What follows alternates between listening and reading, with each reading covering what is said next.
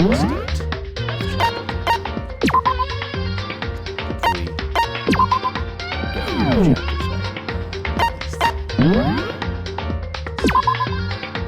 goal here is to get through at least one chapter per session, so we're starting chapter 2. A little recap for you if you are just tuning in because you like Danganronpa but haven't played in a while. Leon was the first game reload. You're very quiet. Thank you. I appreciate that. Let me turn the game down just a tad. Turn that down here.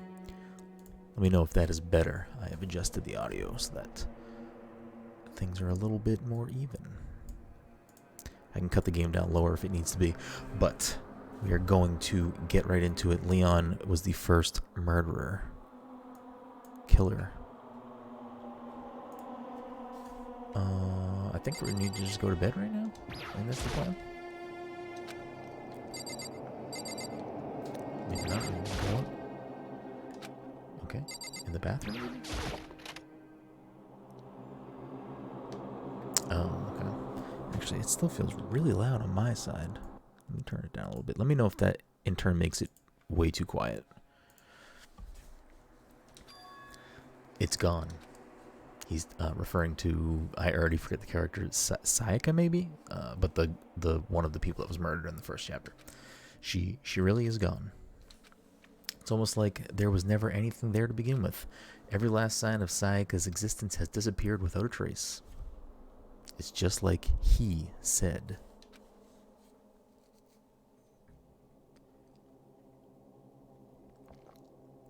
After the class trial, before we took the elevator back up, Monokuma told us.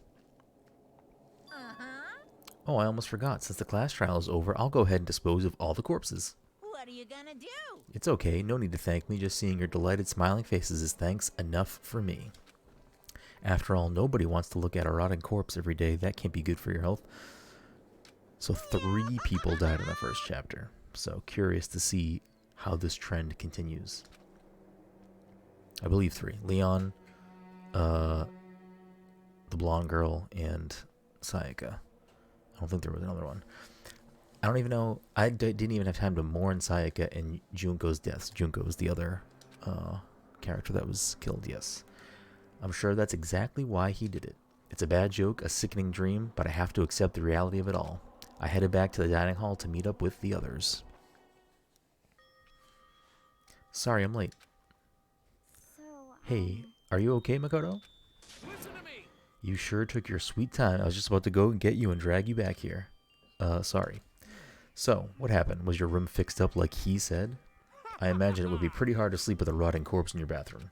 Hey, come on. Jesus, that's fucked up, man. Why would you say something like that? My room was spotless. There wasn't anything left. Like the whole thing never happened. I see. It must be tough staying there knowing what happened. Why don't you just stay in Sayaka's room? Well, staying there with her scent still hanging in the air, that would just hurt as much. Plus, I've decided that I can't turn away from her death. Makoto? Hey, cheer up. Getting depressed isn't going to help anything, right? If we all work together, I'm sure we'll find a way out of here. You got it. So everyone just try and cheer up and get back on track. Is that honestly supposed to make us feel better? Huh? We were already working together, and yet someone's still murdered. Anyone could betray us at this point. Now that it's happened once, it's a question of when, not if, the next one takes place. Yeah, because Sayaka made the first move. Well, But if we work together against the mastermind, nobody will have any reason to do something like that. Stop talking. Keep telling yourself that. I'll be over here in the real world. Working together, fighting a common enemy, like it or not, it's not that simple. What do you mean? are you okay with this? The mastermind seems to be much more powerful than we ever expected. They took over Hope's Peak, which was supposed to be well defended, then modified it to fit their desire. They created Monokuma, which seems to be incredibly advanced, and they're providing for our every need. And the cherry on top is the execution we witnessed. Honestly. Everything has been planned down to the last excruciating detail.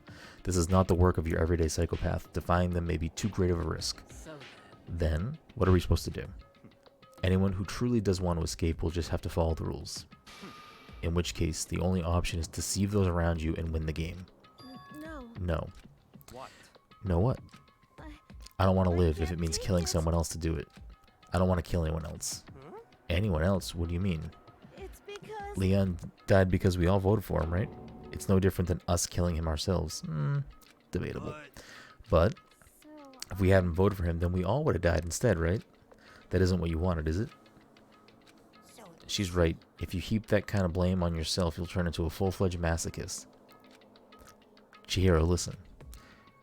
You're not to blame. Not you, not Leon, and not Sayaka. The mastermind is responsible for everything that's happened. We had no choice but to vote. I can't even imagine what would happen to us if we refused. And in the end, it was Monokuma who ultimately killed Leon.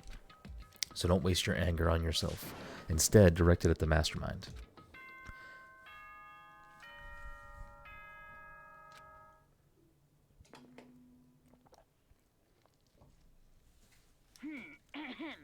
This is a school announcement. It is now 10 p.m. As such, it is officially nighttime. Soon the doors to the dining hall will be locked, and entry at that point is strictly prohibited. Oh, and one other thing. It was totally obvious before that you were trying to make yourselves feel better and justify what you did. See you, don't see you, see you? That's about how much I can see you, even when you try to hide. Now pay attention and remember this well. The burden of judging others is a heavy one to bear, so be well aware of your actions.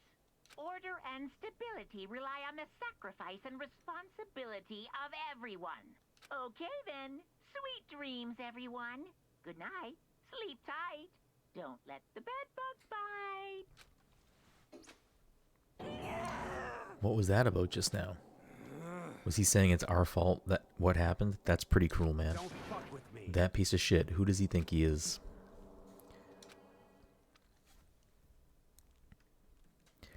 And so the day drew to a close, a tense, maddening day that saw the deaths of 3 classmates, Sayaka, Junko, and Leon. But this is just the beginning. Our despair has only just begun. Boy's Life of Despair.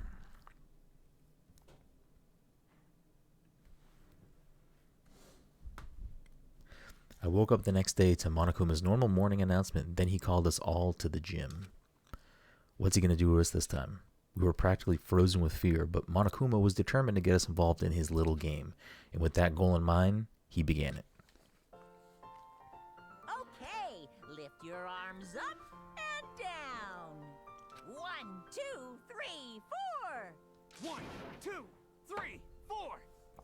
Now reach way up and bend way down.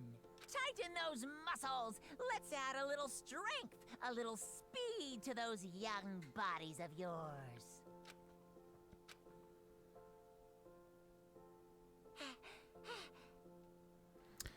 Doesn't this feel just great? Being stuck inside like this, you gotta make sure to stay healthy. You're the one keeping us stuck inside. Don't sweat the small stuff, that's my motto. Wow, I sounded pretty cool just now, don't you think? Did you fall in love with me? Am I just to die for? Am I just to die in the writhing agony for? So why did you call us all here? Certainly it wasn't just to make us exercise. Just to make you exercise? Just to make you exercise? If exercise makes you laugh, exercise will make you cry. Now, if you don't keep doing these exercises, you will uncover the secret of the Assassin's Fists. Passed down from generation to generation in the Empire of Darkness, the power can be yours. That sounds like the kind of junk a middle schooler would come up with. It doesn't matter, just get to the point. Did you really call us down here just to exercise? Of course not. You think I have that kind of free time on my hands? Okay, so then. I'd like to make an announcement. Every time you overcome a class trial here at Hope's Peak, a whole new world will open up to you. What the heck? A whole new world? You guys. It'd really suck if you had to live here forever with nothing new to stimulate you. Besides, I know how you kids get these days with your ADD and ADHD. I gotta keep you motivated. So go ahead, look around all you want, enjoy the brave new post-trial world till you explode. I'm assuming that means we have a new floor. With that, Monokuma disappeared, leaving us even more confused than when he'd shown up. But, a new world? could it be? Is he talking about a way to get outside? I wonder That about seems unlikely. Piece of shit. Well, we don't know till we look. Hey, Whatever he meant, it seems like we'll have to search the school one more time. Okay, then let's split up and start investigating. When you're done, everyone meet back up at the dining hall and we'll share what we found. You're basically a one-trick pony, you know that? More like a staple food source. Now let's get moving. Seeing his words as their signal, everyone scattered and left the gym.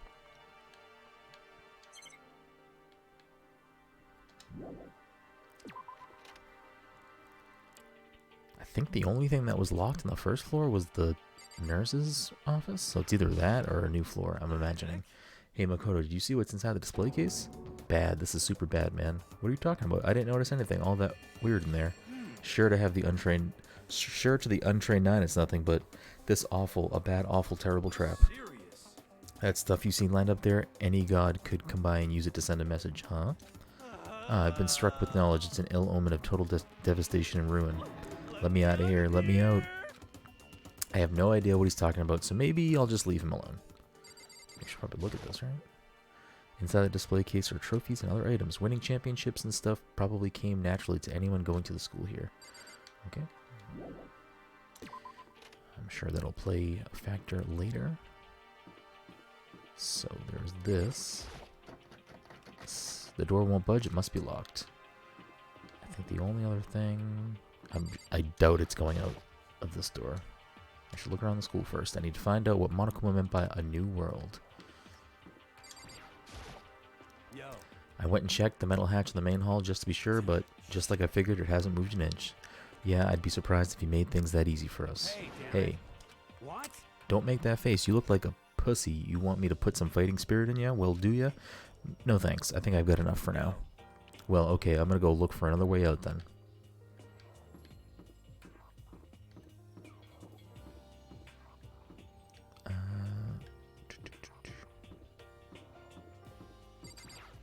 Oh, there was a few things locked up here, though. There was, like the bathhouse, maybe it was locked, and maybe one other room. I really don't want to go in. I don't want to see this place ever again.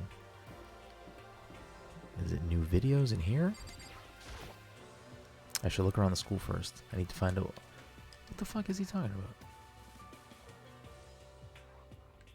It wasn't in the gym. It's not this. I'm assuming it's not the bathroom. Oh, I walked by the staircase, that's why. The gate that was blocking the stairs has been opened. Is this what Monokuma meant by a new world? If so, what's up there? Well, why don't we find out, Makoto? This is the second floor of the school. Maybe there's some kind of clue here. Yeah, I'm sure of it. There's got to be something here. Yeah, probably a fucking dead body, my guy.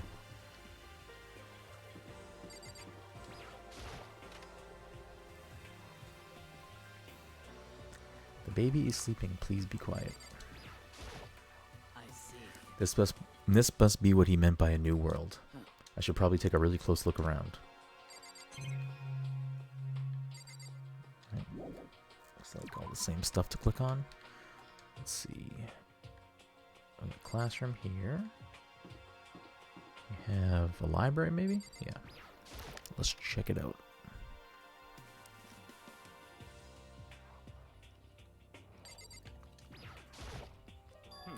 But still, this library is most interesting. Huh? What's interesting about it? Stop talking. Oh, nothing. I was just thinking out loud. For Chapter 2, I don't think Kyoko is going to die this game. Or if they do, I think it's going to be like the final chapter. For Chapter 2, though, I could see one of them either being dead or being a murderer.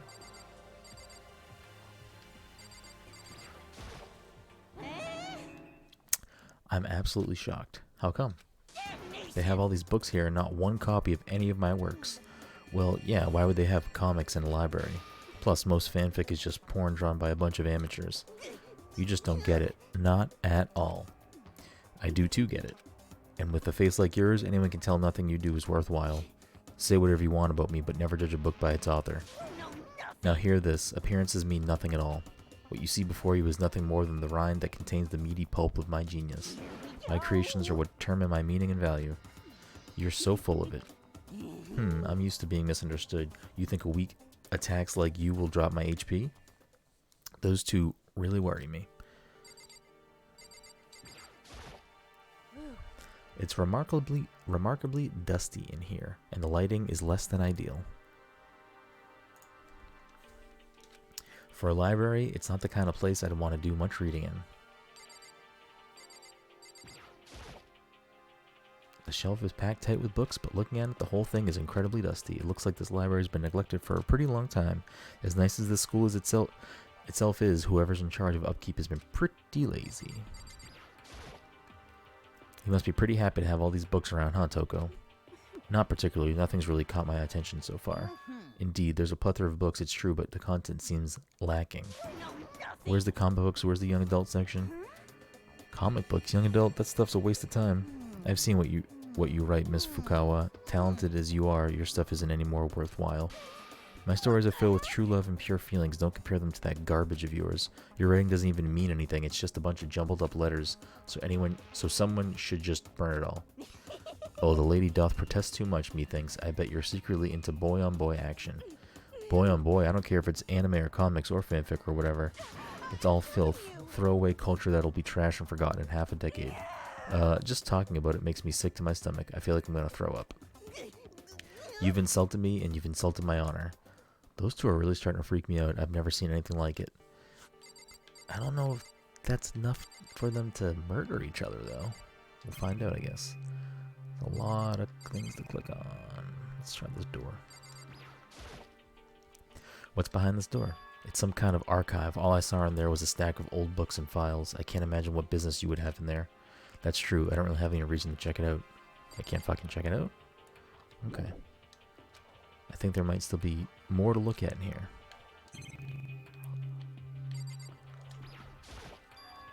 It looks like a laptop. The laptop looks pretty old and it's all covered in dust. It's broken. I tried pressing the power button earlier, but nothing happened. It's broken, huh? Too bad. I was hoping I could use it to go online and see what's going on in the outside world. If it's broken, there's nothing I can really do about it.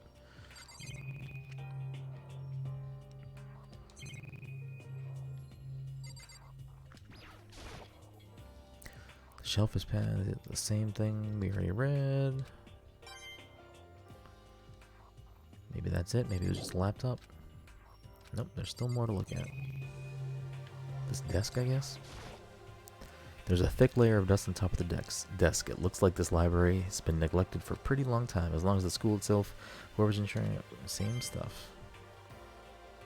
So, is it this letter? Oh shit, Danganronpa for Smash. The shelf is covered in dust, but on the shelf is a letter. What's this? Hope's Peak Academy. It was buried under a thick layer of dust. It must have been sitting there for quite a while. Well, shall we see what's inside? But we shouldn't read other people's mail without their permission. What we shouldn't do is leave here without finding out what's inside. Okay. I broke the seal on the dusty envelope and pulled out the single sheet of paper I found inside. I unfolded the paper and read what was written on it. From the Hope's Peak Academy Executive Office. Throughout the years, we have been committed to shaping the youth who will one day shape the world. We have a long, proud history as an institution of higher learning with the full governmental support. Our graduates enter society ready to take on active leadership roles in every major job field. However, Hope's Peak Academy must now lower the curtain on its glorious history for the time being. This decision was not an easy one to make, but serious issues beyond our control have made it necessary. But make no mistake, this is not the end for Hope's Peak Academy. We intend to reopen our doors as soon as the issue forcing our closure has been resolved. That being said, this is the end for now, and I would like to personally and sincerely thank everyone for your help and support over the years.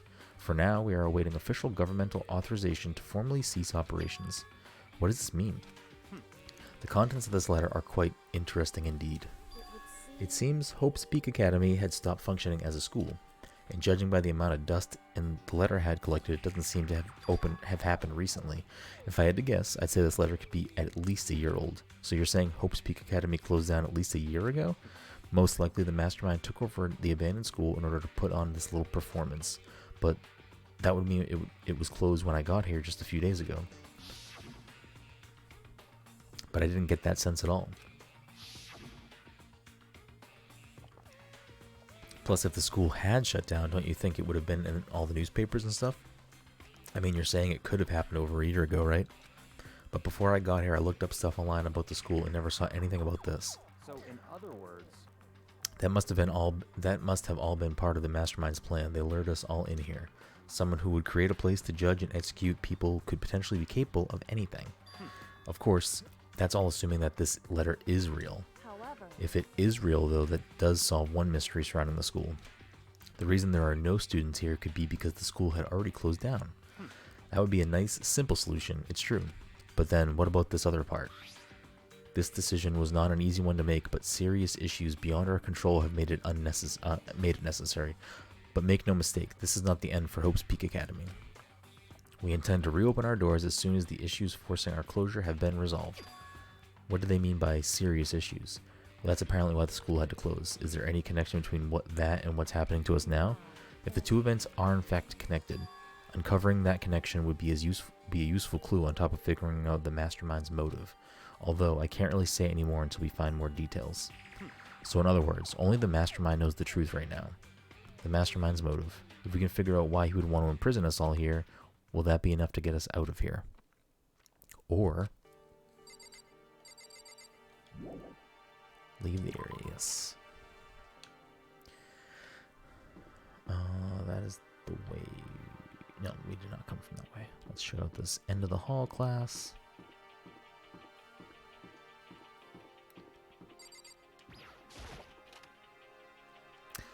I'm now wondering if each murder, or each main murder in every chapter is going to somehow be pinned on Makoto, and part of the solution is like getting the blame off of you while also finding out who the murderer was.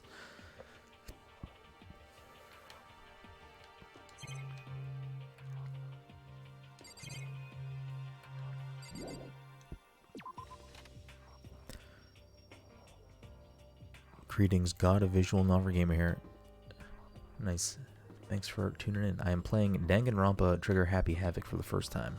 So, we're currently at the beginning of Chapter 2.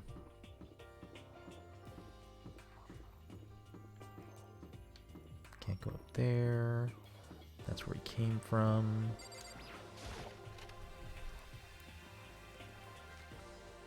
just a second. Oh, Makoto, hey, guess what? Guess what I found? A pool. There's a pool here. A pool. Pool, pool, pool, pool, pool. You don't have to keep repeating it. I got it. And there's a ton of exercise equipment in the locker room. Sakura's gonna go nuts when she finds out. Yeah, you're right about that. Hina seems way more excited than usual. Well, because she's a swimmer. Hey, Chihiro, have you checked out the pool yet? No. I don't like wearing swimsuits. Yeah, you don't seem like the type who might be into that kind of thing. But still, it sounds like the locker rooms here have all the exercise equipment you could ask for. Maybe I'll give it a try. I'd kind of like to get a little stronger. You want to get stronger? I have to say that's kind of unexpected. But I'm not even brave enough to step foot into the locker room. Huh? You don't even want to go in the locker room? It's not that I don't want to, it's just... I don't get it. If she's afraid of locker rooms or something, that's a pretty weird phobia, though. The second floor has opened up, the living area has grown, and a number of facilities are now available. Whatever else is going on, I must admit things have been made much more comfortable for us. Do you understand? If things continue like this, the occasional class trial may not be so bad. Okay.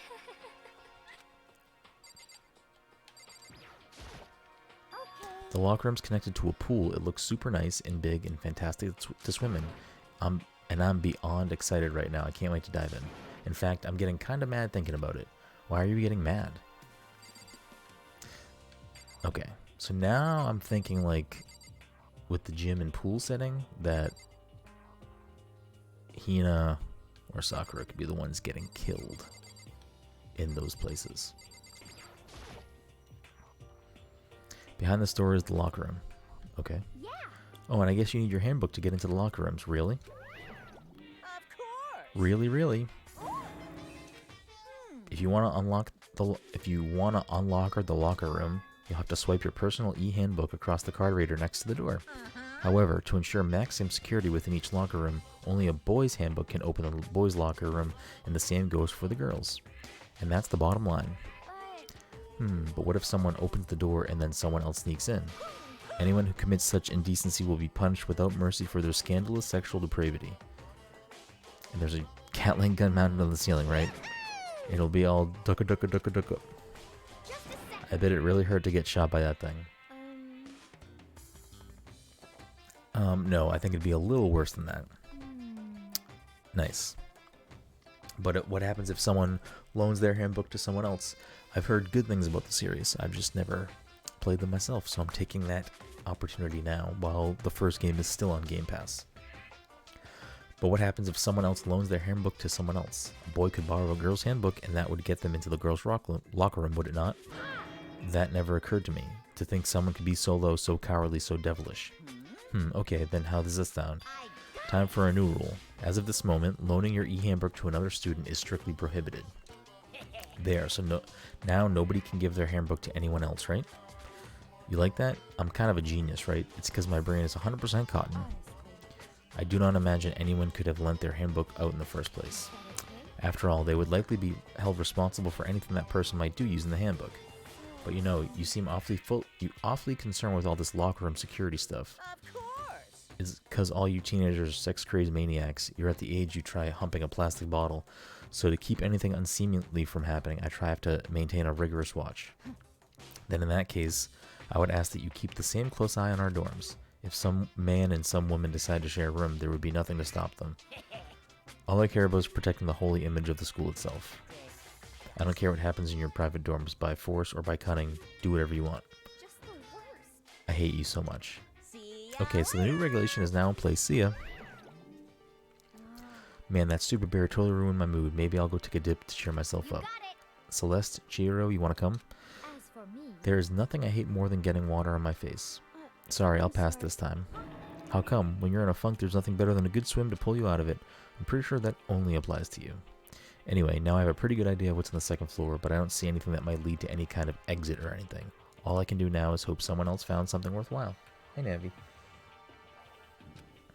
Okay, I better head back to the dining hall as soon as possible.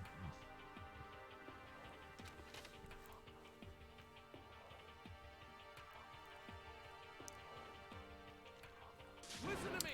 Okay, ladies and gentlemen, how'd it go? Did anyone discover any interesting new anything? Yes, indeed. There's a library, and a pool, a freaking pool, and locker rooms filled with exercise equipment. There was not, however, anything resembling an escape route. Yeah, she's right. I see. Well, hey, there's no reason to get all sulky. Wait till you hear about my amazing discovery. Quiet down and listen. The warehouse and bathhouse on the first floor of the dorms are now open. You hear me? And the warehouse is chock full of food, clothes, and whatever you want. There's so much, it's insane. So go ahead and stuff yourself to the gills whenever you feel like. are you okay? Keep in mind, of course, that going out at nighttime is still prohibited. Don't forget. Yo.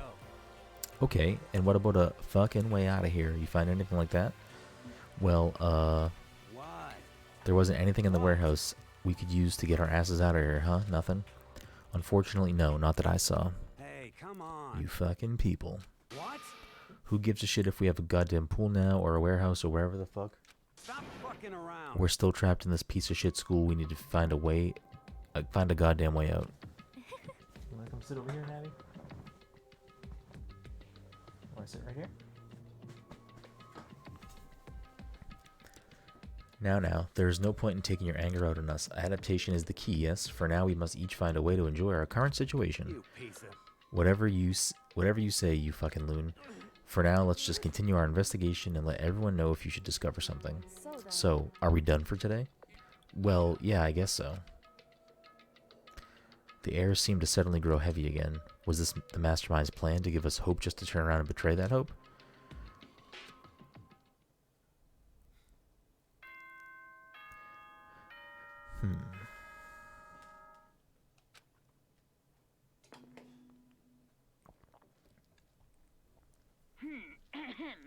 This is a school announcement.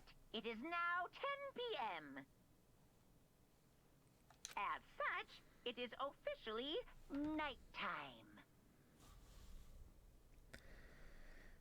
Soon the doors to the dining hall will be locked, and entry at that point is strictly prohibited. Okay then. Sweet dreams, everyone. Good night. Sleep. We all promised not to leave our dorms during the nighttime. There's not much else to do. I guess I'll just go to bed.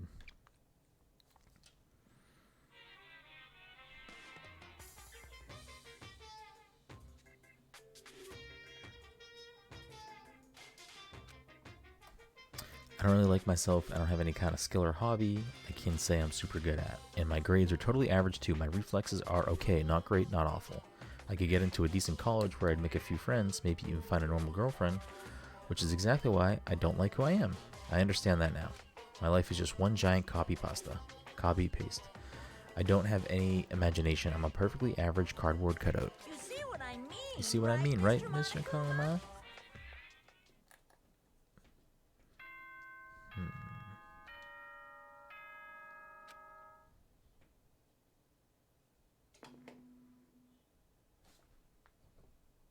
Good morning, everyone.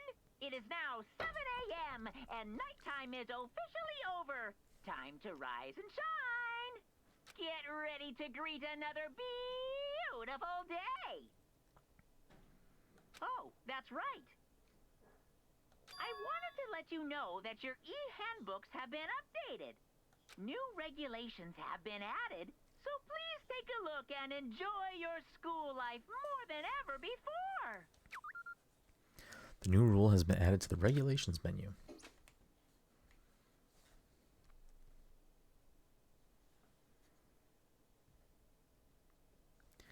He must be referring to yesterday. Loaning your e-handbook to another student is strictly prohibited, but right now I need to hurry up and head to breakfast. Leave the area, yes.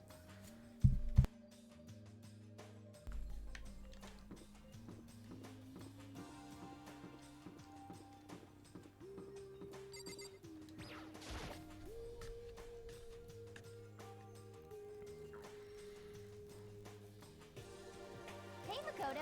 Morning, Makoto. Good morning. Is everyone here already? Nope, still waiting on Byakuya and Taka. Byakuya is no surprise, but it's strange Taka's not here yet. Knowing Taka, I imagine he's trying to get the king of tardiness up and out of bed.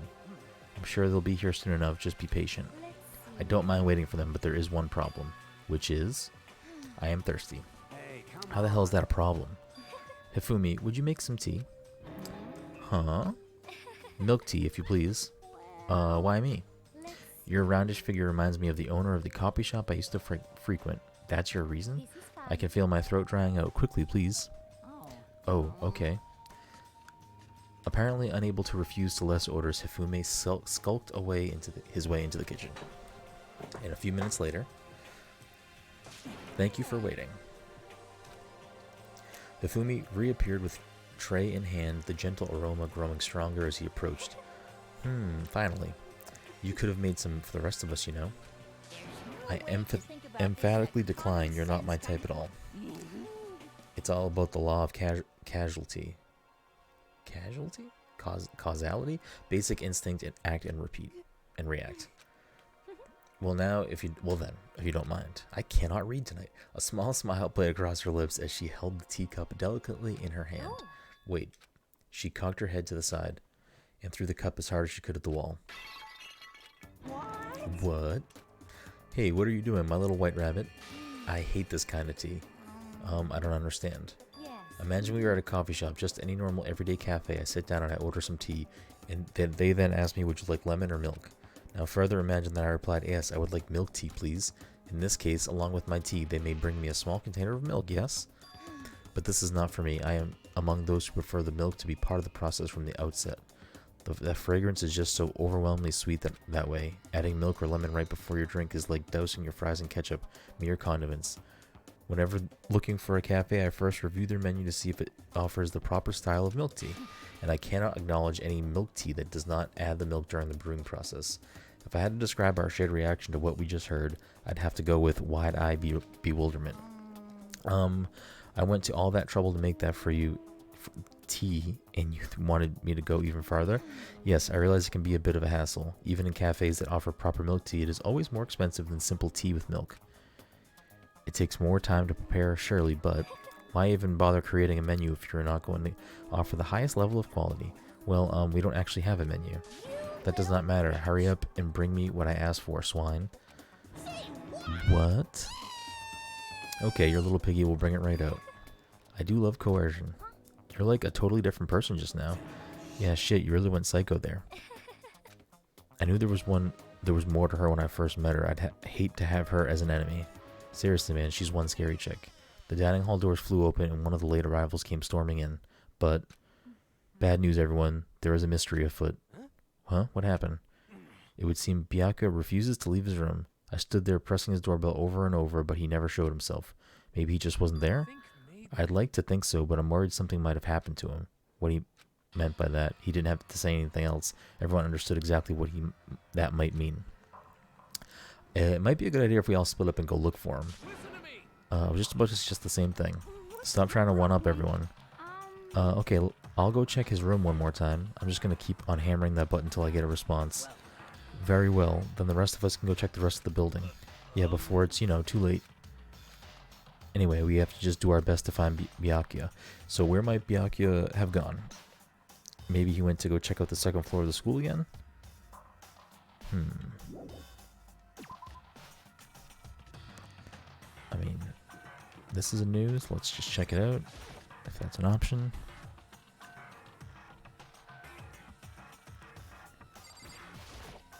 Yo. How's it going? You find him? No. Hey, Shit, man. Where the hell did he go? He's got his head stuck so far up his ass. Who knows what's going on with him? I figured maybe he was taking a bath or something. So what about you? You a morning bath kind of guy? Yeah. After spending all night riding your hog, wind in your face, there's nothing better than a morning dip. I forgot this guy rides motorcycles. I got confused.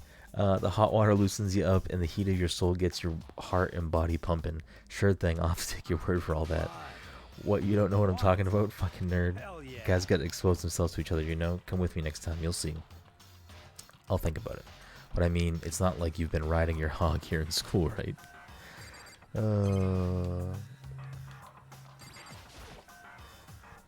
Lockers. One of them is unlocked, but I don't see anything inside.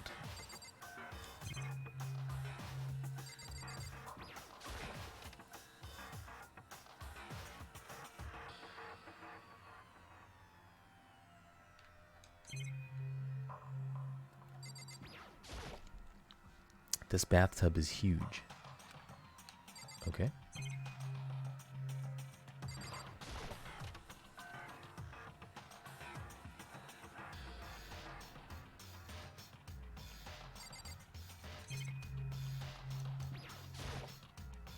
What's this? Is it the heat source for the sauna?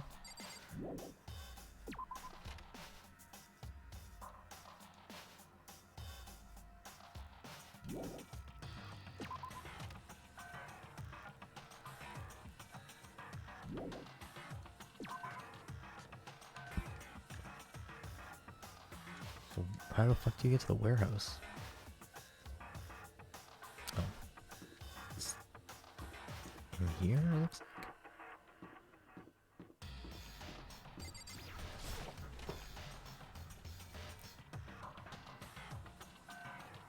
Of course this fucking dipshit would be in here.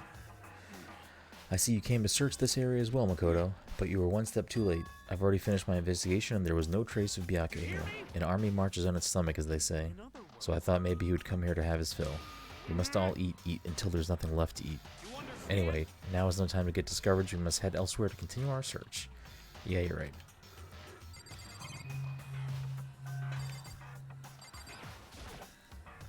There's all different kinds of food stacked up, from basic ingredients to snacks and candy. It's everything anyone could ever want or need. Okay. I'm not clicking on all those food options right now.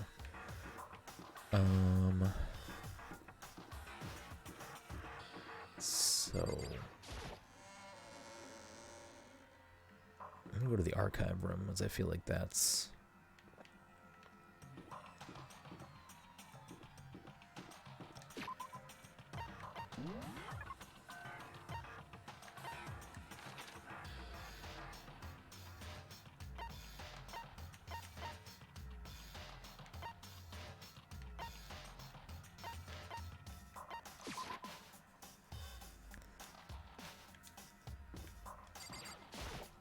Hey, so you thought to come here too, huh? so If you think about what Byakuya was so interested in yesterday, you can probably guess where he is right now, right? Huh? What was it Byakuya was interested in again? Now I don't remember. But I'm just gonna go in the archive room anyway.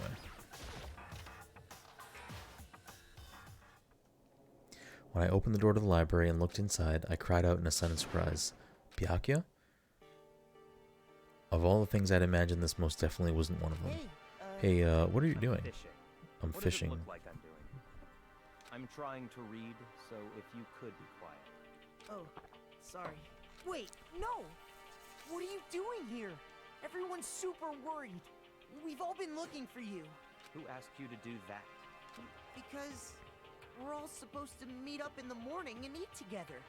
We made a promise. A promise? Can't I get a second's peace and quiet around here? Byakuya snapped his book shut and slowly stood up, smooth and silent as a shadow. Meanwhile, the others must have heard me yell and started showing up one after another. So this is where you've been hiding. The heck are you doing here, man? We were very concerned. Well, you had no reason to be. I was just reading. I've never read such a coarse novel before, but it might just prove useful at some point. What were you reading? A mystery novel. What are you going to use that when you're learning? Wait, so you're going to use that when you're learning to betray us? Don't be stupid. Yeah. It's just something to keep in mind. Yeah, what? Naturally. If I decide to fight, of course, I'll come up with something original. Otherwise, this game of ours will be totally boring, right? It's not often you get to take part in such a high-stakes, high-tension activity. So if you're going to do it, you have to make sure it's entertaining. His words sent a chill down my spine. There was an undeniable smile on his face as he spoke. He looked like he was actually enjoying himself, enjoying this deranged killing game. What the fuck do you mean game? That's fucked up. But it is a game. It's a game of life or death, which can only have one winner. That's all there is to it. He is right. It's a zero-sum game. Huh? Are you okay It is part of the. It is a part of game theory, a mathematical model. In game theory, what we're going through now is called a zero-sum game. In this type of game, in order for one person to gain something, another must necessarily lose something. In other words, it is a situation in which participants must compete for position of resources. You mean like a kind of elimination match? Entrance exams, sports tournaments, job openings, most social interactions fall into this category. Everyone must scramble to obtain something which is limited. For you to succeed, someone else must fail. This also applies to the school life we have been subjected to here. In this case, our limited resources that only one of us can successfully become the Blackened. So in other words, So this game was designed from the beginning to force one of us to try and defeat all of the others. That can't be what they had in mind. This is why adaptation is so crucial. If those who want to escape were to disappear, there would be no reason to continue playing the game. what? But why would I want to stop playing? It's so much fun. He smiled again as he spoke. The smile was filled with evil intent. It twisted his face into something not human. It sounds as if you do not acknowledge even the possibility that you might lose, am I right? Naturally. Of course. You do not speak like the others, exactly what I would expect from the Togami heir apparent. It's just normal arrogance, isn't it? Just a second. You talk like that, but what if you end up dead? Not possible. I won't. It simply isn't possible. You son of Who a the fuck do you bitch. think you are? You know, I still just can't believe it. What? Believe what? That an uneducated, brain-dead, useless piece of garbage like you has survived this long. Piece of shit. I'm gonna fucking kill you. Like I said, I won't die. You keep saying that, but do not bother arguing with him. For him, the concept of losing simply does not exist. He is the ultimate affluent progeny, after all, a boy raised to succeed from the day he was born. He considers victory his destiny and has lived his life accordingly. Tests and challenges are merely ways for him to stand victorious, even if it is a life and death situation. It's not that so, but is that so, Byakuya? At least one of you seems to understand. Isn't it It is because I am the same as you. Games are meant to be won. That's enough. Are you trying to suggest we're on the same level? Close that vulgar mouth of yours. Oh, Well, I do apologize. Anyway, let me just say this to all of you. You all need to try harder. If an opponent isn't going to give it their best, where's the fun for me? no. That's a terrible way to look at it. What? It's because This isn't a game. Our lives are on the line, you know. To kill your own friends is... it's horrific. it's horrific. Friends? Who decided that? Huh? We're not friends. Not quite the opposite. We're in competition. We're enemies. But, But- you know. What? But what? Stop trying to force your contradictions on me and just accept what I'm telling you. Come on. Yes, if you have something to say, say it. Otherwise, keep your mouths closed. I'm sorry. Stop fucking around. Hey, shithead, you get off that bullying get off on bullying people that can't fight back? You want to try that on me? So you're back to pretending to be friends, huh? How long do you think that's gonna last? Piece of shit. Fuck you. What? Is that all you can say? It's unfortunate you would waste your breath on such empty gibberish. You son of a bitch. That's it, you're fucking dead. Just a second. Hold on, just calm down. Piece of shit. I am calm. How is this calm? Anyway, I don't have any intention of working with the rest of you any longer. To cooperate during an elimination game is... well, frankly, it's a waste of time, and I hate wasting my time. Waste of time? Engaging in friendly group meals is out of the question. Someone could easily poison our food, and I'd rather not become part of the Last Supper just yet. Quit talking like you're in a fucking movie or something. All I'm saying is that ultimately you are all free to do whatever you want on your own. Goodbye. Without a second glance back, Byakuya left. Interesting. There wasn't anything we could do to keep him from going. His way of thinking was just beyond anything the rest of us could even comprehend. Was he serious about all that? He was, without a doubt. Well, fuck him then. But what he said, he might not necessarily be wrong. I mean, can you say for sure someone won't poison our food? Hey, come on, you too, Togo? Well, it's not like anyone could even care if I was gone, right? Actually, I bet all of you want me gone. You all think I'm disgusting. None of us think that. You just think you don't think that. I know some people like to play the victim, but this is just totally out there. You think I don't know it, but I do. You want me gone. And I'm sure the rest of you want the same thing, don't you? Hey, wait. Let her go. Once she gets going like that, there's nothing you can do to bring her back. Ultimately, our breakfast meeting came to an end without answering any questions. Everyone headed back to their rooms. Geez, I'm tired already, but I don't have time to take even one day off. I need to get myself going. Interesting.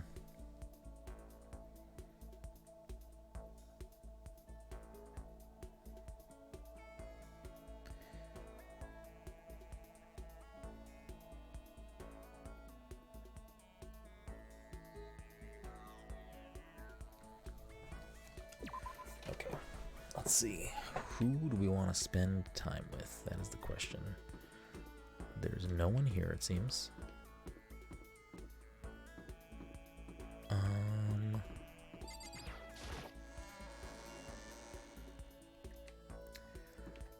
Okay. Is it just not showing me where people are? Or is everyone upstairs?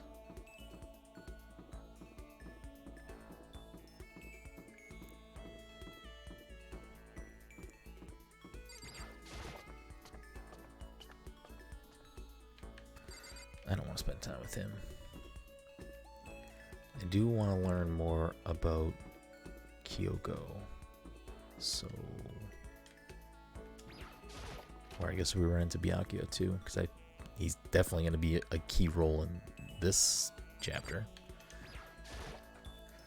The show, I did not click on books.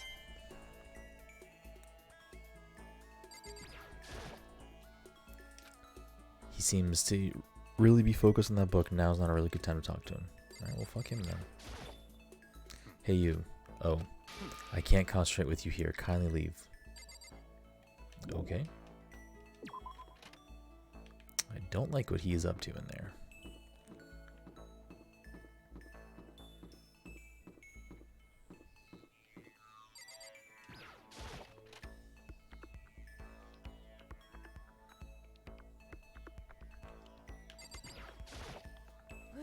I have to put all my energy into watching out for myself. I don't have time to worry about anyone else.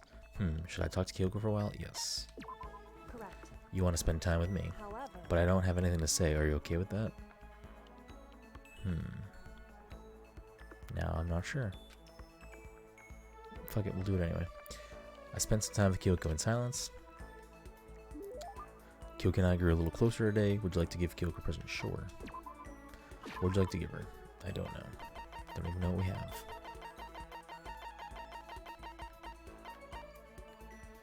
I'm assuming not a good thing to give. I don't know if there's specific. Maybe this, I guess. Collectible figure of Princess Piglet, the popular heroine from Demon Angel, Pretty Pudgy Princess. Sure. so I have no need for this. I don't think she was too happy with that. Are you scared, Makoto? Huh? hey, Being trapped in a place like this. Who knows? Who wouldn't be? Of course I'm scared being trapped in this insane school. correct. That's good. That's good? So Fear is proof that your imagination is functioning. Frankly, I feel bad for anyone who can't feel fear. Without imagination, you can never deduce without action with which action to take next. But what about you? You seem totally calm. You don't act afraid at all. Wrong. I'm scared too, of course. I simply hide my emotions. There's no advantage to be gained from letting others see how you feel. You hide, huh? Correct. What I mean is, I'm not as foolishly open as you are. Foolishly open? Listen. Also, the fear I experience is a little different from yours, I imagine. Huh? What do you mean? So, You're afraid of what you might lose, right? But I'm afraid of what I've already lost. I'm sorry, I don't understand. I know. She didn't bother answering any further. She just turned around and... goodbye. With that, she was gone. Well, we're still just getting to know each other. Maybe we'll talk more next time. I don't think I understand her at all yet. Kyoko's report card has been updated based on your experience with her. Cleared the 10 SP threshold? I don't know what that means. Oh, your maximum number of skill points has increased. Here, look at you go. Once we were all done, I headed back to my room for a little while.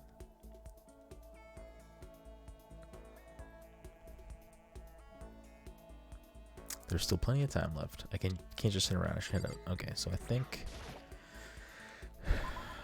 we should probably maybe go talk to either Hifumi or Celeste. Just because they were arguing.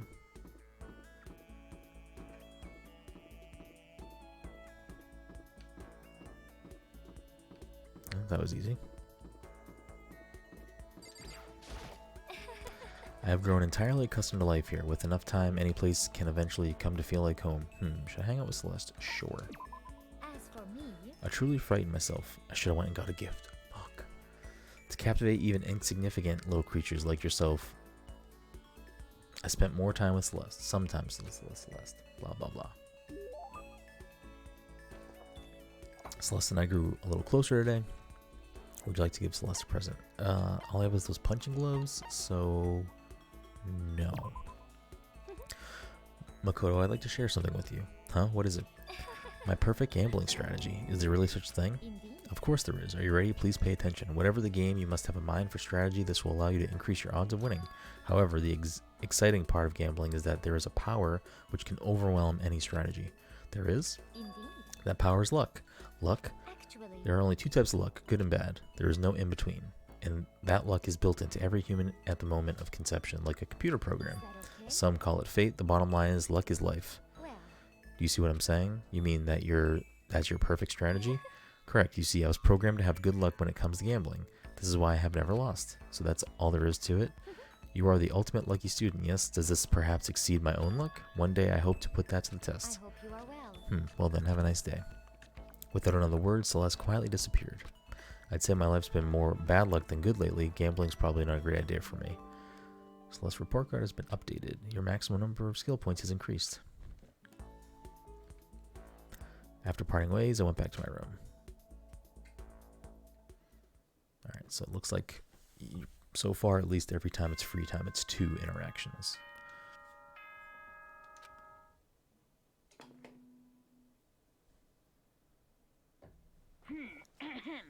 This is a school announcement.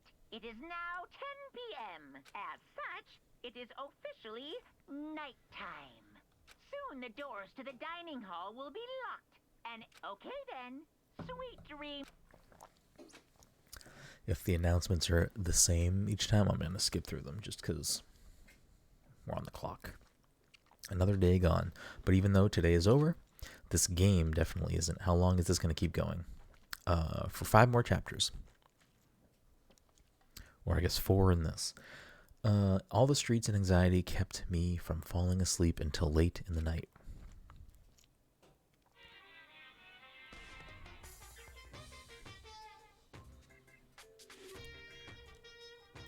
Whenever I spot a cute girl, I have a tendency to stare. I can't help it, I just gaze with intensity. The other day, I rode my bike into the train station. In the bathroom, just looking at myself in the mirror.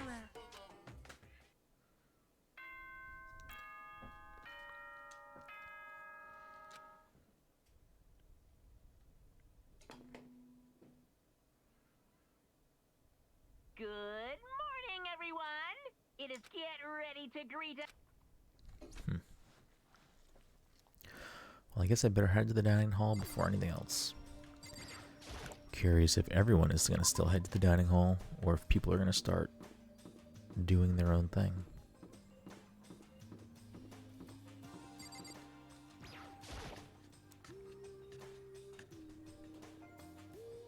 I went to the breakfast meeting, same as always, but...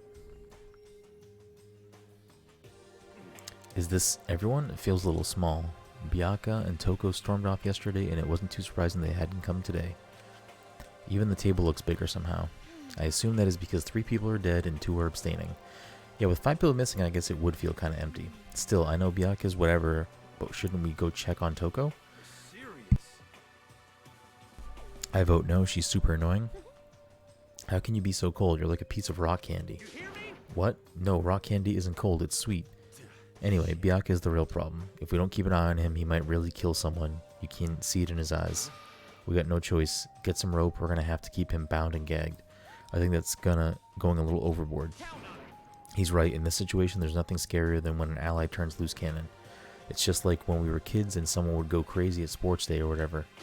What the fuck are you talking about? You're gonna use the rope to do tug of war or something, idiot? I'm not an idiot. You're an idiot. Who are you calling stupid? Huh? What's wrong, Chihiro? You don't look so great. Oh, I'm just going through a little self-loathing. Huh? Self-loathing? Well, after what Bianca said to me yesterday, I just got nervous. I locked up. I couldn't say anything.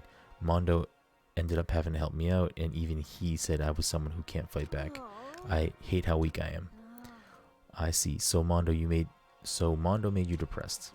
What? How is it my fault? I wasn't trying to be mean. Besides, girls are just naturally weak anyway, right? Are you crying? It's because you were screaming like a lunatic. Hey, come on, don't cry. It's my fault, okay? I won't yell at you anymore.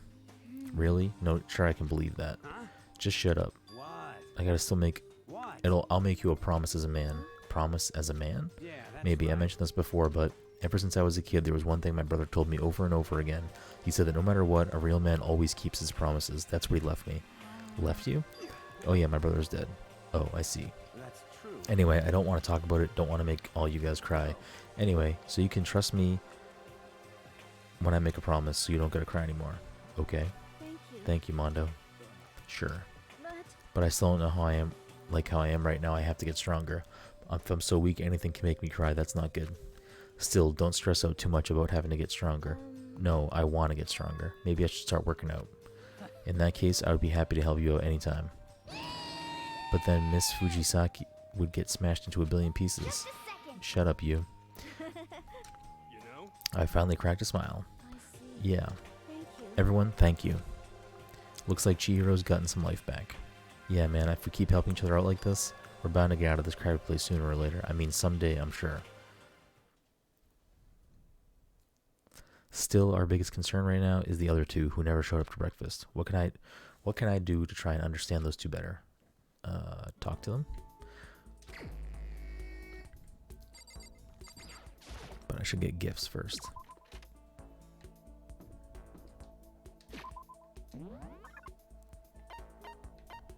Who's in there? Dining hall. Oh, Toko's in their room? Alright, let's try that, I guess. First, since we're right here. I guess I should press the doorbell. Leave me alone. You don't have to pay attention to me. Should I hang out with Toko? I guess. Just do whatever you want. I spent some time with Toko. Toko and I grew a little closer today. Would you like to give Toko a present? All I have is the fucking punching gloves. She's just standing there. Does she want something? But she's not saying anything. Maybe I should try to start a conversation. Toko? What, you want to talk to me? Well, I can't stop you, so talk already. Okay, sure, but what should I say? So, what do you like to do in your spare time? Why do you want to know? Well, I mean, you know, we're trapped here together. If we're going to be friends, it might be nice to get to know each other. What'd you just say? After that part about being trapped, we're going to be what? Friends? What do you mean friends? You think I'm stupid? You're trying to trick me? I've already been hurt once before. I'm not going to let it happen again. You've been hurt? What happened? Come on, you don't really care about me. You don't want to know about me. Even I know that. No, that's not true. Fine, then tell me. Tell you what. You know why they call me the ultimate writing prodigy, right? Yeah, sure, you've won all kinds of literature prizes and stuff. Then tell me what I'm good at. Tell me what my genre specialty is. If you're really going to convince me you give a crap, you should at least know that. The genre that the ultimate writing prodigy specialized in is romance, right?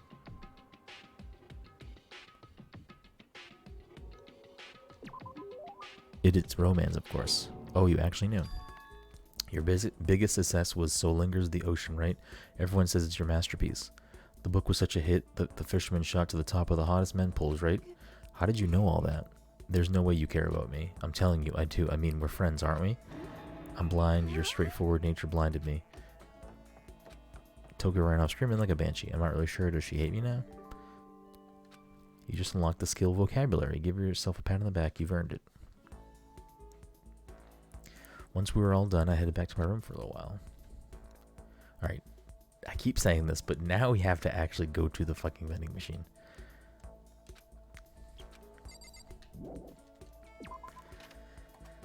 Okay.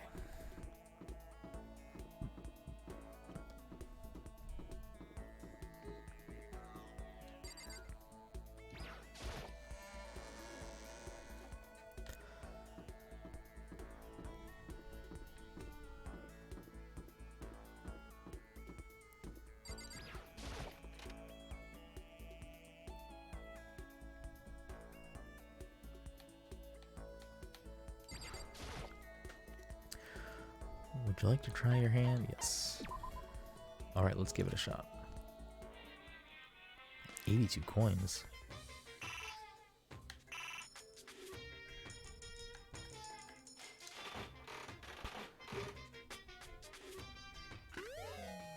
Got an item.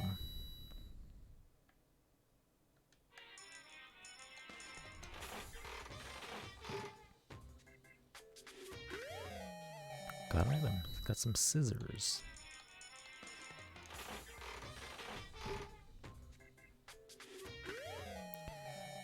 A dandelion? Lucky.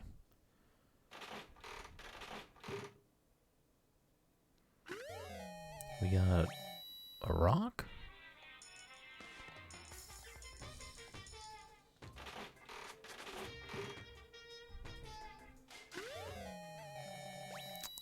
I don't know what that was. It looked like a white traffic cone.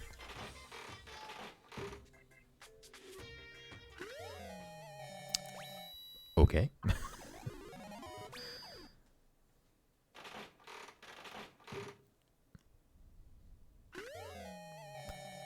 A baseball.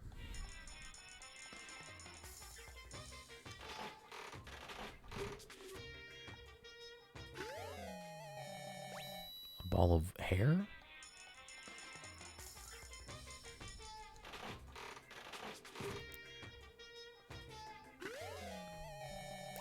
Yikes.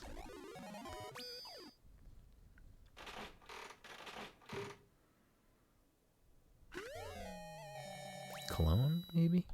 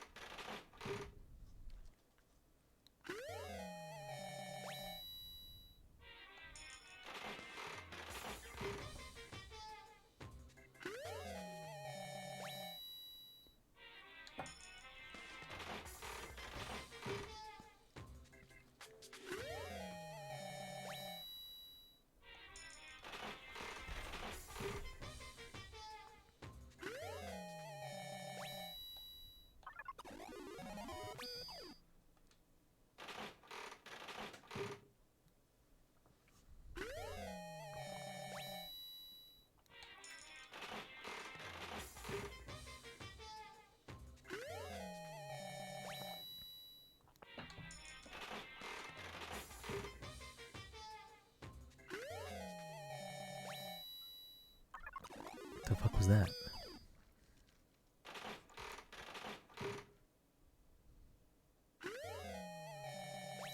A kitty hair clip?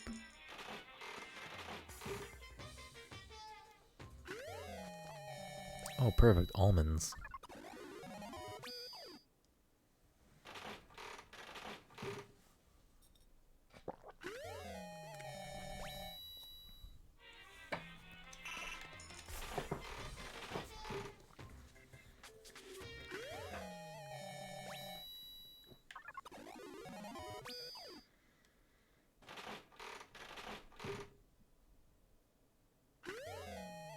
I have a lot of these papers.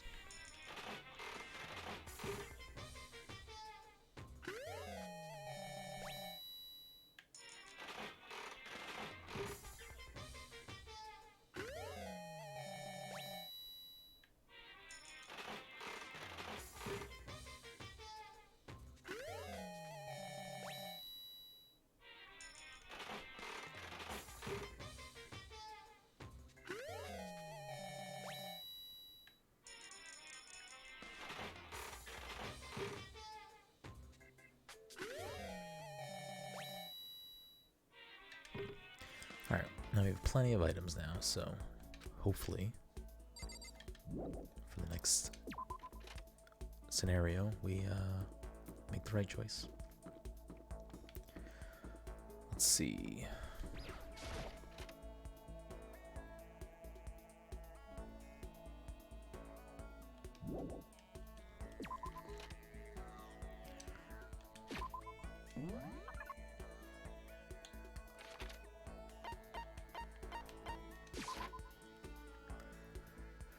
I'm assuming still won't talk, but let's try anyway.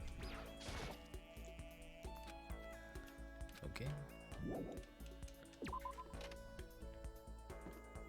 Let's go to the gym, or the swimming pool, rather.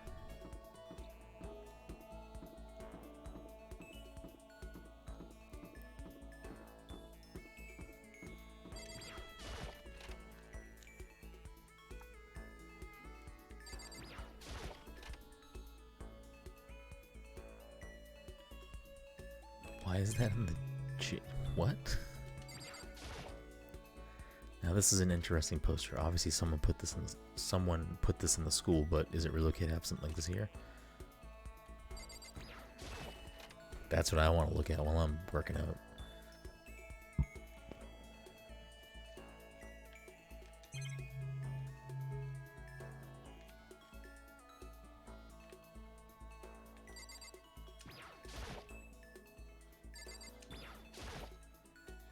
Lockers. Well, I would expect to see that in any normal pool. Okay.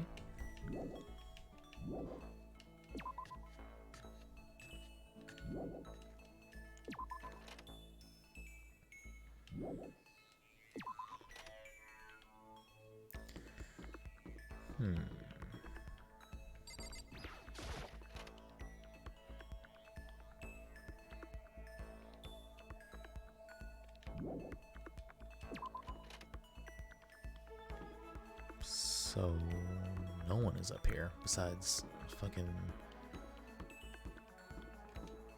that guy being a fucking weirdo. Oh, everyone is fucking over here. Okay. Laundry. Who's in there?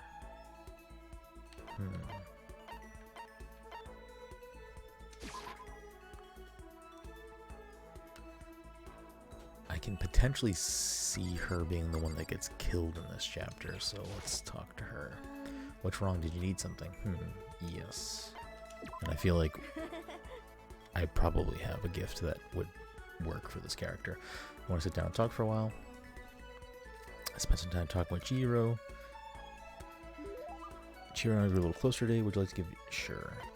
I'm gonna take a guess that...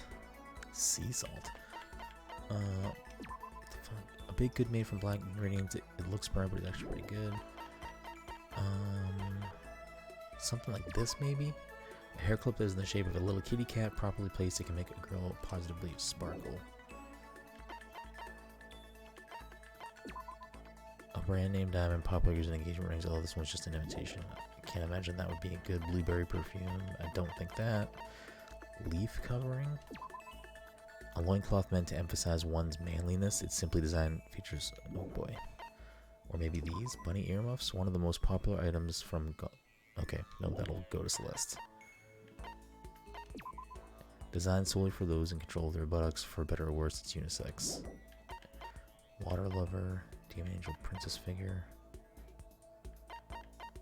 Damn, that would probably work too, but I don't have it. A tumbleweed. Okay. Ray gun Zurian. Created with high-tech future technology, a single shot can melt every molecule in a fully grown human. There aren't many batteries though, so you can't fire it. I don't know if that would appeal. Silent receiver. A phone that for some reason does not let you hear the other person on the other end and doesn't let you hear you. Porcelain doll. Due to the exquisite craftsmanship of the doll and its clothing, many people still collect and prize them to this very day. Moon rock. A rock taken from the Sea of Tranquility on the moon of the astronauts on Apollo 11. Its composition is apparently unusual for where it was. Millennium Prize problems. These 7 important mathematical problems were posed by the Clay Mathematics Institute with a reward for $1 million for each one solved. I mean, she's a programmer, so maybe this? Let's try this. We have 4 of them.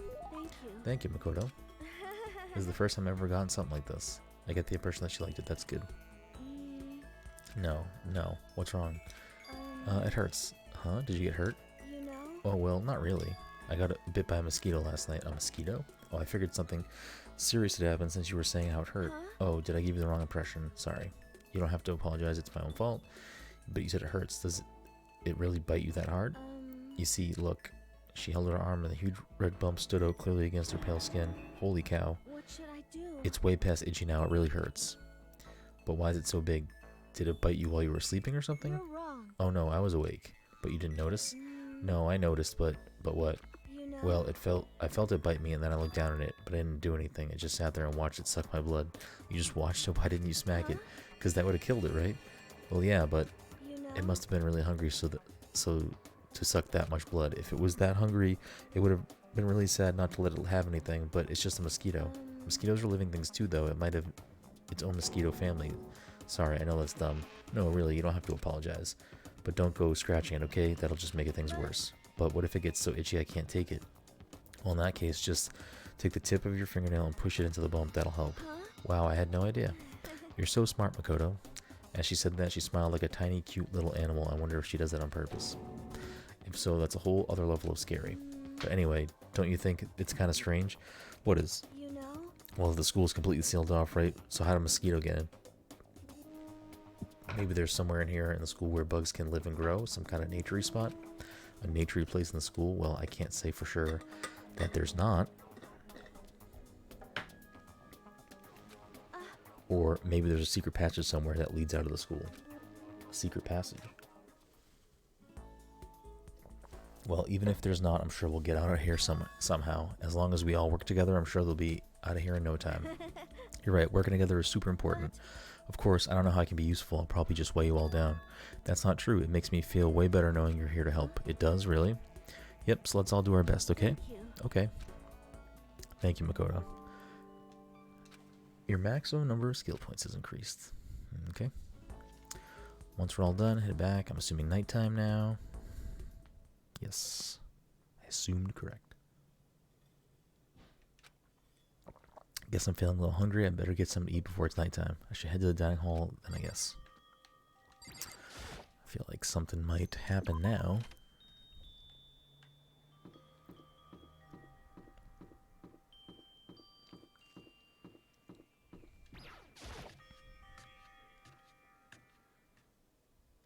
I just wanted to get something to eat, and now I'm about to get roped into something like this. Actually, no. I guess I'm already roped in.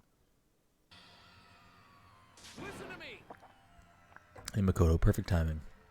Oh, what's going on? Hey, damn it. I have a favor to ask. A favor? I have a bad feeling about this.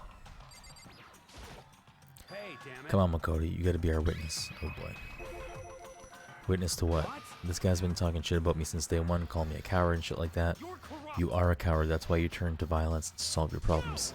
That's why you can't do what society asks of you. Why you walk around dressed like that. Huh? The fuck you say? You don't know shit. You hear me? You already lost to yourself, but you're such a coward you don't even realize it. So what you're saying is you're not a coward. You think you're tougher than me. Count on it. I know I am. You wanna Okay, then fight? let's throw down. Prove what you got. I don't. Prove what I don't got. I accept your challenge. So that's what happened. So that's what's happened, Makoto. You got to be our witness. You're gonna throw down. You're not gonna like start punching each other, are you? Hey, There's a bathhouse on the first floor of the dorm, right? With a sauna inside. I see. A simple endurance contest it is. We're gonna see who can stay in the sauna the longest. piece of shit. Goddamn straight. Okay. Are you guys really gonna go through with this? Fucking around. Shit, yeah. He'll be done in a matter of minutes anyway. People like him are, without exception, all You talk. wanna throw down? Bring it on. Huh, let's make this interesting. You wouldn't want to win without a challenge, right? Interesting? You son of We're a gonna battle bitch. with all our clothes on. That's idiotic. Suicidal. You wanna What, fight? you afraid? You're gonna regret this. Stop Shut up fucking and let's do around. this. Hey, Mondo, What, asshole? you can take off your uniform, you know? Go ahead. I won't judge. And you can shut the fuck up and mind your own business. I mean, look at you. Your face is all red. What are you, one of those goddamn hot spring monkeys? It just so happens I was born with a red face. You don't have to act all big, man. Act, you say? I'm still plenty good to go. I'm so good, I could eat a steaming hot bowl of soup right now. Are they okay? I tried to push my concern aside. A few minutes passed, then a few dozen minutes, then an hour. Don't you think it's about time you gave up? What about you? You can't even hardly talk. Dumbass. Say whatever you want. I'm still totally good to go. In fact, I'm starting to feel kind of cold. That's probably not good. Hey, guys, I know you both want to prove how big of badasses you are, but don't you think you've done enough? I just can't win.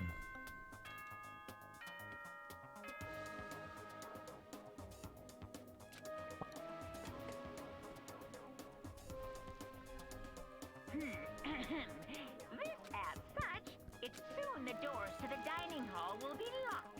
And okay then, sweet. Hey, did you hear that? It's nighttime. How about we call it a tie? In a true competition, there's no such thing as a tie. You win or you lose. Listen to you, you son of a bitch. Then bring it on. I'll push you right up to the gates of hell. The gates of hell? That's not a good place to push someone. This isn't good, guys. Yeah, you hear him? Better crawl on back to your room. I'll let you know how it went in the morning, then you can start spreading my legend. Come tomorrow morning, you'll fall down in front of me, down on your knees. I'll show you where to do it. Big talk from someone whose face is about to explode. Right back at you. Okay, well, good night then. Okay, one of them has to be dead in the morning. That's gotta be it. I really hope those two don't overdo it, but I'm sure to the death. No, surely, they wouldn't go that far.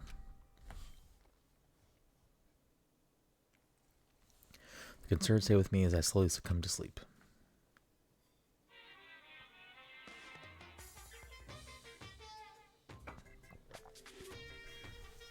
If fate does exist, does that mean your future is decided the moment you were born?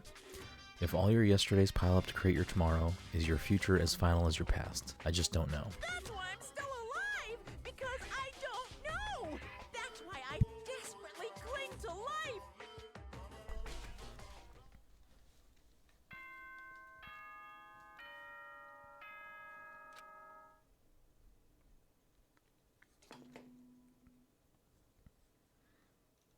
Good morning, everyone.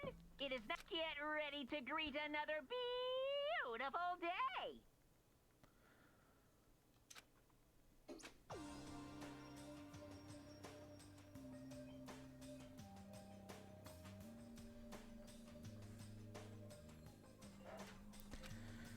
hope Mondo and Taka survived. Worried about the two of them, I hurried to the dining hall more quickly than usual. And when I entered...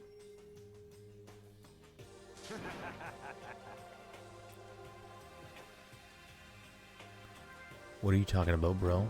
What are you talking about, bro? What the? Yo. Hey, Makoto. Thank you so much for acting as our witness yesterday. Are they friends now? They've been like this all morning. They were all buddy-buddy as soon as they walked in. It feels gross. What? Feels gross? Hell no. Feels great. More like it. This almost feels like sexual harassment somehow. Forget her, bro. A girl like her doesn't get our manly bond. Friendship between men is stronger than blood a woman could never understand. Ain't that right? What you just said, bro, that was cool as shit. I should get a tattoo of it. Without a doubt. No, bro, you mustn't. Your body is a temple given to you by your loving parents. I hate this. So, who won the contest? Piece of shit. Who gives a shit? Got it. Yeah, don't ask stupid questions. What matters is that we both took part in it together. That's completely different from what you were saying last night. I see. Friendships between men seems very simplistic, nothing like what I'm used to with girls. Yeah, for real.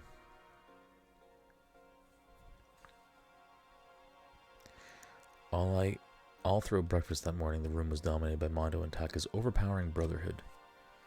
All in all, it was a pretty unfortunate experience.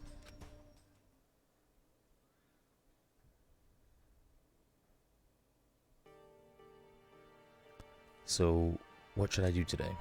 Ding dong. Who could that be? Wondering who'd come to visit. I opened the door and someone forced their way in.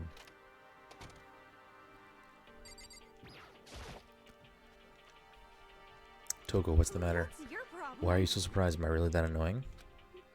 Well, I already know I'm annoying. I came here knowing that, so that makes me... Okay. No, you're not annoying. I just wondered what was going on.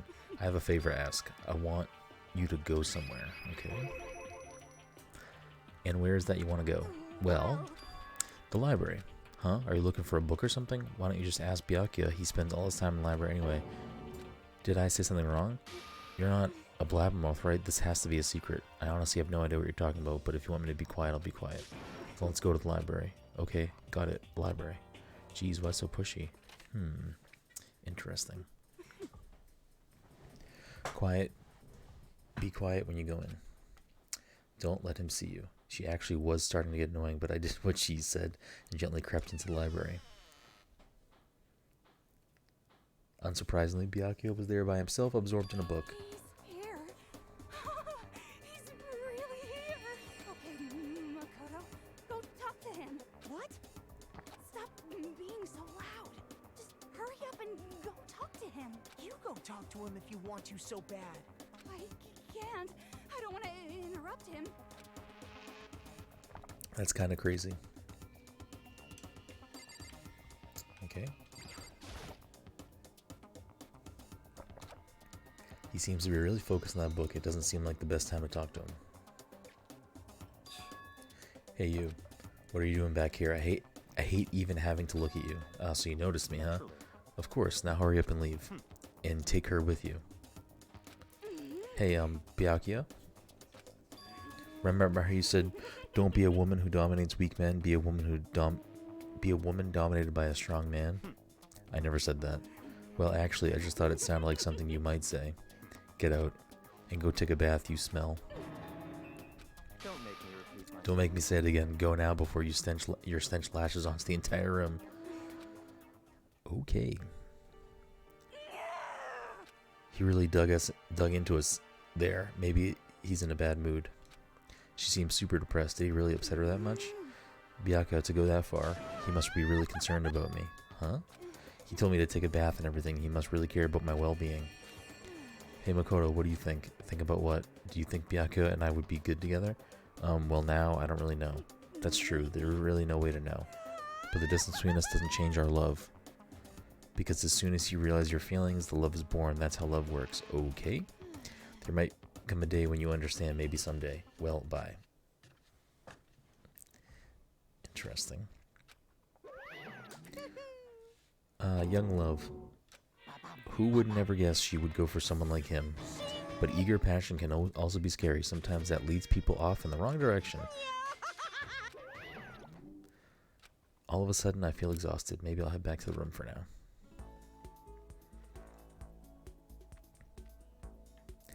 There's still some time left in the day. What to do? Well, what do you think we're gonna do? We're gonna go fucking talk to people and figure shit out.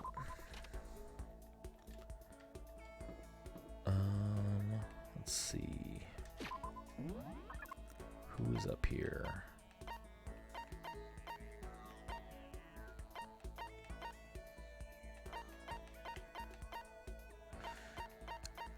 I feel like I should probably...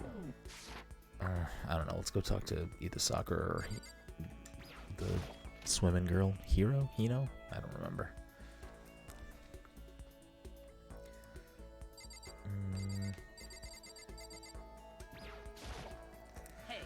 Makoto, actually, never mind. So what did you want? Yes, let's spend some time with Sakura. You know, Makoto, it seems you seem a little thin for a man. How about I help you bulk up a bit? Sakura subjected me to a harsh, borderline cruel training session. Sakura and I grew a little closer today. Would you like to give Sakura a present? Sure. I'm assuming punching gloves, maybe? Boxing gloves? Would be a good one.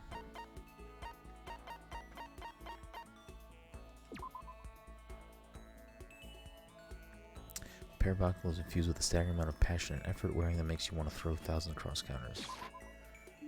I never imagined a boy would want to give me anything. I'm a little embarrassed, but also very happy. I get the impression that she liked it. That's good.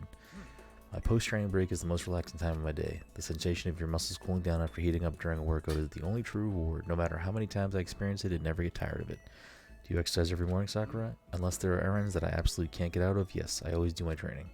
If I don't, I feel restless for the rest of the day. But I'm amazed you can do it every single day. Doesn't it get tough? I can't say I've ever seen it as tough.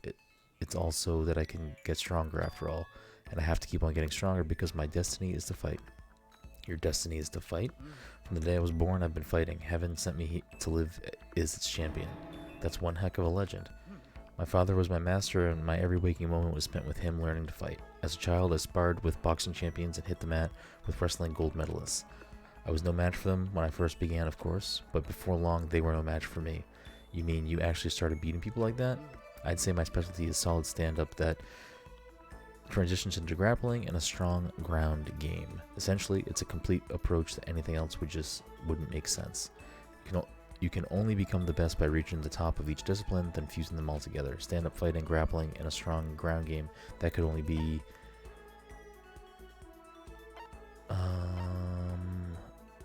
stand-up fighting, grappling, and a strong ground game. It has to be mixed martial arts. You're basically a mixed martial arts. That's right. It's the most effective real-world fighting style, which is why I chose it. I don't want to just be the best in competitions. I want to be the strongest human on Earth. I wouldn't bet against you, that's for sure. But aren't you already the best? No, not yet. There's still someone I have to surpass, really. Until I can beat him, I'll never become the strongest. You mean there's someone out there stronger than you? Maybe I'll tell you about another time if the opportunity presents itself. Sakura didn't make a sound as she left. I honestly can't believe there's someone out there stronger than Sakura. Even if they're real, can they really be human? Sakura's report card has been updated. Maximum skill points. Headed back to my room for a little while.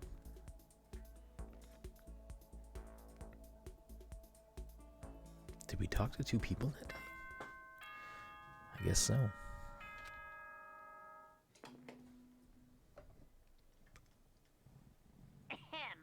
School announcement. Nighttime is quickly approaching, but before it arrives, all students, please gather in the gym immediately. Emergency! Emergency! Gather in the gym. Why not? Why now all of a sudden? I really don't like the sound of this. I have a terrible feeling.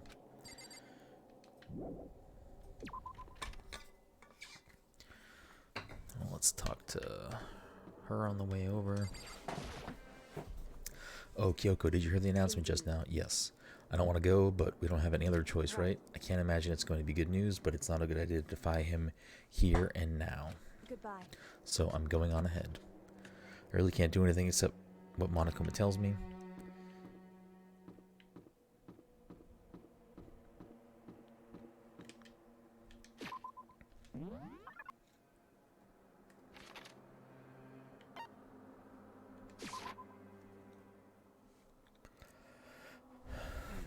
Asking us to gather here all of a sudden like this, what could he possibly want? Indeed, what might await us this time? He keeps things interesting, that's for certain. How is that funny? Can't you just smile? Can't you smile like a normal person once in a while? Like how the housewife on a classic TV show smiles at the end of an episode? What the heck? There's something so totally messed up with you if you can laugh at a time like this. Which of us is actually messed up? What's that supposed to mean? Nothing in particular, just admiring, that's all. I don't want to kill anyone, but I also don't want to stay here living in blind denial day after day. I was just admiring how you could live like that and still keep your sanity. What is I'm not in denial. That reminds me, remember how you kept talking about how the police or whoever would come help us? How'd that turn out? It seems to me there's no sign whatsoever of possible rescue. That's just... I wonder what actually happened. Certainly. It's strange, that's true. There's no way the police wouldn't know about it. We're right in the middle of a major urban area. The police suck. On the contrary, the mastermind may be just that powerful to take control even of the police. Oh, this might not even be related, but then don't say it. Nope, gonna say it. It's about last night. I was near the main hall just staring at the... Whoops. When all of a sudden, I heard it. You heard what? A sound that I don't really know what it was. What kind of sound? Well, I said I don't really know, but if I had to describe it, it was like a construction site, I guess. A construction site? I mean, I could just be making that up. I only just barely heard anything. Then you definitely made it up. Must have been the sound of the ocean in that head of yours. Say what? What you talking about, Toko?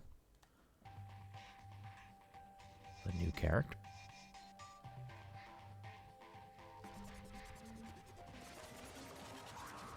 No, it's just Monokuma. But it was question marks. He's arrived. What Hiro heard wasn't the sound of construction, but it could have been an explosion, huh? Or maybe a machine gun. That can kinda sound like a construction in a way. What are you talking about? Beyond the point, my mouth is zipped, my lips are sealed, I am fully puckered. It's a secret, little secret. Fine, then let's just move on. What you can't tell us. Why did you call us all here? You don't beat around the old bush, do you? Ready for me to get to the point, huh? But before that, you mind if I vent a little? I'm low on energy these days, my stitching even losing all its shine and luster. I'm thinking it's probably become of this whole boring old everyday life. I'm looking for something with a little more stimulation, something rife with danger and intrigue. Listen, can I just be frank? The next Blackened hasn't shown up yet, and I'm getting bored. So I've decided to come up with a new way to motivate you. Motivate? Is it another set of videos or something? Are you going to show us some demented thing to try and drive us all to murder? Drive you to murder? What a mean thing to say. Just awful. I don't know what your gut planned, but we're not going to kill each other anymore. No matter what you do, I swear to God we won't. That's very big talk. Do your very best to back it up, okay? Now then, with your permission, let me begin. So this time it's embarrassing memories and secrets. As long as you're alive, it's a given that there's things you don't want other people to know about you. So I did a little investigating of my own, and I dug up some of your darkest secrets. And those embarrassing memories and secrets are all contained in the envelopes I have right here. I'm going to hand them out now, so take a second to take a peek. As Monokuma spoke, he tossed these envelopes at our feet. I quickly snatched the envelope with my name written on it. I nervously pulled what was written inside, and my entire body suddenly went rigid. Makoto wet the bed until he was in the 5th grade. What? How? How did you find out about this? Everyone started talking at once. You have 24 hours. If someone doesn't become Blackened by then, all of your deepest, darkest, most embarrassing secrets will be exposed to the world. Maybe I'll roll by a crowded intersection in a van strapped with loudspeakers and spill the beans. Wouldn't that be so embarrassing? So that's what you meant by motivate. Yep, you got it. They're all pretty unpleasant, trust me. None of you want me to reveal that stuff, right? It's definitely something I'd rather people not know, but we'd never kill over something like that. What did you say? He's right, your plan is doomed to fail. No one's gonna murder someone for this kind of thing. Oh no. Is it because, for better or worse, your memory is still a way to connect to the outside world? I have stuff I wouldn't want anyone to know no matter what, so I assumed you'd all be the same, which is why I put so much effort into preparing this next motive. Man, you're saying you really won't kill each other over this stuff? That just sucks. Well, what can you do? Okay, then in 24 hours I'll expose all your secrets just to make myself feel a little better. So sad, so depressed, fare not well. With an almost convincing look of depressed dejection on his face, Monokuma receded into the gym's depths. I didn't know what to expect at first, but maybe we dodged a bullet on this one. I mean, yeah, having those secrets revealed is going to be totally embarrassing, but that's seriously not enough to give someone a reason to kill, right? Listen to me. Good news, everyone. I have a brilliant idea. Why don't we all just confess the secrets in those envelopes right here and now? Without a doubt. If we do that, and any and all motive for murder will vanish. That's pretty smart, right? Quiet down and Okay, listen. so my embarrassing thing is, I don't want to hear your stupid story. What? Besides, I don't want to talk about it. I don't care what anyone says. I just don't want to talk about mine. As for me, Neither do I, not because it's unpleasant, but because it is impossible. Well, it's just human nature to want to hear it when you say it's impossible. Come on, it'll be good for you. Absolutely not. It's okay, just a little bit. Come on. As I said. Come on. I said I don't want to talk about it, you human bag of lard. I agree with them. There's no need to discuss it. What do you think, Chihiro? Sorry, I don't really need to talk about it right now, but I also don't want to leave things the way they are, so maybe I can talk about it later, after I try my best to become stronger, then I can tell everyone. If you don't want to talk, you don't have to. I'm not super excited to talk about it either. That's true. If everyone's that much against it, even if my bro's the one that suggested it, I gotta say no. Well, that's okay then. Either way, if it's just a few secrets, I'm sure nobody's about to kill anyone over it. I hope you're right. A secret so bad you kill someone to keep it? Nobody's got something like that, right? Okay, I'll stop all the secret talk, but each of us has 24 hours to get ready. Having our secrets exposed isn't going to be fun, but it's not like we're going to die because of it. So, you know, don't do anything hasty. The way you keep repeating it kind of makes me worry even more. Oh, okay, sorry. I know it's going to be tough, but...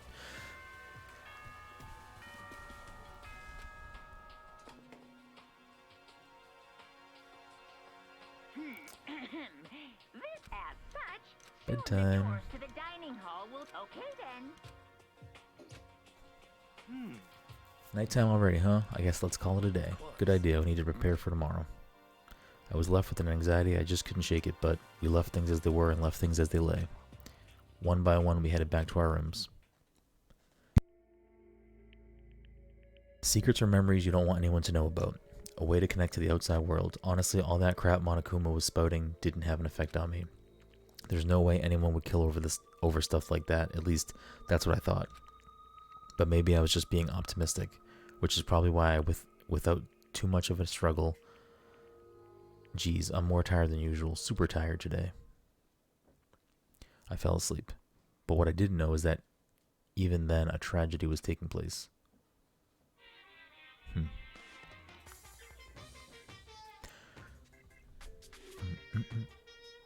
Hey, do you have a second? I want to confide in you. It's about a prevailing world attitude right now. The difference between passive and active, I mean. For example, it's the difference between like, oops, I killed him, and yeah, that's right, I killed him. Amazingly, there are tons of people who don't understand the difference. Can you believe it? But there's a huge difference between oops and that's right. You know what I'm saying, right? Anyone can kill someone in the heat of the moment, but surprisingly few can do it without a calculated intent. To make that choice, then put it into action, it's a way harder than just letting your emotions lead you. It's all about preparation, resolve. So maybe you're wondering, what's the point I'm trying to make? Well, I'm not totally sure. Myself. Maybe you should try reading between the lines. Morning. Good morning? Good morning! Nice reaction. I'm glad to see you didn't disappoint. What are you doing here? Yep. I wanted to spice things up, so instead of a school announcement, I decided to wake you up in person. What the hell for? Because it's fun. And as long as I'm here, I figured I'd let you hear it right from the bear's mouth. Hear what? Are you sure you should be acting this laid back? I mean, even though something happened to one of your buddy classmates? What? Say what? Your face is all blue like someone on the verge of death. What happened? What are you talking about? That's for me to know and you to find out. Good luck. Something's happened to someone. Was it? No, it can't be. There's no way someone would. But what if? No, what ifs are pointless, especially now when the dining hall. I need to get to the dining hall.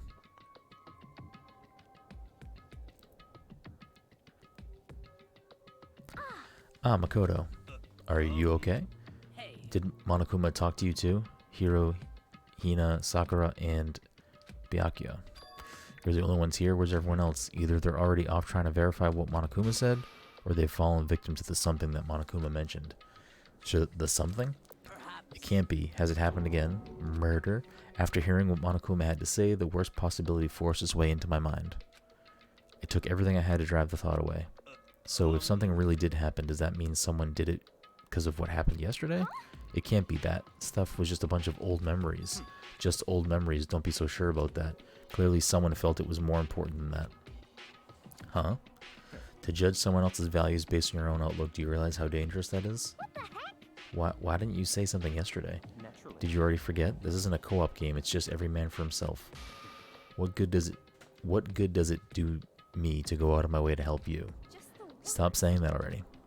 There's something wrong with him, for serious. Did he get brainwashed or something? Wait, That's not important. What matters right now is that we find out what happened. that's fine. She's right. Let's all split up and begin looking. The game is afoot. Alright, well, I don't think it's going to be in here, but I'll check the kitchen anyway.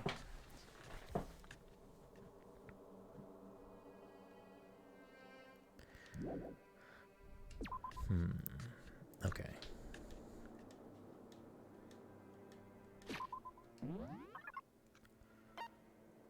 So I guess let's go to... Of course he's in the library. Let's just go here, I guess. And work our way down.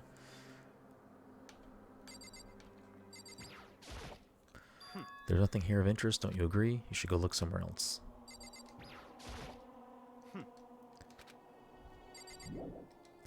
Alright, let's go to the locker room.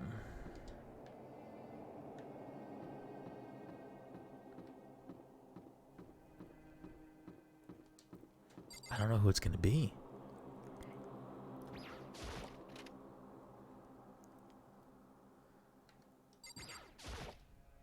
Huh? The door's open, but aren't they supposed to be locked?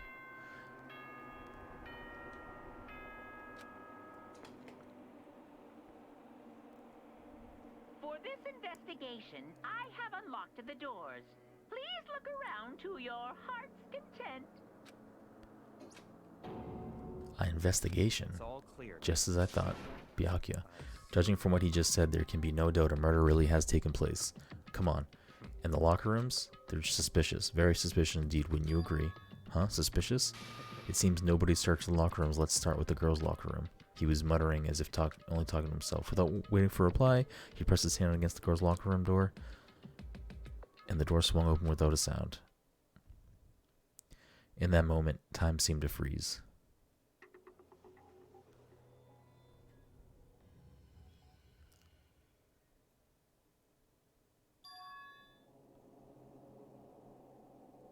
Oh.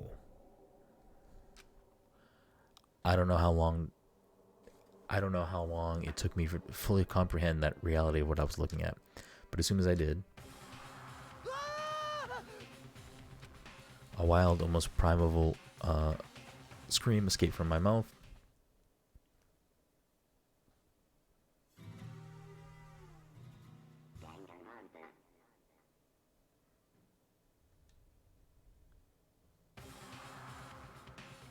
I tried to suppress my screaming, but it was useless. It surged out of me like water from a spring, gushing out of the ground. Byakuya, on the other hand, Very strange. most unusual, don't you think? He was totally calm, almost like he was watching this all unfold in front of a TV screen. I see. Look, Chihiro's corpse has been suspended somehow, and something has been written on the wall in blood. Bloodlust. Such a brutal way to kill someone. No, this is a beyond brutal. Wouldn't you agree? They killed her. How could it not be brutal? No, that's not my point. This murder is far too bizarre for any everyday amateur to have committed. Unlike with Sayaka, this murder was not a crime of passion or necessity. It's almost as if whoever did this did it for fun. You see what I mean, don't you? What? My head was swimming. I was still reeling, too confused to understand what he was trying to say. Before I could even begin to clear my head, hey, I heard screaming. Did something... Whoa!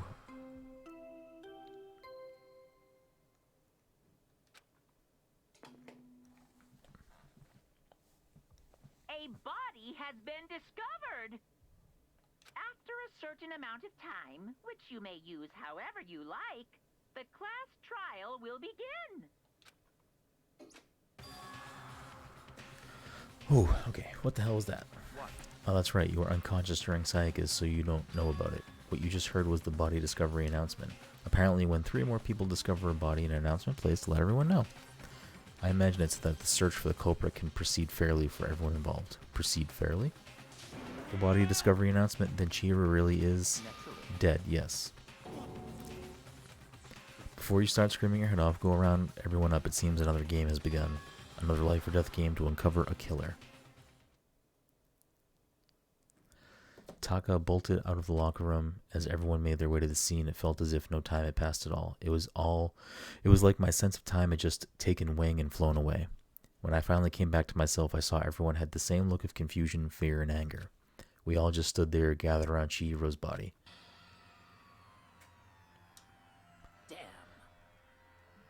Damn, I couldn't keep her safe. So there's another victim. Which means we are now in the same position once again. Fuck, man. What the fuck is this? It's a dream. This is a dream. It's all just a dream. In fact, I haven't even been born yet. I don't have any memory of ever being alive. Shut up.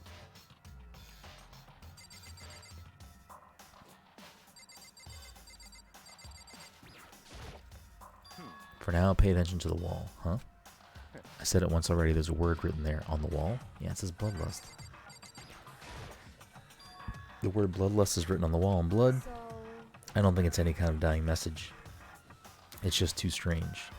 But you know that thing about writing bloodlust in blood, doesn't it sound kind of familiar?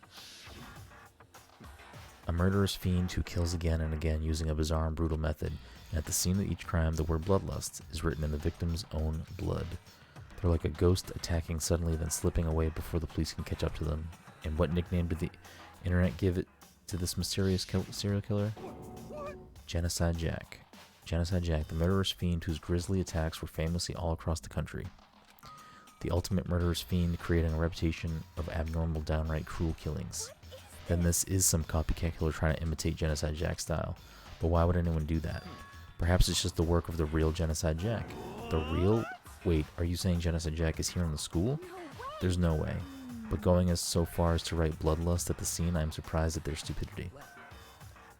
I can't imagine a worse situation than dealing with a stupid murderer. What is it now? Toko. Hina was pointing toward the entrance to the girls' locker room. Toko was the last to arrive, and now she was just standing there. No, why?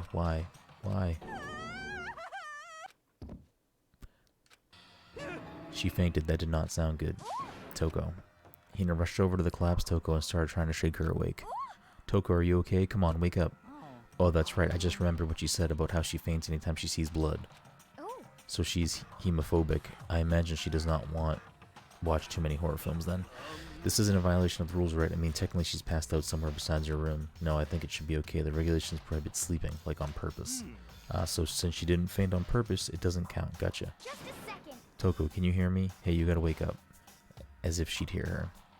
Toko suddenly shot awake, as in she literally jumped out from where she was laying. It was such a strange reaction, I was at a total loss for words. She leapt straight up into the air, changing her stance as she did.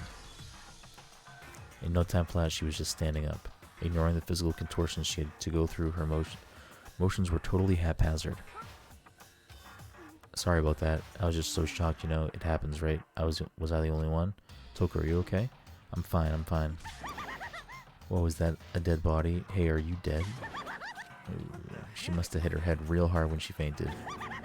The world has a front and a back, a top, inning, and a bottom, a sea of truth and a web of lies. This is quite concerning. I mean, she sounds completely different. No, everything's fine. At least the stutter's all gone. That's a good thing, right? It's clear to me that everyone is not fine. Your eyes seem strangely vacant.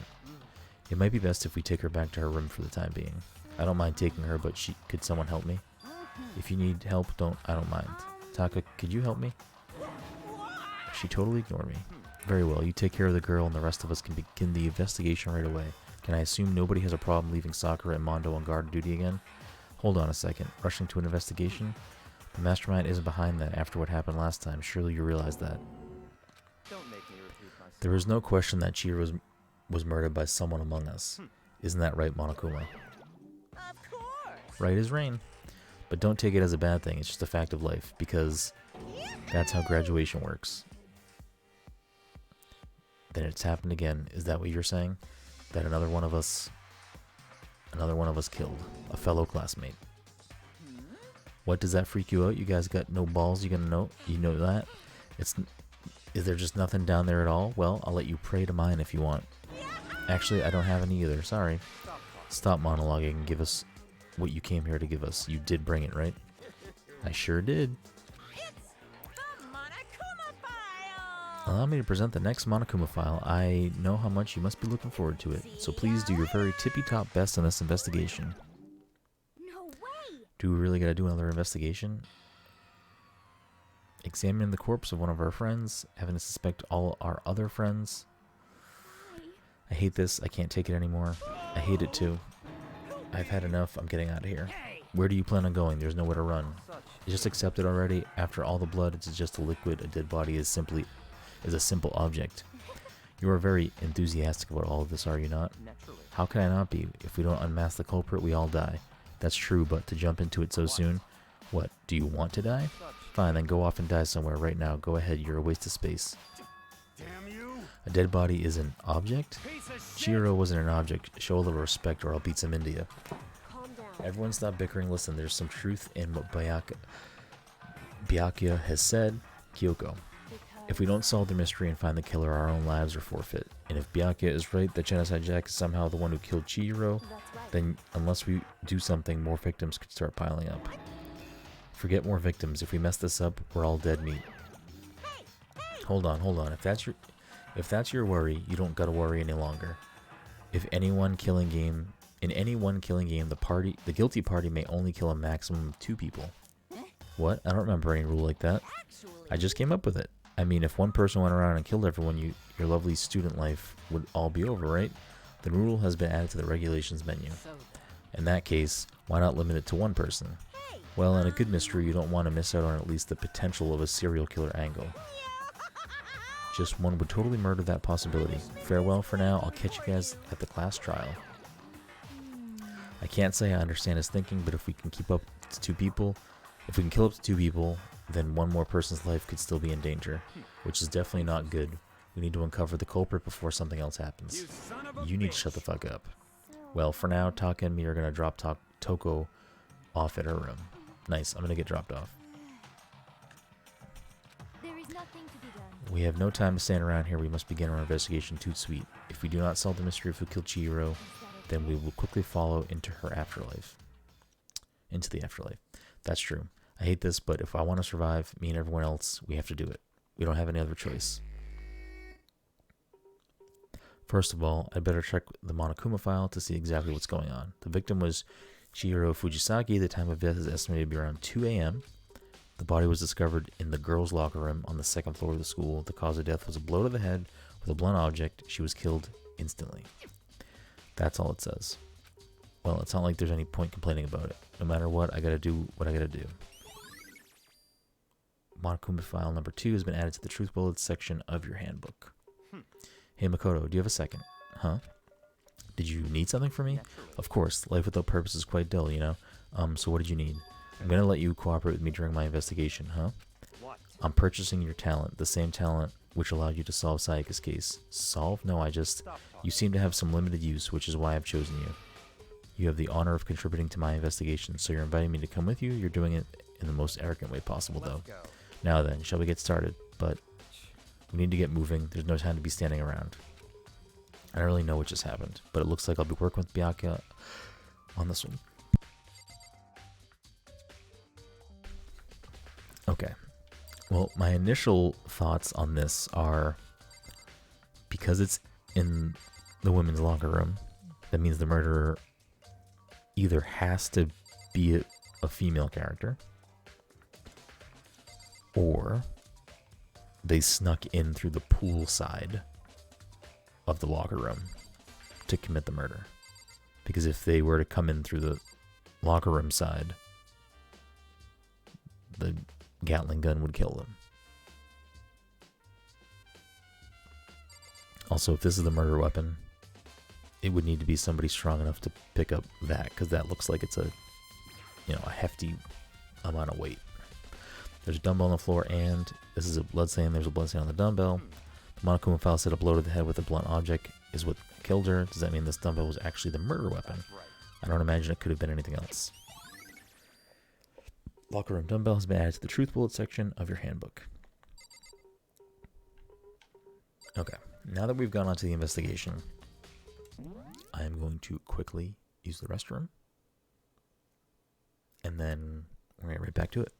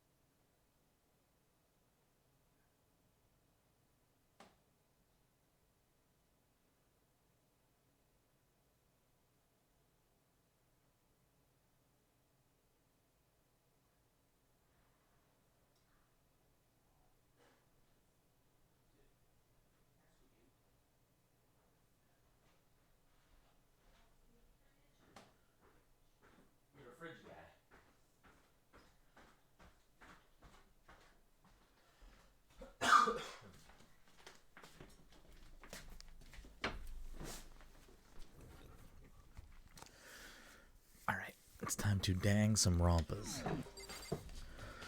Alright, so we got that. We got a little blood stain here. There's a fresh blood stain on the carpet. It must have been splattered with blood during the murder.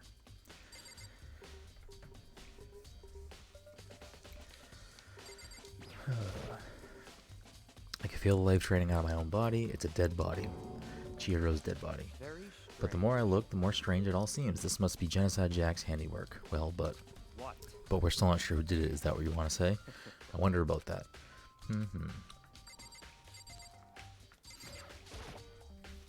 The word bloodlust written on the wall in blood. What does it mean? Okay, let's talk to Sakura. I use this locker room all the time. Now it's become the site of Chihiro's death. But why was she killed in the locker room? Actually, if you think about it, she could have been killed somewhere else and then carried here. But she was very light. This is true. It wouldn't be hard for someone to carry her, but still. I still think she came here on her own by choice. But what makes you say that? She's been talking a lot about how she wanted to get stronger, so you're saying she came here to exercise. But according to the Monokuma file, apparently she was killed around 2 in the morning. Would she really have been exercising that late? Hina or myself were usually in the locker room during the day, so she was probably avoiding it then. Avoiding it? Although we invited her to join us more than once, she never showed up, so I can only assume she was trying to avoid us. And instead she came to exercise in the middle of the night. Perhaps, but it's difficult for me to imagine she would have come alone. She did not want to start exercising, but she specifically mentioned she couldn't do it by herself. She needed support from others. So you're saying she could have come here in the middle of the night to train in secret, but that she also could have come with someone else. It's a possibility, I think. Sakura's account has been added to the Truth Bullets section of your handbook. Let's talk to my dude, Mondo. Dude had a real complex about being weak. You heard Chihiro talking about it, right? All I need is to get stronger. Yeah, I do remember she said that more than once. Sure did, which I guess explains that trip down here. But did she really need to get stronger that badly? You already mentioned it, but she was a girl after all. Most girls aren't all that strong. I don't know, man. Haven't really thought about that stuff. The cause of Chihiro's complex, I can't help wondering what it might be. Now I believe it's about time for us to move on, huh? Already? What? New clues won't magically appear by sitting around here. We need to check every aspect of this case. That's true, but Let's go. if you're satisfied, let's hurry up and proceed. He's so pushy, I get caught up with the wrong person this time. So this is our next location, huh? This place is related to the investigation. Figure it out for yourself. It's no fun if you don't, right?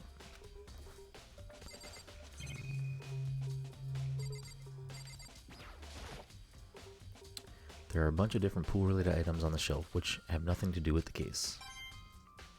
Great.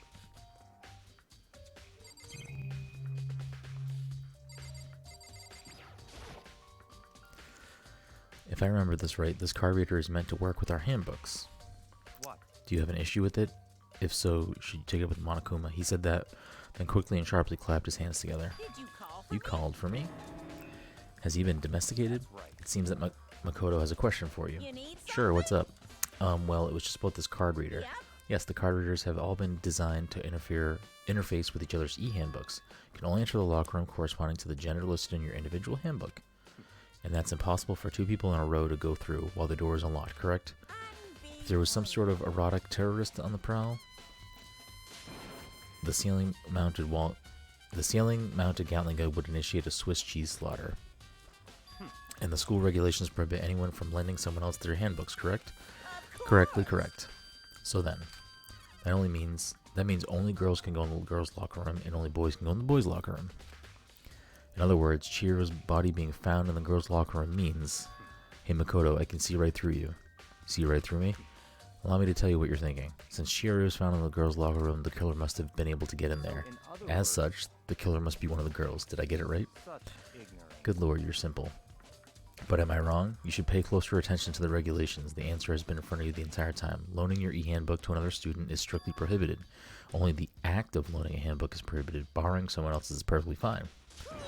I would expect nothing less from the prodigal son of the noble Togami family. So you managed to sniff out the loophole in the regulations. Knowing you, I would bet you created it on purpose, didn't you? To add a little more excitement to things. You're treating me like a puny little appetizer instead of the main course I am. Now then, since the dead can't actually talk, they're not people anymore, they're things. Yep. Get it? Got it? Good. Wait, hold on, you're saying that's a loophole, but in order to borrow something from someone, then that means someone would have to loan it, so, So sleepy. Just listening to you makes me want to pass out. Be more like Byakuya and get your poop together, or else I'll charge you with criminal negligence. For more questions, figure out the rest of your own damn self. That's fine. Well, I know you're unfortunately lacking in the mental faculties, so I'll fill you in myself. Let's head to the main hall. The main hall? That'll help you understand what's going on.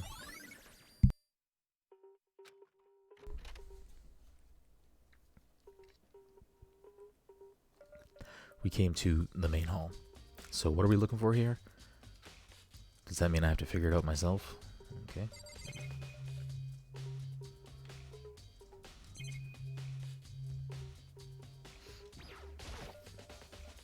There's a mailbox here. Could be something inside. It's an e-handbook. No, wait, there's 3 of them. But what are they doing here? So you finally found them. Did you know these were here, Byakuya? I happened to find them by chance myself the other day. It seems there's a system in place where the handbooks of dead students get delivered to this mailbox. So then these 3 handbooks belong to Junko, Leon, and Sayaka. You can go ahead and confirm it yourself. I immediately turned on one of the handbooks and I did.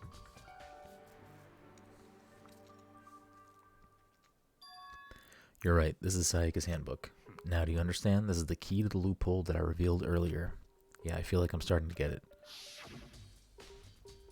You should pay closer attention to the regulations. The answer has been in front of you the entire time. Loaning your e-handbook to another student is strictly prohibited. Only the act of loaning a handbook is borrowing, blah, blah, blah. I see. Yeah, now I understand.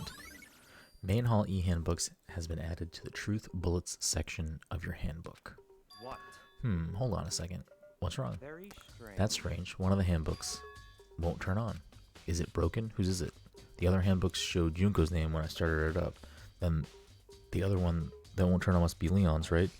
It would make sense. After all, he did get pummeled with dozens and dozens of baseballs. Pummeled with baseballs? The memory of it came flooding back. The cruel punishment which led to Leon's death. The execution that the mastermind concocted. A cruel, heartless death. You're right. It wouldn't be surprising for the handbook to break during that kind of assault.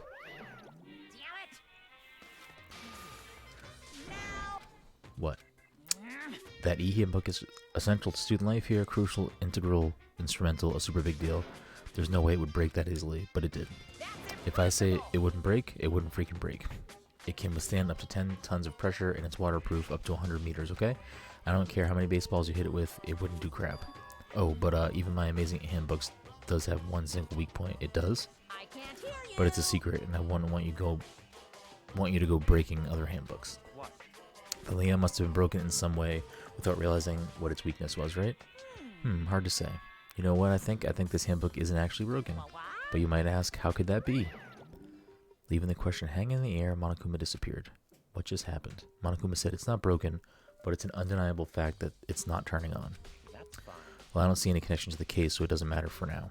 You think so? Either way, something about it still bothers me. Broken e-handbook has been added to the Truth Bullets section of your handbook. Okay then, this should be enough to get things rolling. Let's begin our investigation in the earnest and track down the true culprit. Yeah, we need to find out who killed Chihiro. To be exact, not quite. Huh? Not quite? Okay.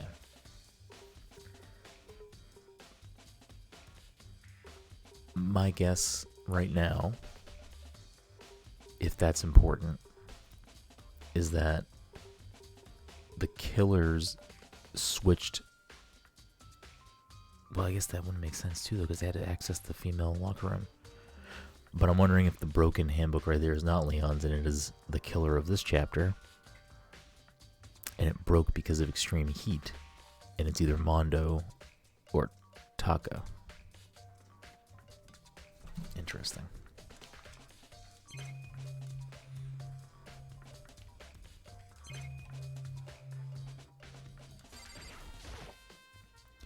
Surveillance camera, and that's what I can only assume is a gun to attach to it. So chilling. Okay. Hold on, there's still more here waiting to be checked. What do you mean by that, Byakuya? To be exact, not quite. Certainly I want to reveal Chihiro's killer, but more precisely, I want to discover the true identity of Genocide Jack. Then you really think, you truly believe Genocide Jack is the one that killed Chihiro? Absolutely. I have no doubt that Genocide Jack is the culprit in this case. That murderous fiend is Genocide Jack, right? There's nobody else it could be. A murderous fiend who kills again and again using a bizarre and brutal method. They're like a ghost attacking suddenly and slipping away before the police can catch up to them. And what nickname did the internet give to this mysterious soul killer, Genocide Jack? They say he's killed thousands of people, but that's just gotta be an urban legend. Still, could one of us really be demented, psychotic killer like that? You're not wrong to wonder, but words mean little right now. I have something that will prove it, and I can show you.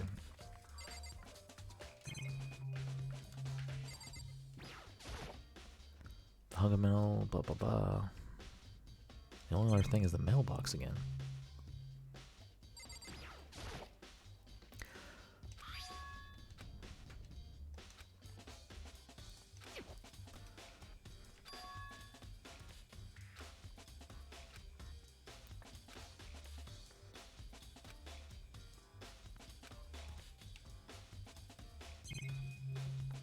I don't know what else I can click on in here. This, I guess. This is one of the monitors.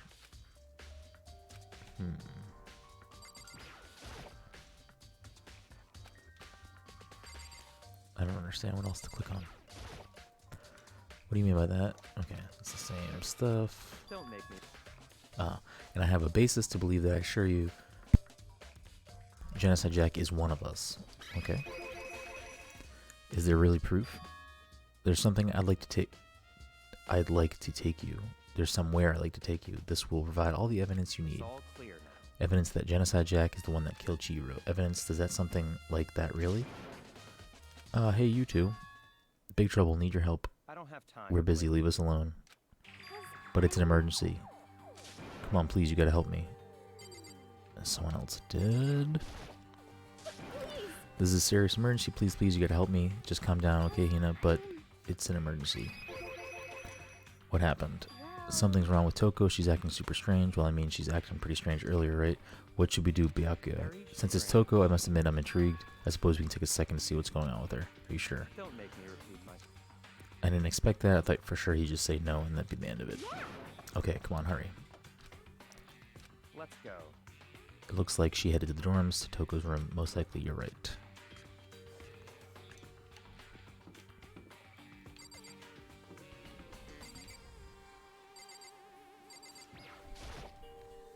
Is Toko inside? Some kind of emergency?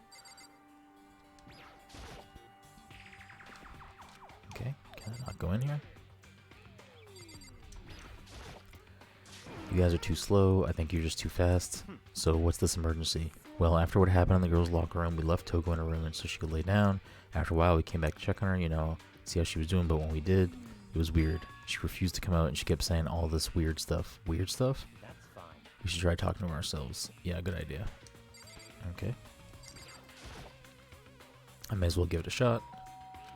The door swung open slowly and silently.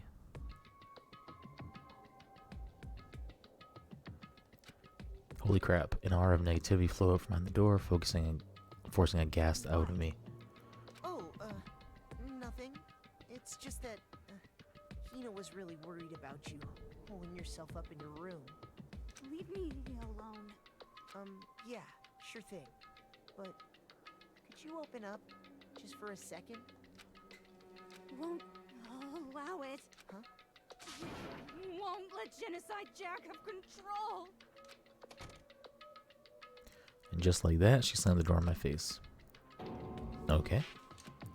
She's been acting like that the whole time when I was rang a little while ago.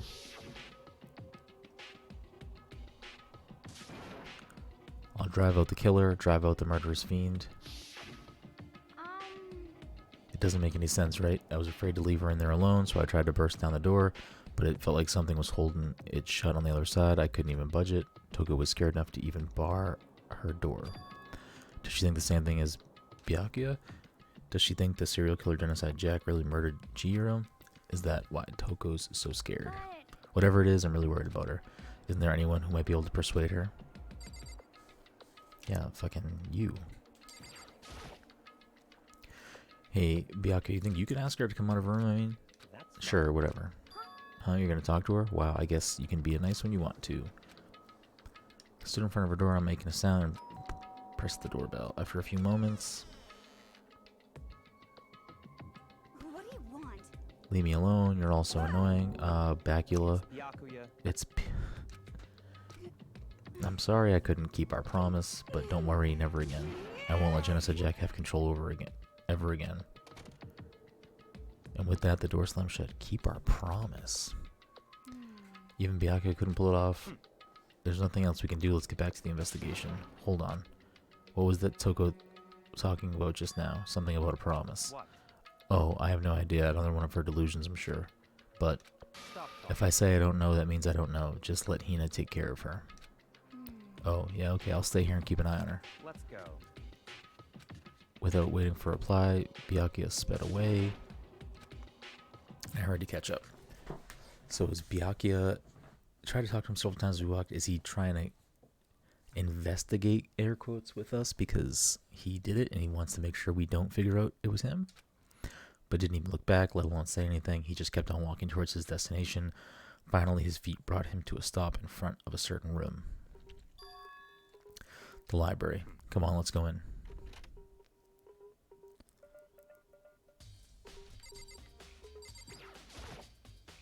If I remember, on the other side of this door, it's the archive, right? Hurry up and go inside. Oh, here. Let's go. It all makes sense once you're inside.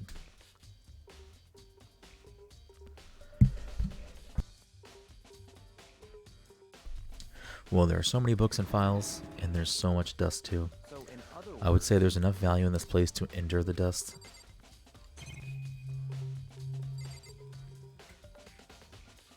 It's a camera.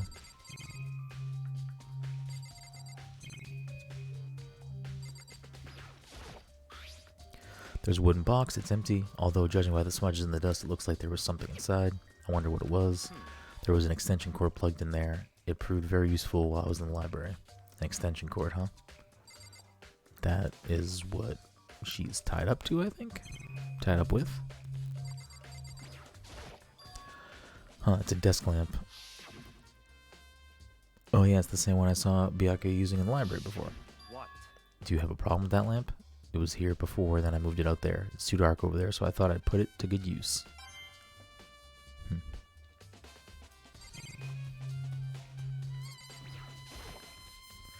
The shelf is stuffed tight with files. Without really thinking about it, I picked one out random. You have a sharp eye indeed to select that file, huh? That's the report on our presidential assassination. The original is kept at the National Library. It won't be declassified for another 30 years. Are you sure you want to look at it now?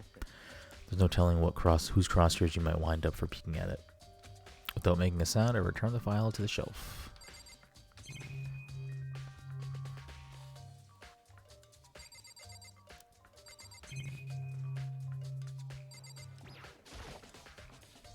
There's a ton of thick files stuffed into the bookshelf. If you're thinking of looking through any of them, let me give you a little warning. Those things are filled with graphic, disturbing photos from all kinds of crime scenes.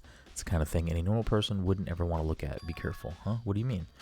All those files, there are investigation reports related to different cold cases. Those are internal documents for police eyes only. They're not only the kind of thing you'd expect to leak. Oh. There's so many files stuffed into the shelf. What's in all these things? Those documents are dangerous. Dangerous? They detail all the people who control the world from behind the scenes. Dangerous truth for a commoner. You mean like members of the Diet or something? No, I mean the ones with real power, the secret council controlling everything from the shadows. If you're ready to be disappeared for it, take a look. There are some very interesting people in there. You're just kidding, right? Am I? I'll just let it go for now. So, are you finally beginning to understand the true splendor of this library? The entire reason I was interested in the library is because of this room right here. It's home to classified government documents, police records, things no ordinary person would ever see. Isn't it magnificent? This can't be for real, right? Such ignorance. That's your guys' problem. Anything that doesn't fit into your preconceived reality, you label it a lie. Well, it's not that. It's not like a total refuse to believe it. I totally refuse to believe it, but I mean, there's just so much. How could anyone have put all this together? I suppose it goes to show you how much power Hope Speak truly wields, or perhaps the mastermind may have wanted to provide us with enough entertainment to keep us from getting bored. It's no use. I can't keep up with all this. It's just too unreal. What's wrong? Still can't believe it? What about you? How can you believe it so easily? Things like that are usually impossible. What do you mean usually? Usual, normal, ordinary, simple? Those things don't exist anywhere in our world. If you don't understand what they actually represent, you don't understand the nature of anything. You don't pull your punches, do you? Besides, what you consider usual is based on your common sense, right? But what makes you think your own common sense applies to me at all? The documents gathered here are genuine. I have reviewed them multiple times. Hold on a second. You're saying you've read all these documents in more than once? But all this has to be top secret confidential stuff, right? So why? My family has a reading room just like this at our home. Ours is bigger, of course, and not as dusty. Huh? Members of the Togami family have access to any variety of government-related documents. That includes foreign powers as well as domestic. How is that possible? I already told you. There's a secret council that controls the world from the shadows. My family is a member of that council. And I have within me the bloodline that will allow me to one day bend the world to my will. But to become such a ruler, I must know all the levels of this world backwards and forwards. So whenever I have time, I like to review whatever documents and materials that interest me. Which is why I can proclaim without a doubt that the materials gathered here are the real thing.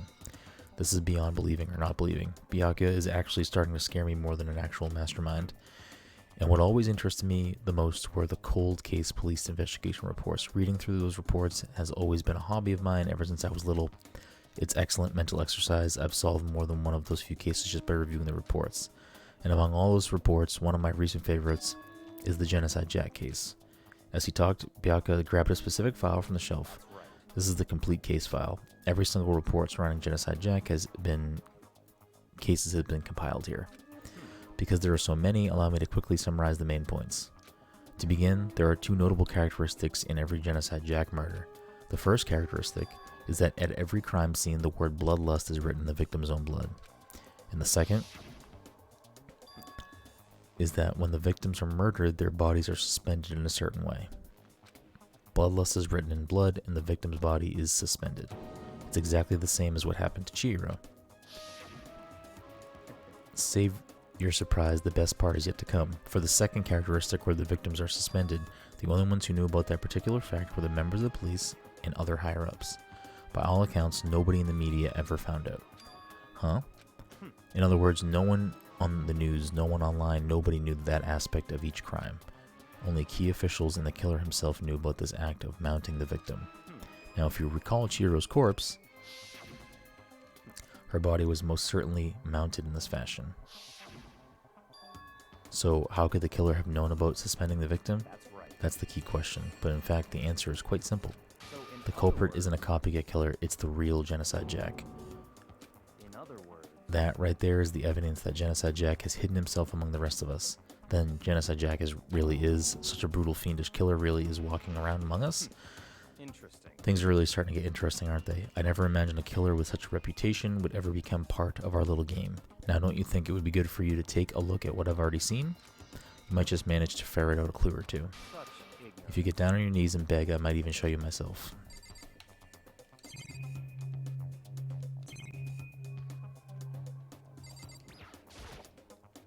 There's a ton of thick flies on the bookshelf. All those flies are I think that's the same stuff.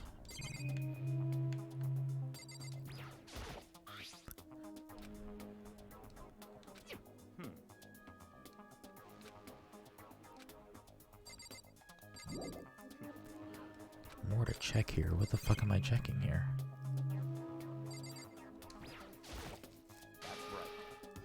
Oh, I think I have to talk to him and probably there's purple text I need to find. Pink text. Could you let me see it? Well, you didn't beg, but I guess this time feel free to look at it in here, but you can't take it with you.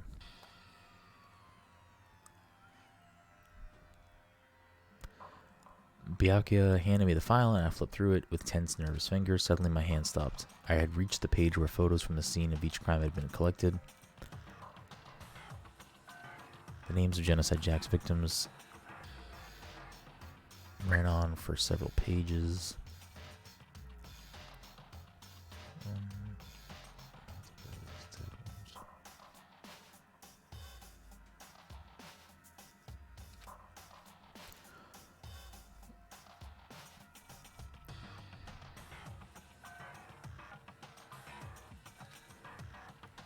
It's just reading off the names of the victims. There was no end to it, but one thing became perfectly clear as I read. All the killer's countless victims were killed and suspended in the exact same way. But if these two pages are an example of what every scene looks like, he clearly uses a sharp object and not a blunt object. And there are multiple stab wounds and not one blunt force kill. And at the end of it, bloodlust on blood. Okay. Now take a look at the next page and you'll find another interesting tidbit. The next page. Profiling results. All of these crimes took place either on weekdays at night or during holidays, either day or night. The most common time for the killings to take place was on holidays in the afternoon. Based on these facts, it could suggest that the suspect may be a student. Evidence suggests that suspect lingered at the scene, but when they did leave, they were in a panic. Because an eyewitness has never come forward, it's unlikely there was an external reason for this.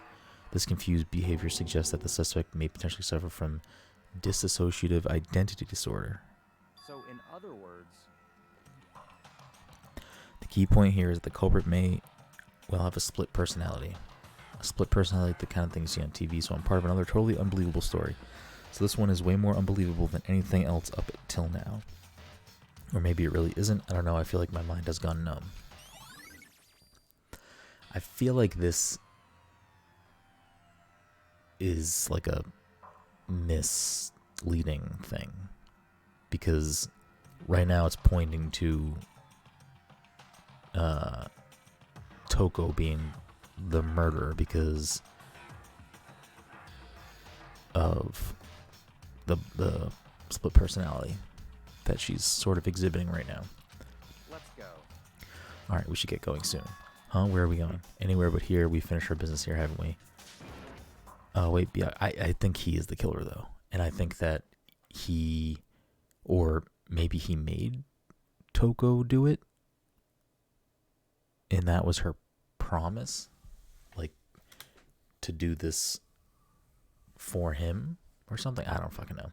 As usual, Byakuya turned away and left without another word. I hurried out of the library to catch up. Well, this is where we part ways. I have some things I need to take care of before the class trial. Huh? Just all of a sudden like that? Come on, enough of your annoying misapprehensions. You really think we'd be together the whole time? Take responsibility for yourself and do something useful. Move the investigation forward on your own. Well, goodbye. Yeah, I think just like that, he was gone. Just as quickly as he'd asked me to join him, he'd cut me off. In the end, I felt like I was just some plaything getting tossed around. At the same time, I uncovered some really important clues thanks to him. Genocide Jack, he's the one that killed Chihiro, and that murderous fiend is one of us. But who is it? I have to find out no matter what it takes. And to do that, there's somewhere I have to go investigate one more time. I have to go back to the crime scene, the girls' locker room. I should crack the boys' locker room. And the others might have come up with some info I might find useful while I'm at it. I need to find everything I can. I still feel like he is trying to mislead us on purpose. So, not sure what to make of that part yet. Fumi has discovered evidence revealing the identity of the culprit. Another stat increase for me. Evidence, what did you find? I cannot reveal that just yet, but I guarantee that what I found will steal the killer's breath from his lungs. Are you sure about that? Oh yes, Miss Ludenberg said she'd witnessed something worthwhile too. Really? What did she see? She refused to tell me. It's like when a girl bullies the boys she likes, right? So where is Celeste now? The warehouse by the dorms, she was there, but at the same time, not there. What's it gonna be? Alright, well, I'm gonna go in here first.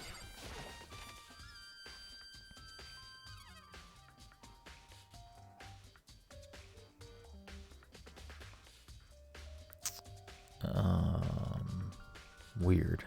Okay. The posters in the two locker rooms switched.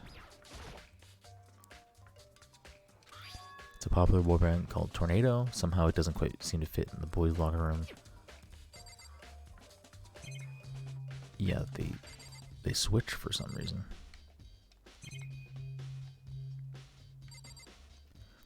Guess we can check the pool area just to check since we're over here.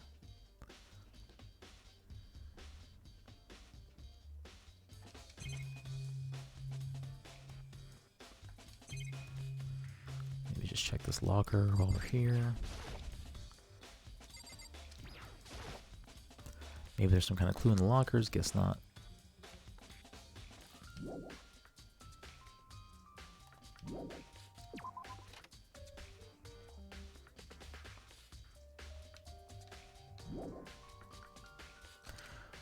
more to find. Okay. There's a strange stain on the carpet. What is it? Boys' locker room has been added to the truth bullet section of your handbook.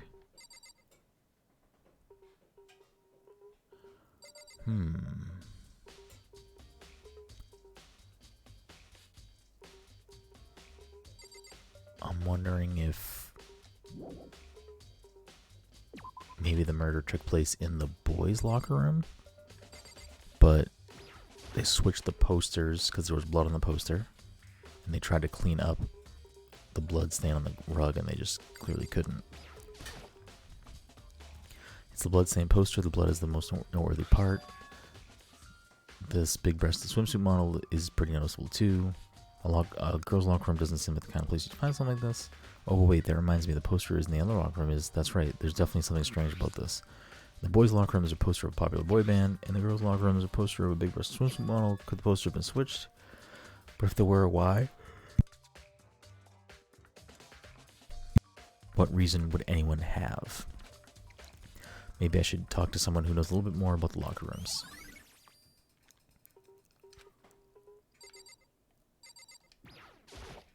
You spend a lot of time extra in the girls' locker room, right, Sakura? I've used it nearly every day since it opened up. Sometimes he and I use it together. Okay, then let me ask you something. Do you think the posters in the boys' and girls' locker rooms could have been switched? Sorry, I can't really say. I've never really paid any attention to the posters. I see.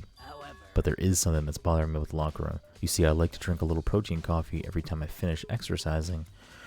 We have protein coffee. In the warehouse, it's not the highest quality, but I don't have a lot of other options. I mix protein powder with coffee and down a glass after exercising. Anyway, the other day I spilled some on the carpet in the girls' locker room, and it left a stain, but I don't see any stain on the carpet now. Exactly, I noticed it earlier. The stain has disappeared. I can only assume someone came along and cleaned it up, but still, isn't it unusually clean if there was never a stain here to begin with? Alright, so somebody definitely switched the rug and poster then.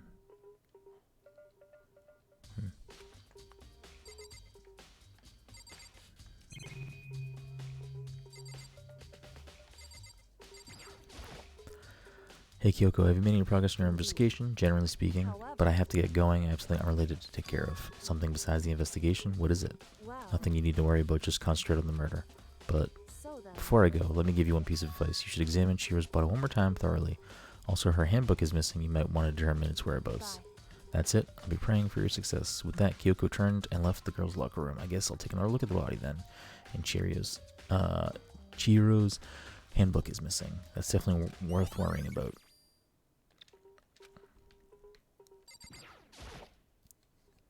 Kyoko said I should examine the body one more time. I know she said thoroughly, but I do have my limits. Well, I'd better give it a shot anyway. Let's see. Chihiro's hands are bound with what looks like some kind of rope. It's the extension cord. The rope was used to prop her up in a kind of crucifix position. Huh? This rope has a plug. So wait, so then it isn't a rope at all. But the more I think about it, the more that's not the only thing that concerns me. Chihiro's fatal injury was the blow to the head, which means someone struck her in the head in order to kill her. That's right, there's the issue of her being suspended in the fatal blow. At first I didn't see any reason to think too much about either of them. But seeing them again after looking through the Genocide Jack file, something's not quite right. What does this all mean? That it's not Genocide Jack. Well, one thing most likely to tie all these mysteries together is the true nature of the rope that was used to suspend Chihiro.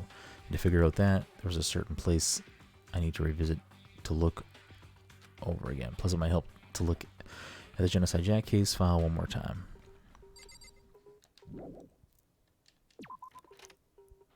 Okay, so now I'm thinking it could be possible that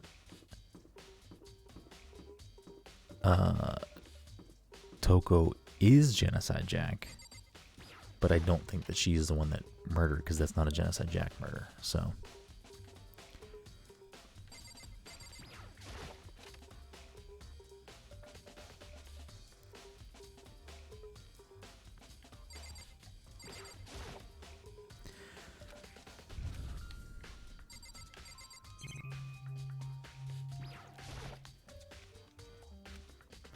it was around here somewhere.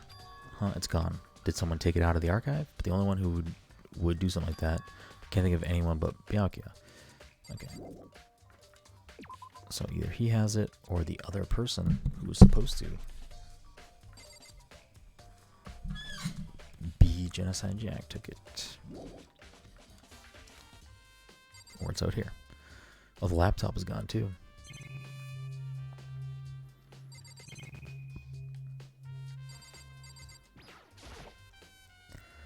There's a thick layer of dust on the top of the desk. Maybe there's some kind of clue here. Guess not.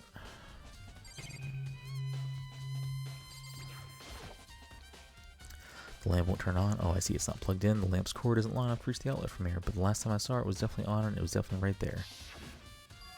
That's right. Piacchio was using an extension cord. But there's no extension cord here now. I wonder if...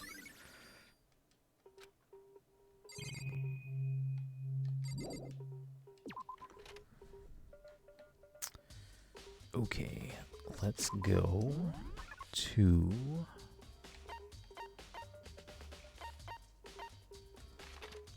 I guess we'll go to the warehouse.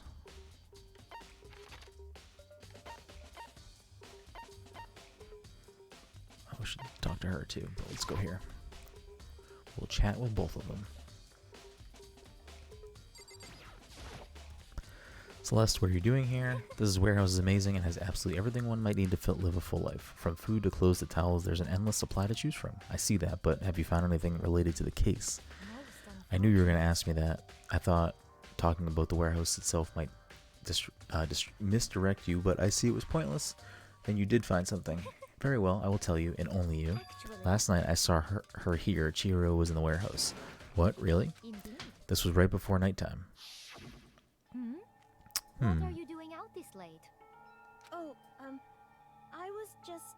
Are you planning to go exercise, perhaps? What? How did you know? Because I can see a blue track jacket sticking out of that duffel bag you're carrying. Oh, you're right. Thanks. Well, I'd better get going. I'm kind of in a hurry. She stuffed the jacket into her bag in a hurry, and it was almost like she was trying to hide it. And just like that, she was gone. Yes. I assumed she was merely stocking up to go exercise in the morning, but it would appear she ignored the nighttime rule and headed directly to the girls' locker room. If she hadn't broke our rule, none of this ever would have happened. You get what you deserve, I suppose. So apparently, she went to the girls' locker room late night in order to exercise without anyone knowing. But the strange thing is, there was no trace of the track jacket or duffel bag Celeste said she was carrying, which would mean the killer would have gotten rid of it somehow.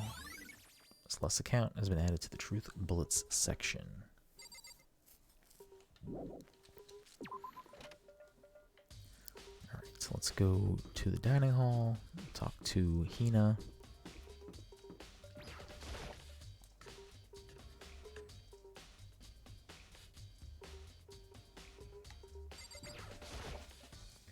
Oh, Hina, how's Toko doing? Same as before, she won't come out and she just keeps on mumbling something about Genocide Jack, so I just left her there. You left her? My head was all swimmy and I was just getting pretty hungry. Oh, but don't worry, I'm gonna head back soon as I'm done eating. Toko's not exactly pleasant, but I'm still worried about her. Speaking of which, what are you eating? A donut, of course. Of course. There's two things I'm sure God created, outer space and donuts. Really? I bet Chihiro would have liked to eat more donuts. Maybe that was one of her big regrets. I should have tried to spend more time with her. Come to think of it, who did spend time with her? Yeah, she was a little bit strange. Didn't really hang out with the other girls as much. It was like she was trying to keep her distance from us. Actually, Sakura said something similar. She said that even though you and her invited Chihiro to exercise with you, she was refused. Yeah, totally. Yeah, it's true. And it wasn't just us either. It was like she stayed away from all the girls. Like she's just shy? I don't know. She talked to the boys all the time. Isn't it kind of weird to be shy around your own sex, but totally fine with the opposite sex? Oh wait, maybe. Maybe she was used to guys spoiling her. The law says you can't judge a book by its cover, right? You think so? I never really saw her as that kind of girl.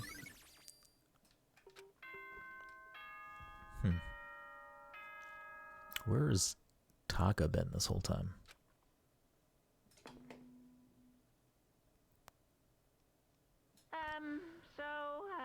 I'm getting tired of waiting. Shall we just plunge right in?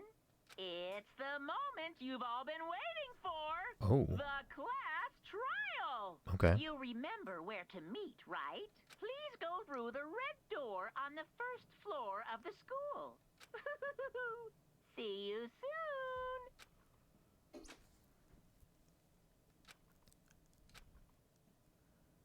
The red door is right through here. Damn, okay. Alright, Monokuma. Really just fucking saying fuck you. I don't care if you don't know everything yet. Alright, let me, I'm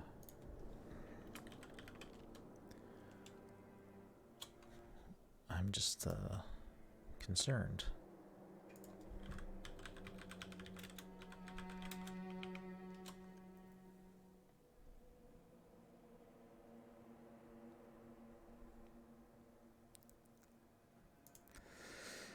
Okay, let's do this, I guess.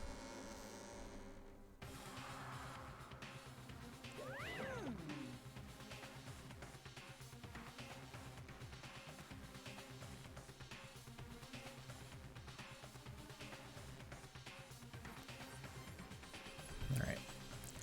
So is everyone ready to what? Am I blind or are we missing someone? Yo. Toko's not here, and Toko is... You really don't remember? Kidding, I'm just kidding. How could I forget that little nut job? She's a crucial part of the class trial this time.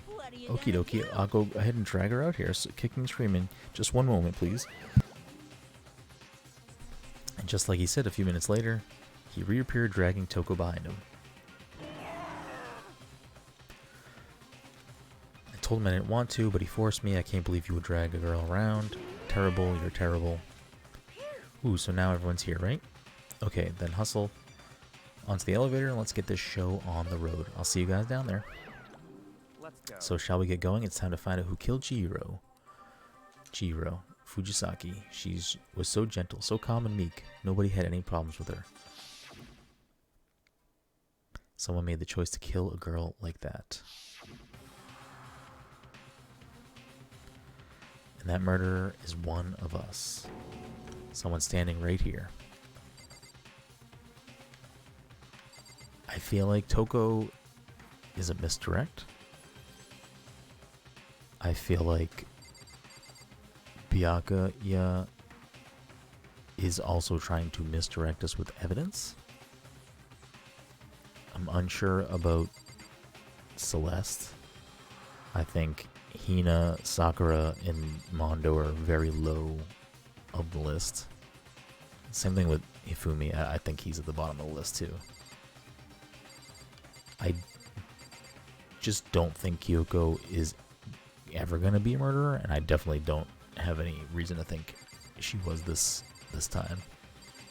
I'm unsure about Hiro, and for some reason Taka is very suspicious to me this chapter, so I guess we're gonna find out. I don't know why the killer did what they did, but I'm sure it'll work itself out. Justice always prevails, right, bro?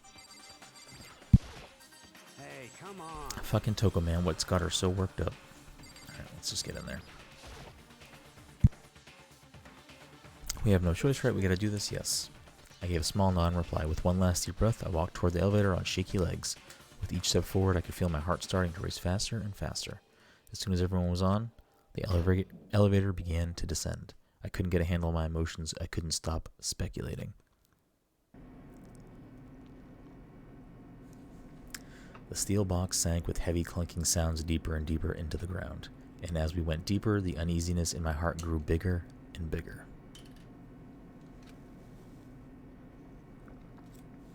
The elevator was unaffected, however, and continued to descend without hesitation. Until finally, it came to a sudden stop.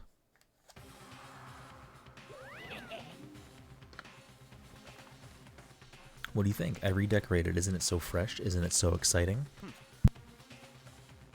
Don't waste our time with stupid questions. Let's get this over with. Good, good. You're ripe, rip-ram to go. Gotta say, I don't hate it. Not at all. Okay, then let's get this show on the road. Everyone, please find your assigned seats. And so the curtain opened once again. A deadly judgment, a deadly deception, a deadly betrayal. A deadly riddle, a deadly defense, a deadly faith, a deadly class trial. I would love to save.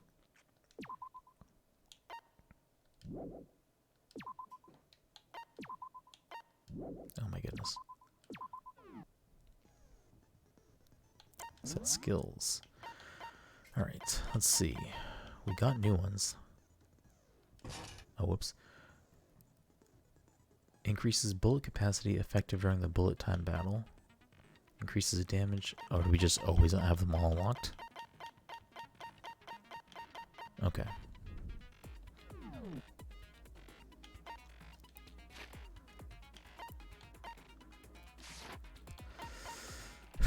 Alright.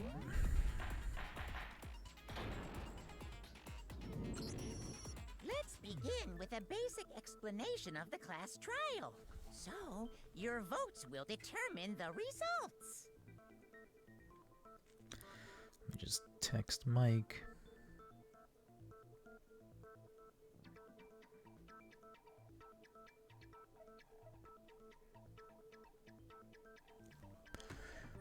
Okay, let's begin with a basic. If you can figure out who done it, then only they will receive punishment.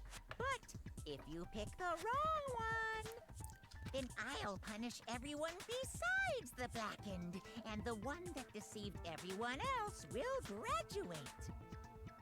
Okay then. So, first off, let's talk about the murder weapon. First, we have to make clear what was used to deliver the fatal blow.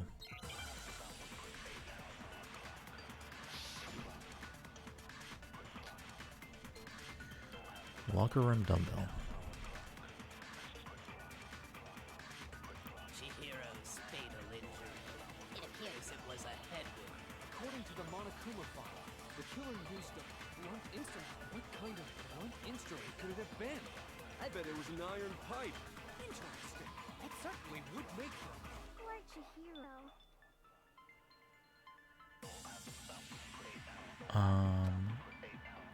Chihiro's. Yeah, it's a dumbbell. Why the fuck did he say iron pipe? I bet It was an iron pipe. Interesting. Oh my goodness. certainly would. Poor Chihiro. Chihiro's. It appears it was. According to the Monokuma file, what kind of blunt? I bet It was an iron pipe. No, it's wrong.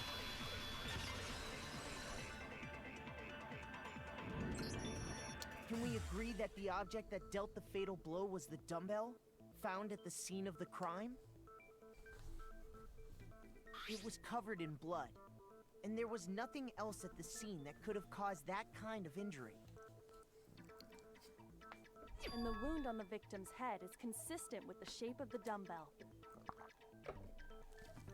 As far as I'm concerned, there's no mistake and no room for doubt on this one. You looked at her head wound? Yay! That's so creepy! If you don't mind, I will proceed from here.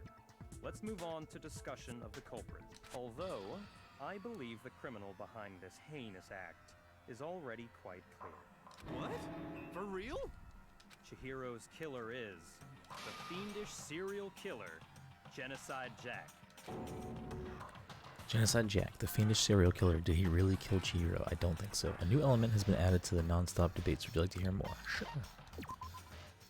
For this debate, lines of white noise will appear to disrupt your reactions. Your truth bullets will disappear if they hit these lines, so think of them as obstacles in your debate. But there's a way to keep this white noise from getting in your way. Press the A button to attach the silencer, which you can use to shoot down the white noise. However, if you shoot an actual remark with your silencer instead of the white noise, the time limit will decrease, so take careful aim when you have your silencer out. Oh, but if your action difficulty is set to gentle, white noise won't appear at all, in which case you can forget about the silencer and just focus on the situation in front of you. Well then, good luck and have fun.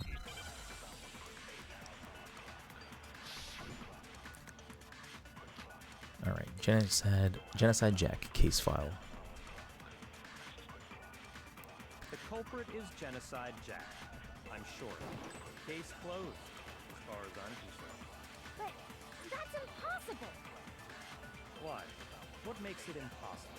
Well, I mean, come on! There's just no proof for it. Fuck. No, it's wrong.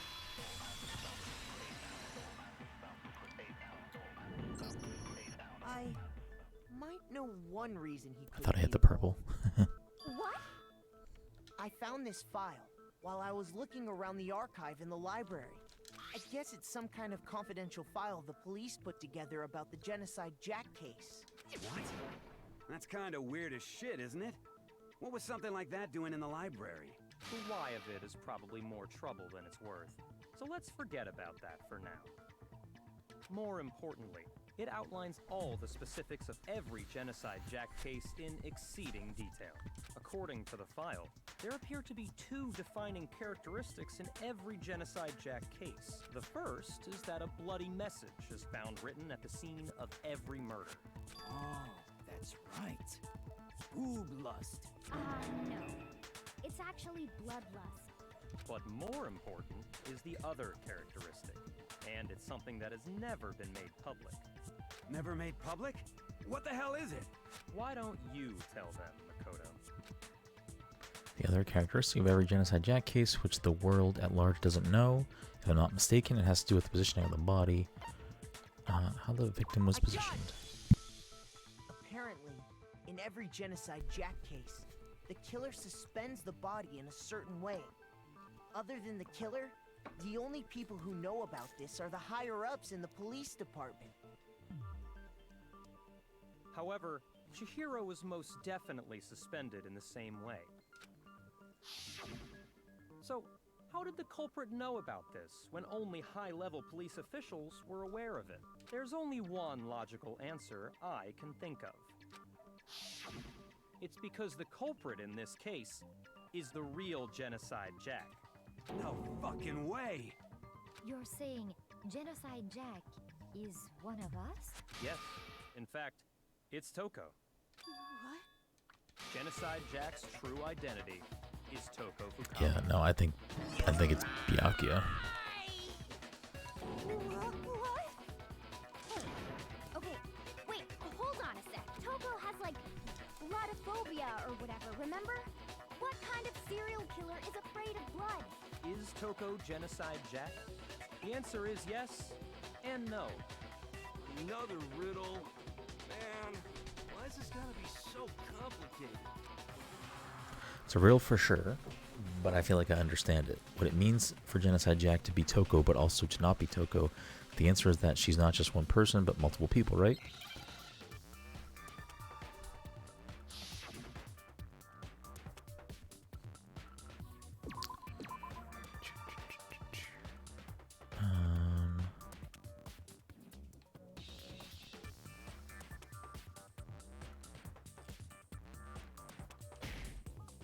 I actually don't know what this word is supposed to be.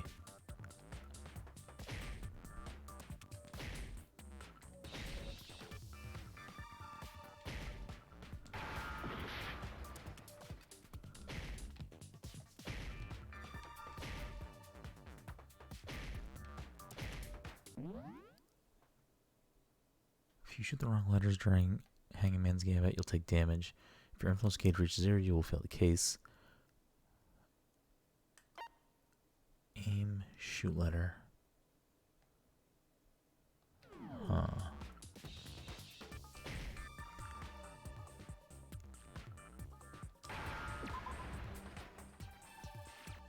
Oh, okay. Now I know what it is.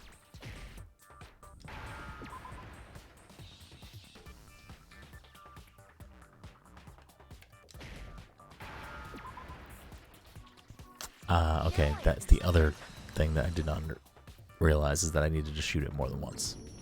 Thank you. Because Genocide Jack has a split personality? Huh? I think I read that somewhere in the file too. They thought that the suspect might have, what did they call it? Dissociative identity disorder. Oh, okay.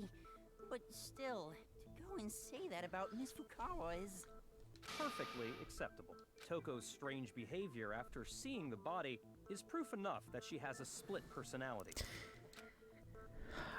The one thing that shows Toko could have a split personality, it has to do with her behavior. Her behavior changed. She fainted.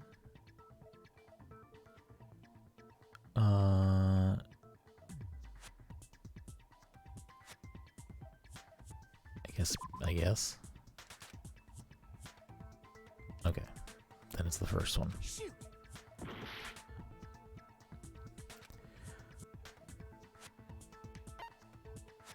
I got it! You're talking about how she started acting totally different than usual, right? That's right. Think back. She fainted when she saw Chihiro's corpse, and then, when she woke up... I'm fine, I'm fine. Was it a dead body or are you dead? Yeah, this is a recap of that. She was acting funny, that's for sure. That melancholy tone of hers completely I disappeared. still don't think she is the killer. She might not even actually be Genocide Jack. Not to mention, once she regained consciousness and saw Chihiro's body again, she was utterly calm. In other words, within her is one personality that can't handle blood, and one that obviously can. So when Toko trapped herself in her room, it's because she was scared of Genocide Jack?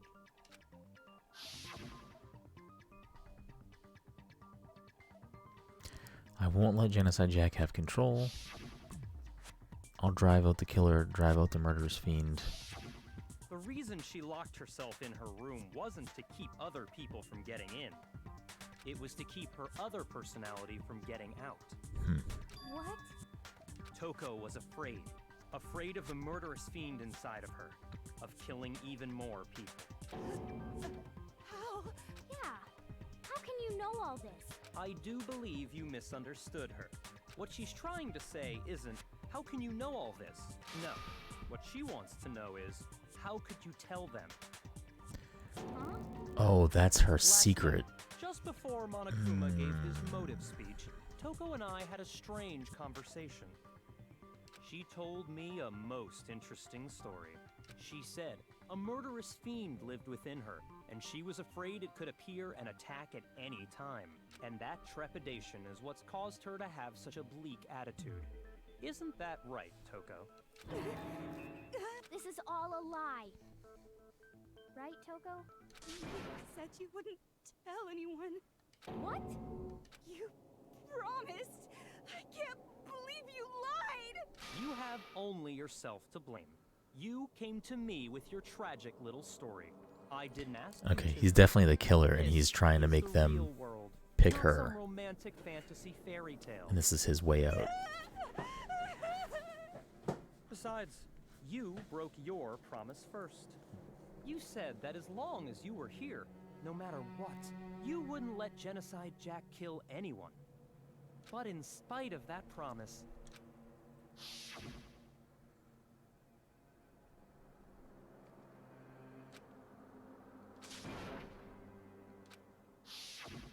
You said if I kept my promise, you would go out with me. That's the only reason I promised. how many times do I have to tell you?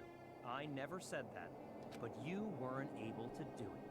You just couldn't resist that rush you got from killing, could you? I tried. I swear I tried to control it, but... But your efforts were useless. What a disappointment. I hate you. Well, the opening act is nearly finished. All that's left is to hear from the person in question directly. The person you don't mean... Toko's body suddenly lunged backwards. A huge thud echoed across the courtroom, but in the next second...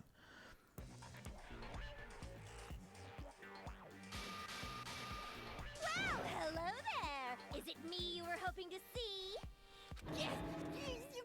What the heck? So you figured it out, huh? Well, whatever. What are you gonna do? I'm the ultimate murderous fiend, Genocide Jack! Or better yet, let's go with Genocide Jill! What the fuck is this? Toko, what happened to you?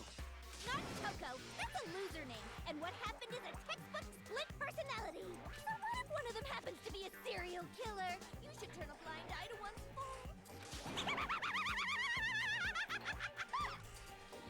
So intense. Like they say, sound in murderous mind, sound in murderous body. This one is so different from the one we've come to know. Yes, well, the world is composed of a front and a back, you know. Just like how every inning has a top and a bottom, or how in the depths of every truth lives a little lie. Behind every dark and gloomy soul lives another that shines as bright as the sun! This is the murderous fiend, Genocide Jack. This is beyond insane. Miss Jack, Jill, can I ask you a question? What's up? Some of us think you might be the mastermind behind our entire situation. What are your thoughts on that? Well, I'll tell you. I am the mastermind of all masterminds! Just kidding! It's not true? Of course it's not true!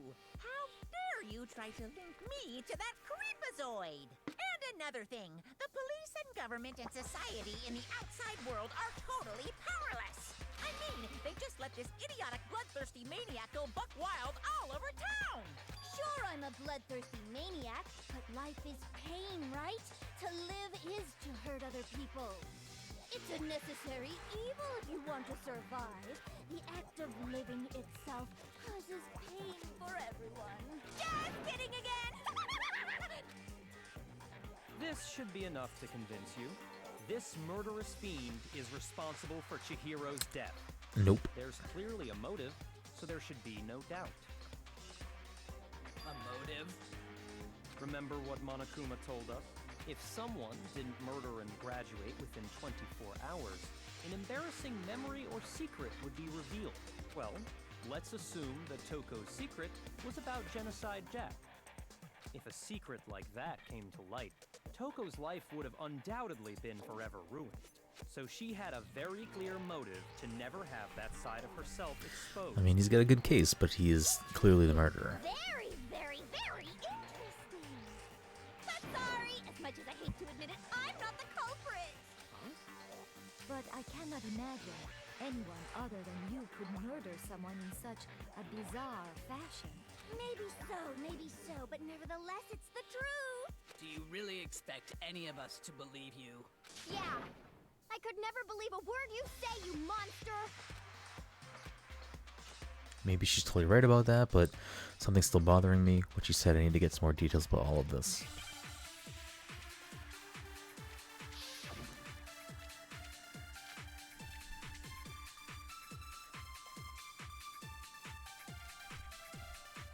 Sorry, but I didn't kill anyone. You say that, but do you really expect any... Perhaps if you had an alibi, that... Oh, an alibi, huh? Now we're talking. When you compare your past murders to this instance, the modus operandi matches completely. What more proof Do we need? Give it up. You killed her. Okay, I have to focus on remembering Chihiro's body. That must have the answer. That should prove that what he said isn't quite right. Sorry, but I didn't. You say that, but do you... Perhaps if you had an alibi. Oh, an alibi, huh? When you compare your past murders to this, the modus operandi matches. No, it's wrong.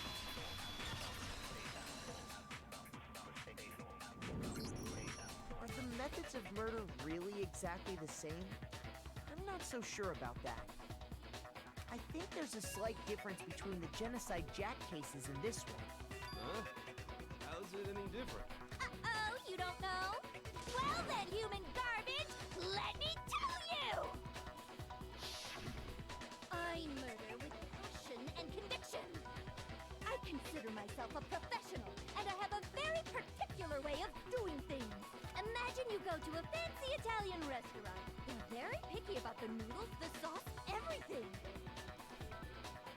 But what happened to Chihiro? It'd be like if that same Italian restaurant started using ragu or Chef Boyardee. This is no creation of mine. Let me rephrase that in a way that maybe makes more sense. There are two clear differences between the Genocide Jack cases and this one. There's one clear difference between the murders, and the photos from the other Genocide Jack cases look at the neck and stomach. You'll see a clear difference. I got it! For one, the cause of death is different. In the Genocide Jack murders, all the victims were killed the same way. According to the case file, they were all apparently killed with a pair of scissors. But Chihiro died from a blow to the head, right? Ah, yes. That is remarkably different from the other murders. Wouldn't it be strange for someone who kills the same way without fail to suddenly change their method? And there's more. One more conflicting detail. That's right! In my recipe of murder, if the bloody message is the tortellini, then the arrangement of the body would be the pesto sauce!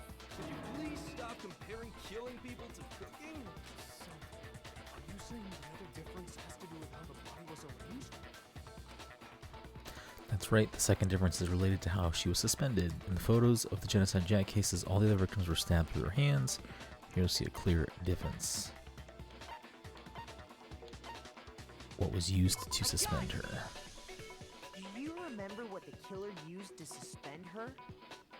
They used some kind of rope to hang her up by her wrists. What is your point? Well, in all the previous Genocide Jack cases, something else was used to suspend them. Specifically, pairs of razor-sharp scissors. And guess what? I use my own specially designed scissors for the murders and the arrangement. Like I said, I'm a professional, so naturally I'm very picky about the tools I use. And you know what else? Big Mac said there's two differences, but he's wrong. Big Mac? Are you referring to me? Listen up, Big Mac. There's actually one more difference. Huh?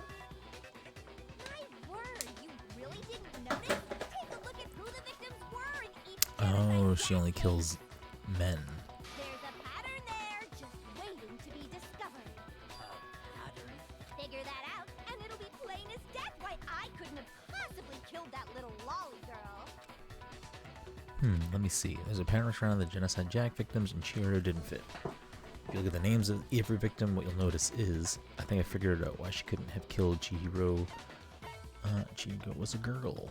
I got it! Is it because Chihiro was a girl? Bingo! Bullseye! Right on the money! What are you talking about? In all the Genocide Jack cases, all the victims had something in common. Ken Harada, 32. Tetsuhiro Honda, 17. Shoji Gaku, 23. Yeah, they're all just... They were all guys? That's right! The people I kill with such passion and conviction are all adorable little men! I can't believe I said it! I'm so embarrassed! The hell is wrong with you? I can't help it! I'm just a full-throttle boy-on-boy fangirl, and the mopey side of me just hates it. But now I'm on the fast track to becoming a full-fledged man madam! So since Chihiro was a girl and not an adorable little man, you wouldn't kill her? Would an Italian chef suddenly start making ramen just because they're both noodles? Don't be stupid. I have too much passion and conviction to cross that line. That's the absolute reality of the one and only. We get it. You've clearly explained your hobby and your philosophy. But that's not all there is to it. It's a different matter entirely when you're forced to kill in order to survive. Quiet, lowly cur! Lowly? Cur? I would never kill for a reason as petty as mere survival. And if by some fluke I did kill to survive, why would I bother with the message and arrangement? It'd make me the obvious suspect! That does make some amount of sense. Plus, whatever reason I have for killing, I would never leave out my prized scissors. Who would go out of their way to use a big, stupid, heavy dumbbell? Maybe you used the dumbbell because you couldn't find any scissors in the school? Any scissors? I don't just use any scissors. I only use my own set of high-class, envy of the entire world scissors! Okay, whatever. There still aren't any in the school. Are you sure about that? Da-da-da-da! She's fully equipped! That's right! So I can kill anywhere, anytime! Why would I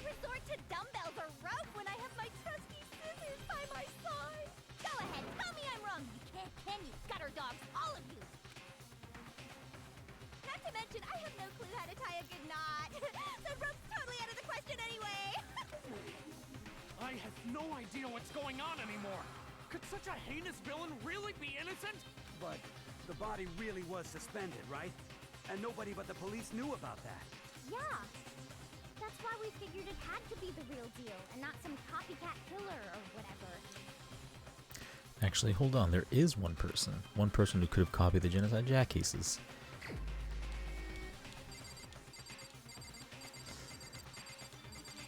This motherfucker. Here's my answer. Byakuya, it's possible you could have found out, isn't it? You'd have no problem gaining access to classified government documents or internal police records. Plus, you'd already looked through the Genocide Jack file before this all happened, hadn't you? Are you saying Mr. Togami did it? Then the reason he pushed the theory of Genocide Jack being the killer so hard was because he wanted to pin the crime on her. So, he rearranged the scene to disguise it and make it look like I put my stamp on it. The adorable glasses man was behind it all. Oh, I'm on fire! Well, Byakuya, what's your response? I see. So now the suspicion falls on me. Then I must ask, when would you say I began acting suspicious? Surely you must have an answer. Looking back and thinking about it now, the way you were acting right before we discovered the body was a little strange.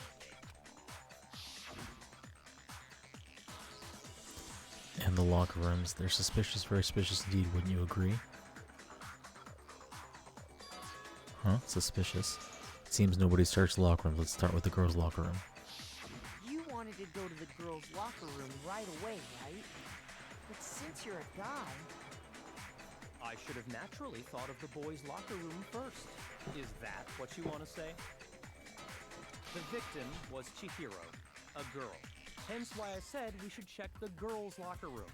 Nothing strange about that, I'd say. On the contrary, there's something very strange. Okay then, what's so strange about it? Go ahead, share with the rest of the class. There was a clear contradiction in what Byakuya just said. I need to make it clear to everyone.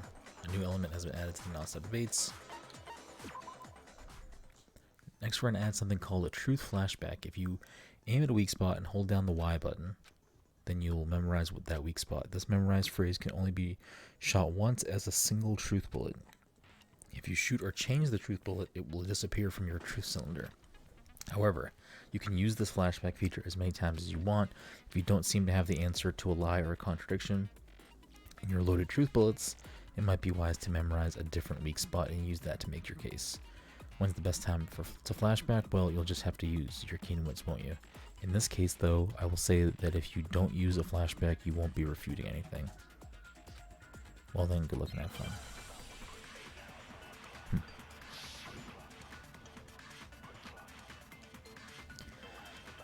So, you said Byakuya was acting kind of weird before we found the fact. Like he was acting weird. If you're presented with the opportunity to check out the girls' locker room, that's a natural reaction for The victim was Chihiro. So, of course, I would suggest we check the girls' locker room first. There was no time for... We didn't know that the victim was Chihiro. Whoops, I didn't mean to skip all that dialogue, but we did not know that. If you're presented with the opportunity to check out the... That's a natural reaction for... The victim was Chihiro. Oh, whoops. Was a girl. Crap. Shoot!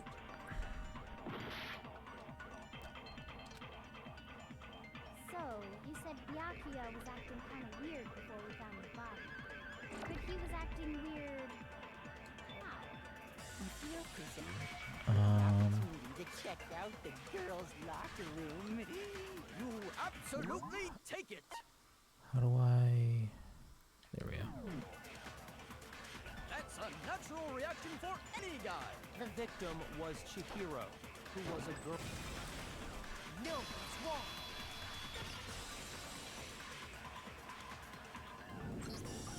I'll tell you what's so strange about that.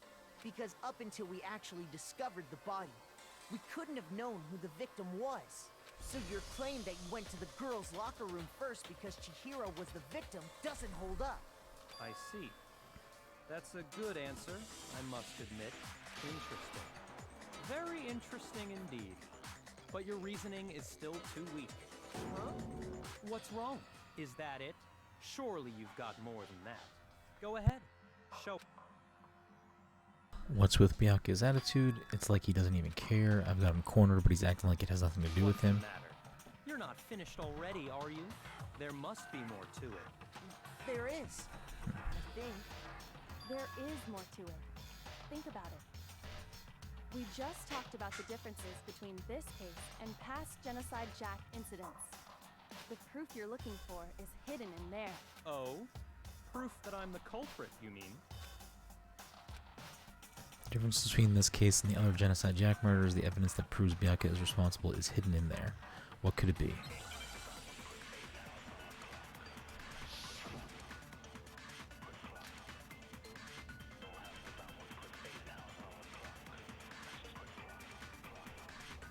What? The difference between the cases? You want me to explain it again? When I want to kill, I use my very own, and I use the same scissors to arrange the body. But Chihiro was suspended with some kind of rope. That's right! It absolutely was! Then there must be something very... Hey, Byakuya, where'd you get it from? I'd never seen that rope before in my life. Obviously, somebody else must have had it hidden away somewhere.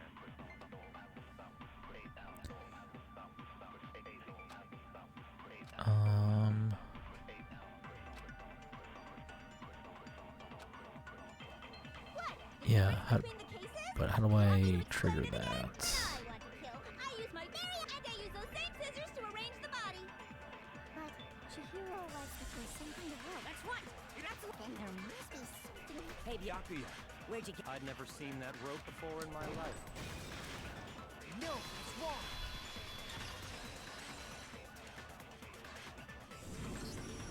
Actually, I'm pretty sure you have seen it before.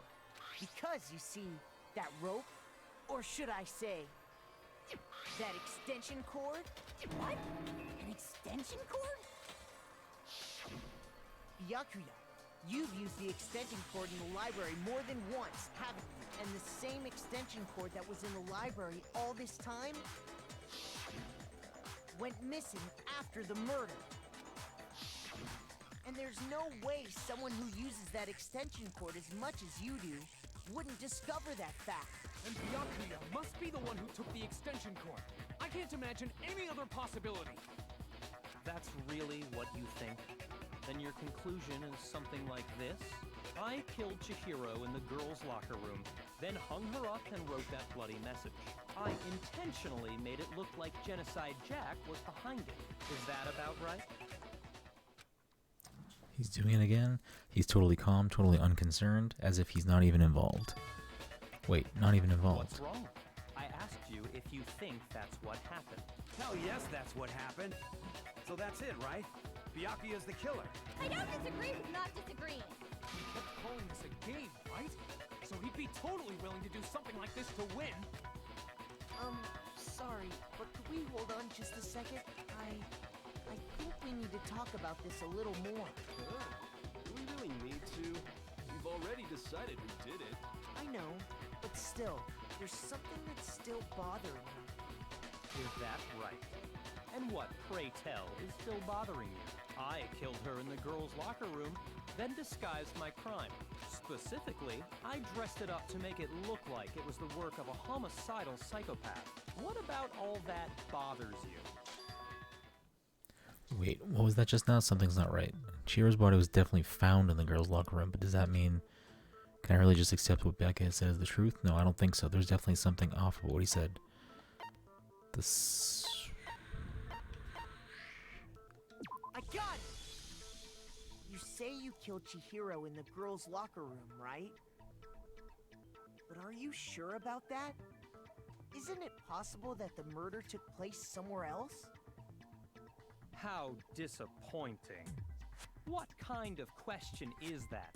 Even in the world of disappointments, this is a true letdown. She was found dead in the girls' locker room.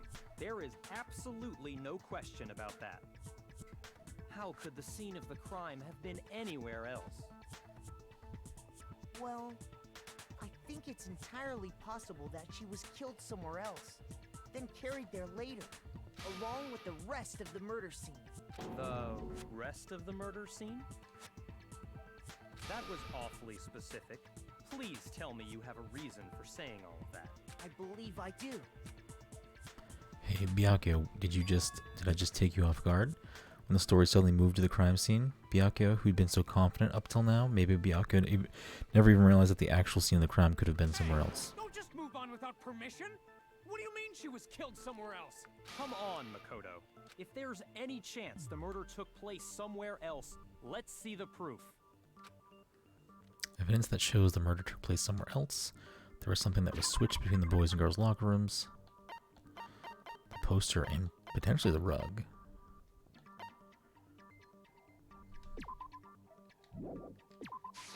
I got it! The proof that she was killed somewhere else is the poster that's hanging in each locker room.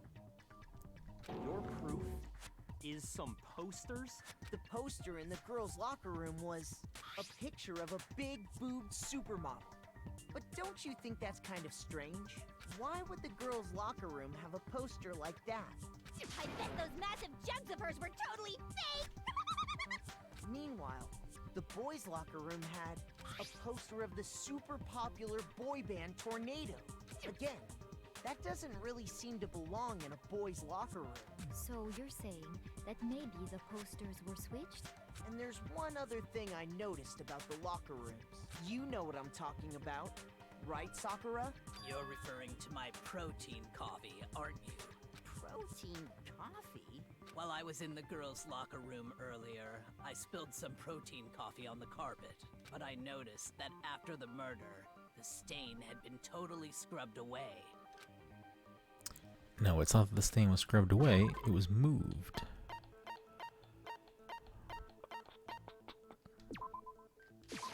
I got it!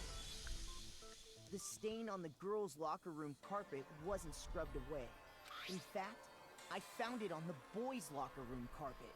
That's definitely the stain from my protein coffee. Then, does that mean that the carpets were switched too? But why would anyone do that? To move the murder scene from one locker room to the other. It's certainly plausible, don't you think? In other words, in order to completely swap the scene of the crime, the blood-stained poster and carpet were moved along with the dead body. By doing this, the killer was able to change the entire room where the murder took place. I can certainly follow your reasoning, but why would the culprit bother doing that? Huh? Why would they go through all that trouble of switching the scene of the crime? Actually, an even bigger question. If the murder did take place in the boys' locker room, then how did Chihiro get in the boys' locker room in the first place? To get into the locker rooms, you have to swipe your e-handbook across the card reader device, but Chihiro's handbook should have only allowed her access to the girls' locker room. She had no way to get into the boys' locker room to begin with. No, she did have a way, and I can tell you what it was. I highly doubt that. Shut up! I'm telling you, I know how she could have done it. Is he right? Could Chihiro really have gotten into the boys' locker room somehow? Yes.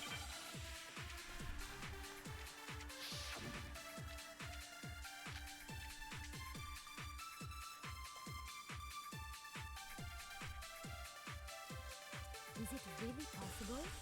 Could Chihiro really have gotten in? I got she must have hacked her e-handbook. She was the ultimate programmer, after all. I'm sure that would have been no... No, I don't think she used the thing that was in the... Huh? What then? I'm talking about Leon's handbook, of course. If she had that, she could get into the boys' locker room no problem. Theoretically, if Chihiro was able to use Leon's handbook, she could get into the boys' locker room. But when we found Leon's handbook in the main hall, there's no doubt that it was. In which case, can we really say that she used it?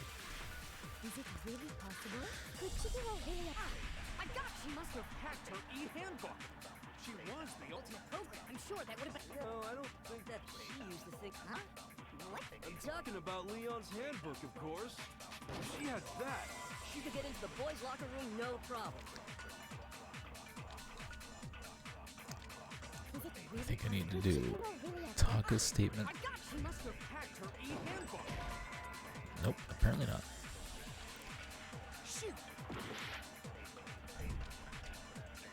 Is it really? Could Chihiro really have... I got it! She must have hacked her e-handbook. She was the ultimate pro. I'm sure that would have been... Yeah, I don't... She used the thing up, huh? I'm talking about Leon's handbook. No, it's wrong.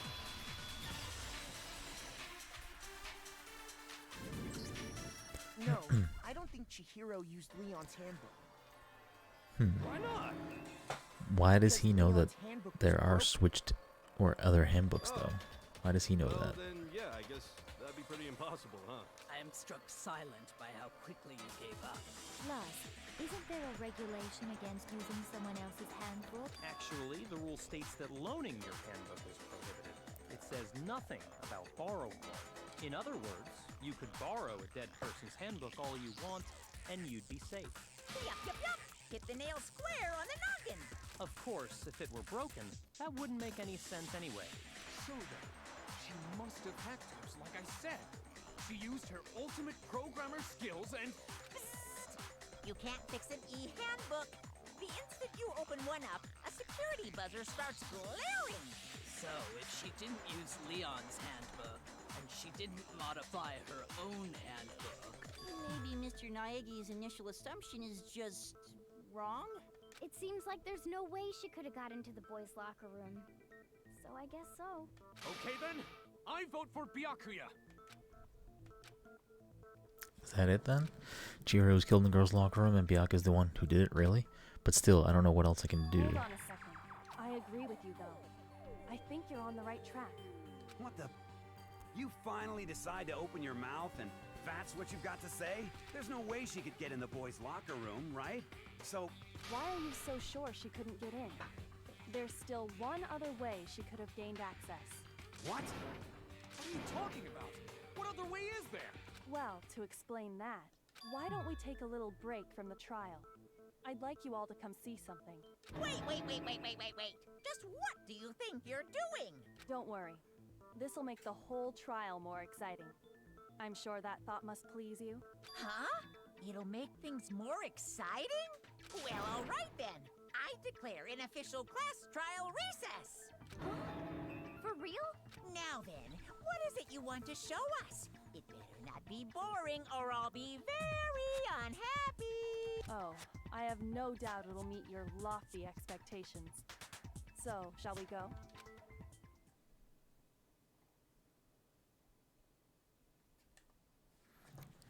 Well, I'm gonna also take a quick recess.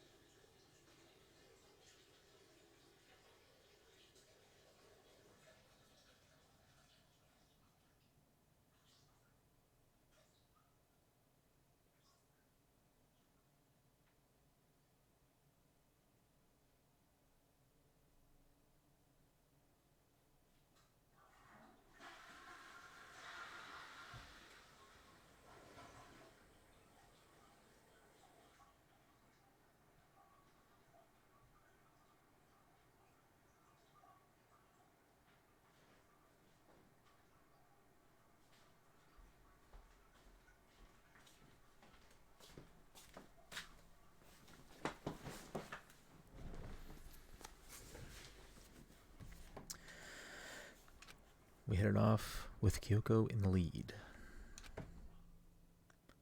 And where she took us was... I have no idea, to be honest. The girls' locker room? You've already searched this place top to bottom. What are you trying to pull, Missy? I'd like you to examine the victim's body one more time. You want to check it again? Be sure to examine the entire body very carefully. Examine her carefully? Like using our hands? No way, no way, no way, no way, no way! It's probably best if I don't run my hands all over a girl's dead body. It's not that I'm freaked out or anything, it's just based on religious grounds, you know? Very well. I'll do it.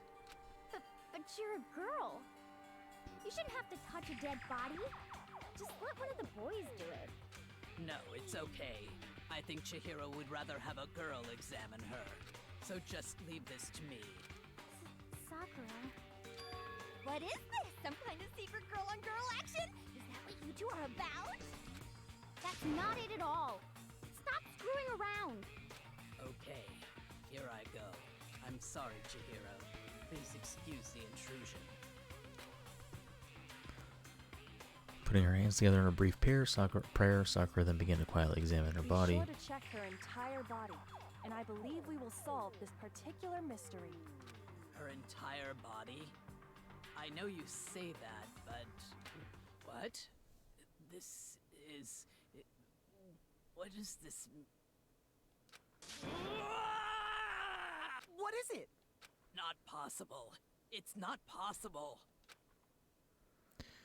Sakura's eyes were staring wildly at Chihiro's lifeless form. Her massive frame trembled. This girl is what? Is a boy. Ah, I see. So she was actually a he. Interesting. Thank you for confirming this fact. You're joking, right? I wouldn't joke about this. Ben, it's really true? Chihiro was a guy? Oh, what? You guys didn't know? Heck, I knew that right off the bat. Chihiro Fujisaki was totally a guy.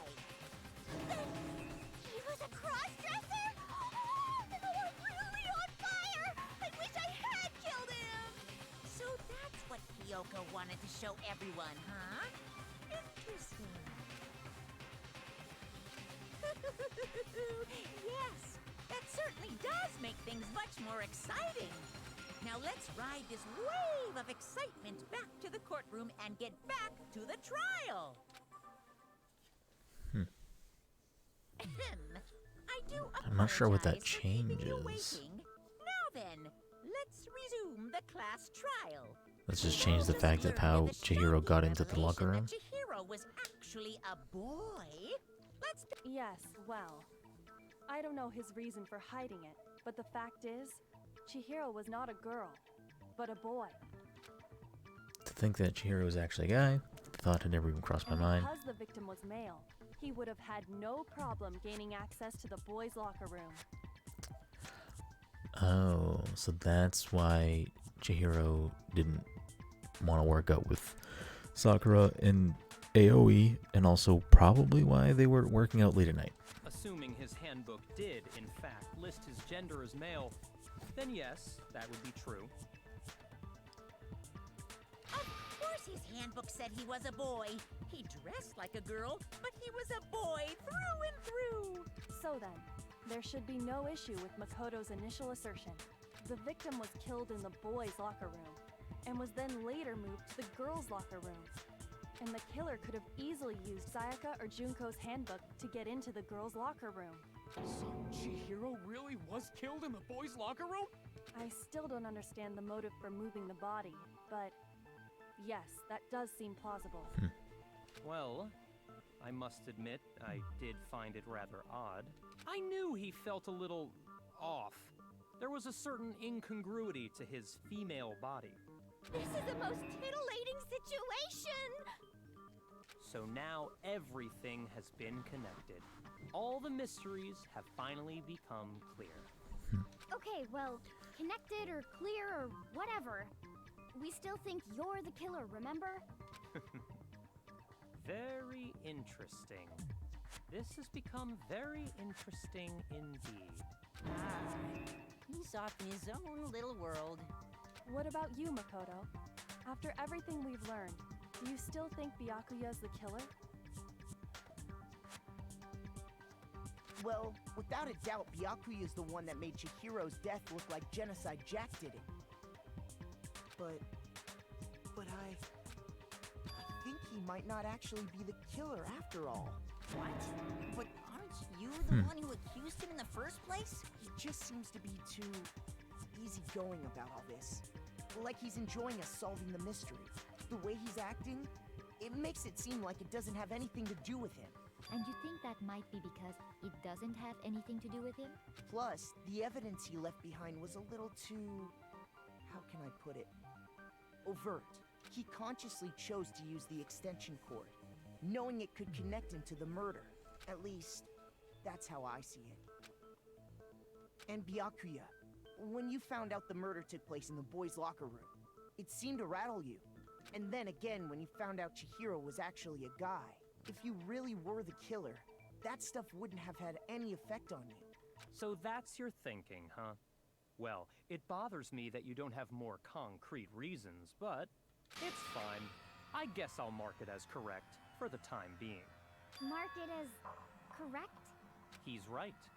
I am not the culprit. I just happened to come across the corpse in the girls' locker room and decided to alter it. Are you fucking with us right now? No, I am not effing with you right now. I'm telling you the truth. Well, I find it very hard to believe. Go ahead. Find it very hard to believe. You're free to be executed along with the rest of us. If you're really telling the truth, then why? Why do you do that to his body? My reasons hardly matter right now. Uncovering the culprit is much more important, wouldn't you say? Now then, if it wasn't me, who was it? Well, I don't think I can say for sure without talking about it a little more. You're seriously gonna keep going? We're all good, aren't we? I thought it was clear Byakuya... Yeah, he's pretty suspect right now because he knew about Leon's handbook being in the main hall. No, I'm with Makoto. If there's any doubt whatsoever, we need to explore every possibility. Because if we're wrong, we all die here. That's true. Very well then. I'm with you too. Damn straight. Count me in. Do you not have a mind of your He is own? also suspect to me. Of course I do. What am I, an ant or something? Anyway, let's discuss this all as a group. That's very true. Our lives are all on the line. Excellent. Then shall we resume our game of hide and seek? But if Byakuya didn't do it, then who's the real killer? Who murdered Chihiro? There's one thing we can be sure that we know about the killer. The killer was able to gain access to the real murder scene, which means the killer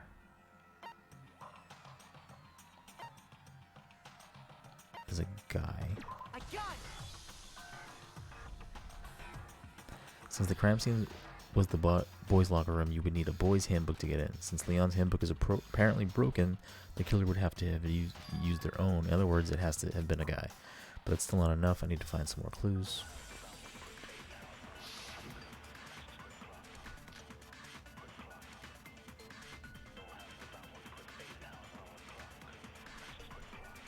Isn't there a single clue that might lead us to who did it? Clues are one. Did nobody get a look at the killer? Sure, if someone saw the killer, they would have... Perhaps someone saw the victim at some point. Even that might... Yeah. All we need right now is any kind of new info. It's over. It's all... You want to know who saw the victim? The killer. And only the killer. No, it's wrong.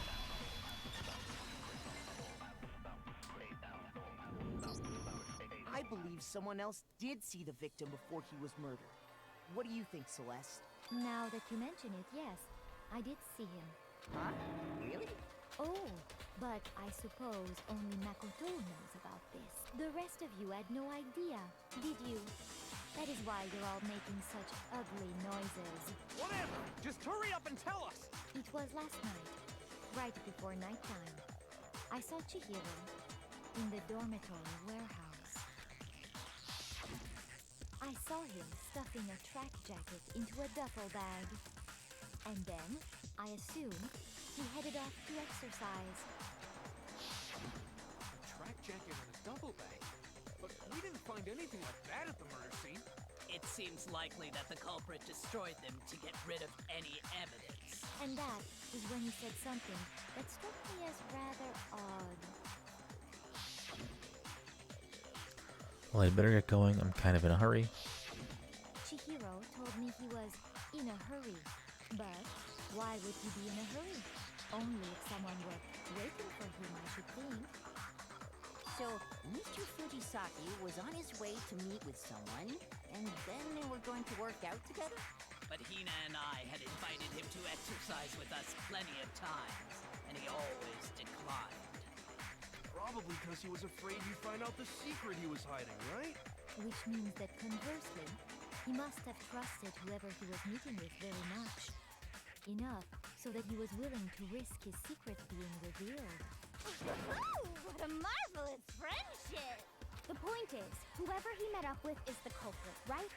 So we just gotta figure out who it was. But knowing what we know, I can't even guess. No. You already have what you need to make the connection. Huh? You know who the killer is. Seriously? Who is it? Who's the killer? It could be Mondo now? Think back to the track jacket and duffel bag the killer disposed of. Focus on the details of these items, and it should become obvious who was waiting for him. Are you sure about that? You really think we can figure out who did it based on 2 pieces of evidence that we don't have? What? You want to track down some fingerprints or something? Even if we had the equipment for that, we wouldn't know how to use it. As was noted, the evidence is already gone. There's nothing to get fingerprints from. Maybe, but we can make certain inferences if we just take the time to talk it out. Easy for you to say, but fine. Celeste, did you notice anything special about the bag or jacket? The bag was just a normal duffel bag from the warehouse. All the bags in there are the same, so I can't imagine what would make that one special. Well, if I remember right, there was a decent variety of tracksuits to choose from.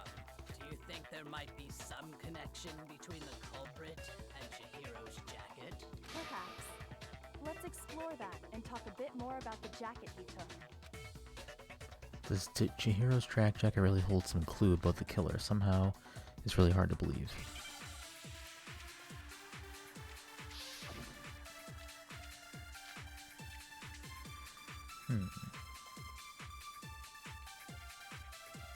First of all, we know where Chihiro was headed. He was on his way to go exercise. So next we have to ask, why did he choose the specific track? What do you mean, the specific tracksuit? I got it! He picked that track. It matched the one the culprit was wearing. So, what you're saying is the killer was wearing the same blue tracksuit as him? My tracksuit is black. I don't even have a tracksuit. Cause exercising sucks. I have a white tracksuit personally. I got it from the warehouse. Did any of that really help us get him closer to think? No way. Fuck, it's Mondo. You heard him right. Because no one ever said that the tracksuit was blue. Tracksuit was blue, and he just did. I got it! It matched the one the culprit was wearing. So, what, the killer was wearing the same blue tracksuit? No, it's wrong.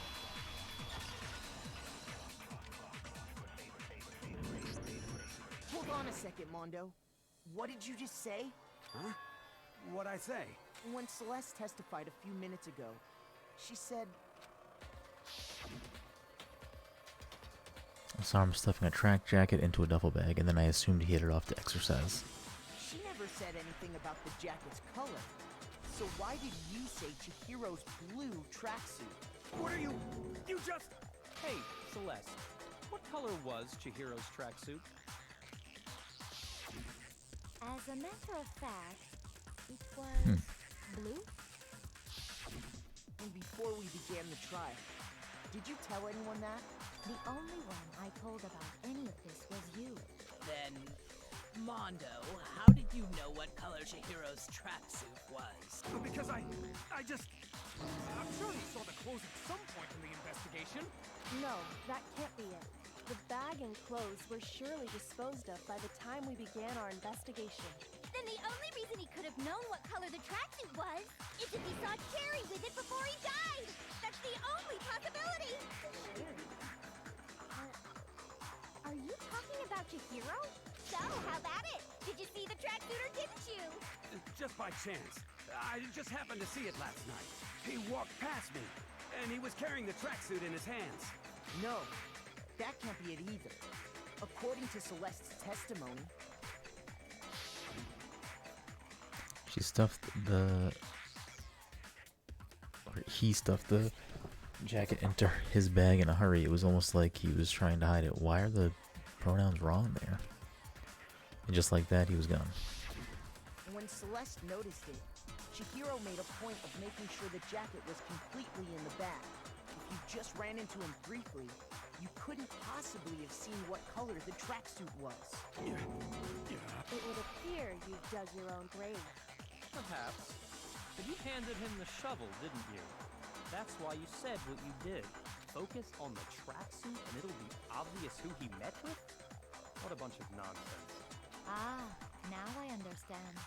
It was all one big bluff, wasn't it? Your true intention was to draw a slip of the tongue from the culprit. That's why you said you knew who did it.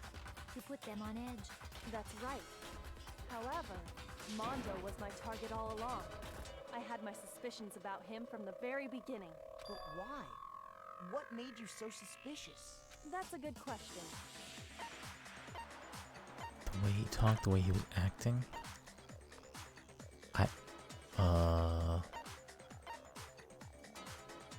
The way he was acting, I guess? There was a certain turning point that tipped me off. Maybe you didn't notice it, Mondo, but you tend to refer to men and women differently. You only call guys dude. For girls, it's chick. Oh. And he did call Chihiro a dude. And after he was killed, you happened to refer to him as dude. Once I picked up on that, it occurred to me that Mondo knew something we didn't. Did you notice such a tiny detail? Are you a witch? She's a witch! You're positively frightful! No, I'm not the frightful one. Not nearly as frightful as someone capable of murdering a friend. Mondo, was it really you? Did you really kill Chihiro? I didn't kill anyone! You've been all over me, judging everything I say, putting words in my mouth. What gives you the right to treat me like a goddamn criminal? Yeah! He would never do something like that! This is a false accusation! It's true. My reasoning on that is pretty shaky. That was fast. Well, this does present us with a problem. It seems we are all out of leads. My time has nearly come. That's what my little ghost friend is telling me. Oh yeah, that reminds me. Hifumi, weren't you telling me you found some evidence? Really? What kind of evidence? Actually, no. Now that I'm thinking about it here calmly, it might not be all that relevant. Jeez, does your confidence just get up and walk away? It's fine, man. Just tell us. And if you really insist, then, here it is. What do you have there? It happens to be an e-handbook. I found it laying on the ground, so I scooped it up. You found it on the ground, right? Then it must belong to...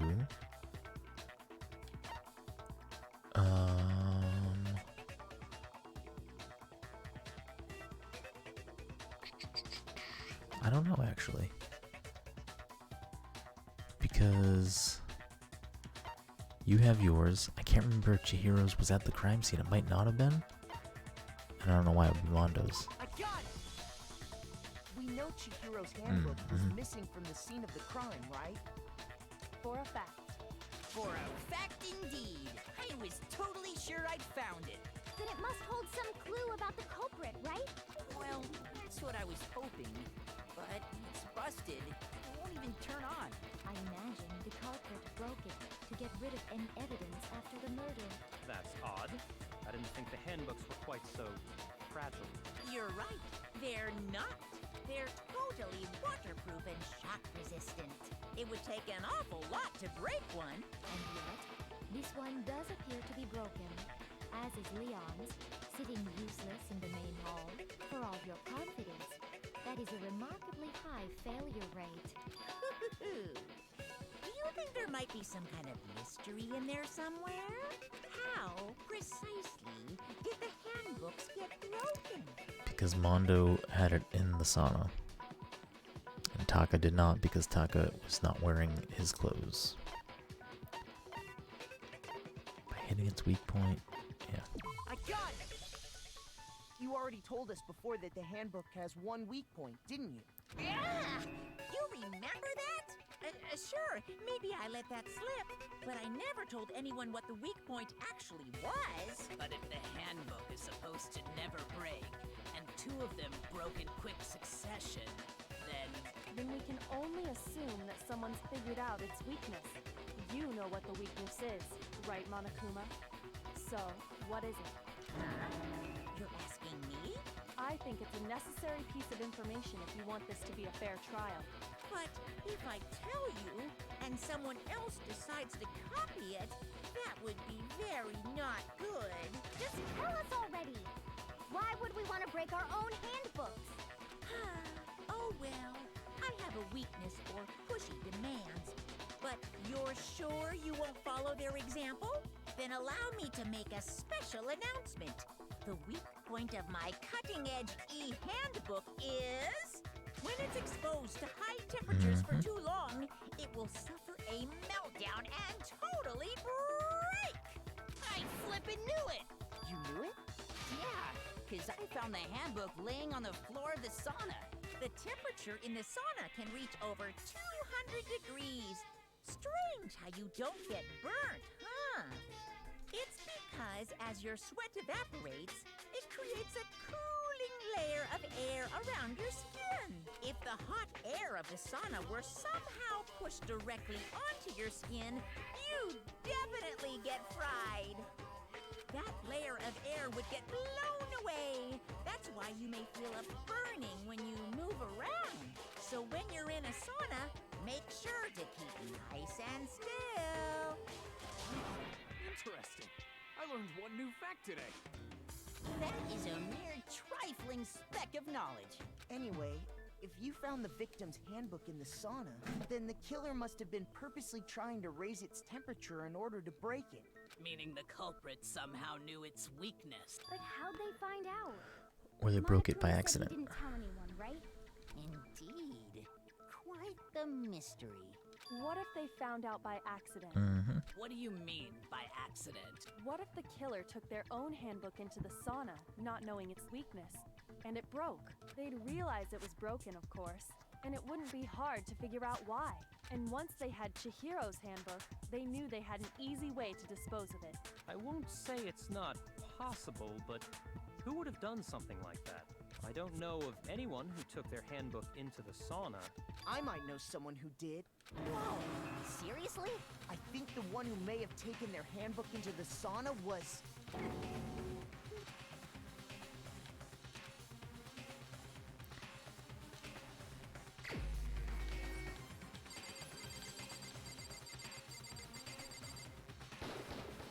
Here's my answer. Mondo, your handbook got broken in the sauna, didn't it? What? Why? Why do you keep accusing him? Mondo and Taka had an endurance contest in the sauna not too long ago, remember? And for the contest, Mondo just so happened to keep his school uniform on. But little did he realize, he'd also left his handbook in one of his uniform pockets. And when it was all over, Mondo discovered that taking your handbook into the sauna could easily destroy it. No, wait, hold on. You've got it all wrong. He would never kill. I don't accept this. Show me the proof. The actual solid proof. I mean, I don't want to believe it either, but I found something that proves it beyond a shadow of a doubt.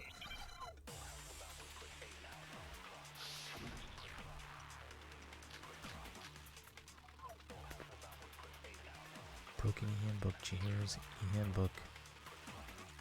Let's test Makoto's assertion. If what he says is correct, then you broke your own handbook. In other words, if Mondo's handbook is actually broken, then that proves that what Makoto said is right. Well, my goddamn handbook works just fine! See? Look! Makoto was wrong after all! Mondo wouldn't hurt a fly! I'm sure Mondo's handbook broke during the sauna shower. If I can just prove that, then we'll have to show the handbook Mondo has must actually be. Let's test Makoto's assertion. If what he says is correct, then Mondo, you broke your own handbook. In other words, if not, then that proves. Well, my goddamn handbook works just fine! Crap, I missed it. Fuck. Makoto was wrong. Mondo wouldn't hurt a fly. Let's test if what he says you broke your own. In other words, If Mondo's hand, then that proves. Well, my goddamn handbook works just fine!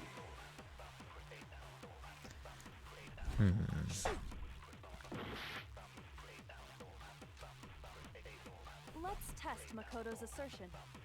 If what he says is correct, then Mondo, you broke your own handbook. in other words, if Mondo's handbook is actually broken, then that proves that what Makoto said is right. Well, my goddamn handbook works just fine! See? Look! Makoto was wrong after all! Mondo wouldn't hurt a fly! I think I need to take the word wrong and shoot it at Mondo's statement. Let's test Makoto's assertion. Whoops.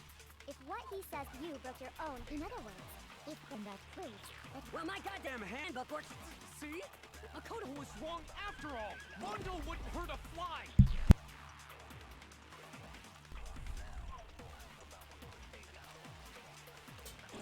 Let's test Makoto's assertion. If what he says is correct, you broke your own. In other words, if Mondo's hand, then that proves that. Well, my goddamn handbook works just fine! Okay, that's not it either. shoot. Let's test Makoto's assertion. If what he says you broke your own. In other words, if Mondo's hand, then that proves that what Makoto said is. Well, my goddamn handbook works just fine! See? Makoto was wrong. Mondo wouldn't hurt a fly. What am I doing wrong? Let's test if what he says you broke your own. In other words, if Mondo's, then that proves. Well, my goddamn handbook works just fine! See? Look! Makoto was wrong. Mondo wouldn't hurt a fly. Is that not the solution? Let's test if what he says you broke your own. In other words, if Mondo, then that proves that what. Well, my goddamn handbook works. No, it's wrong.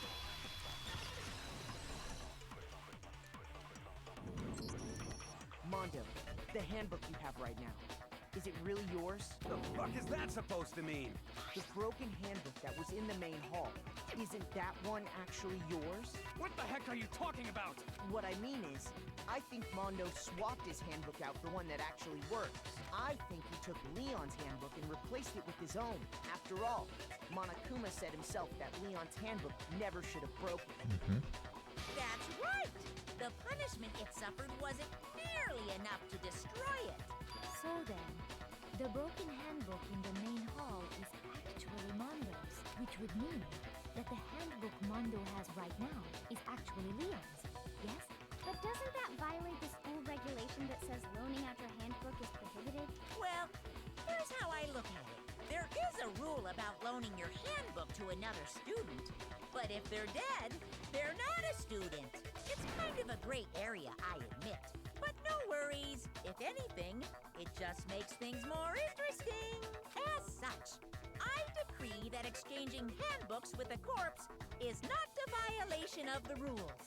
Well, Mondo, if I'm wrong about this, you're welcome to say so. I'm happy to admit I made a mistake, but... Son of a bitch! What's wrong, bro? Come on! Tell him he's wrong! You are wrong! You have to be wrong! Everything you just said is wrong!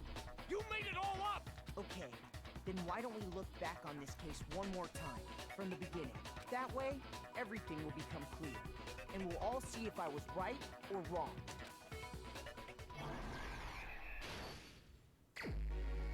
Okay, finish the thought. saw it.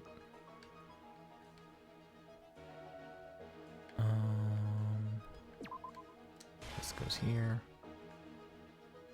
There's the locker room, so swipey. Or, I guess, this.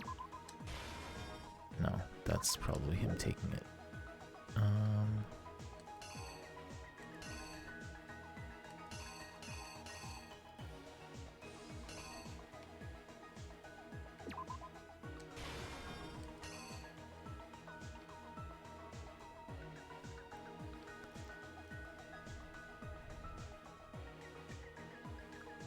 So, boop, boop, boop.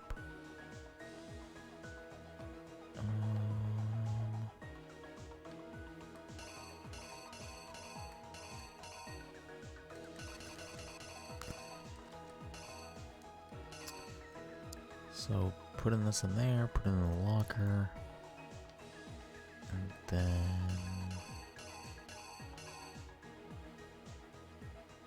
I guess this.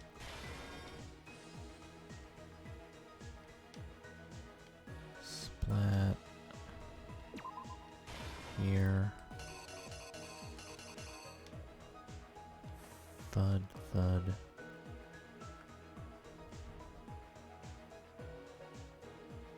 Oh, did he kill him by accident?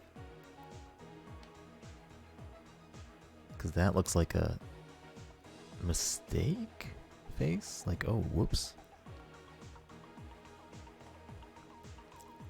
Rolling up the rug.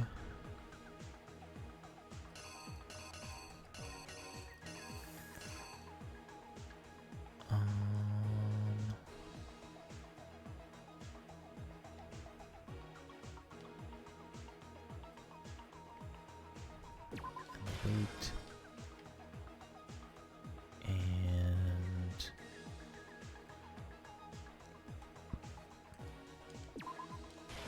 the poster.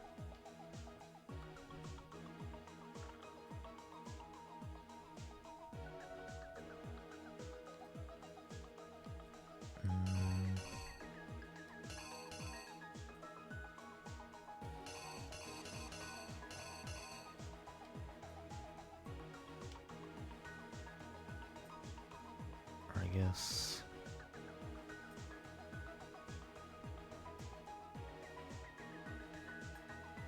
I don't actually know.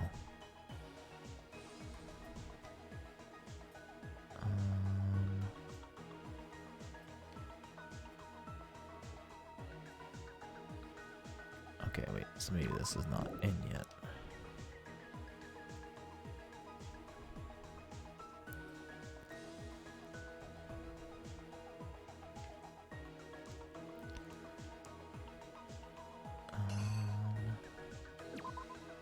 This can go here.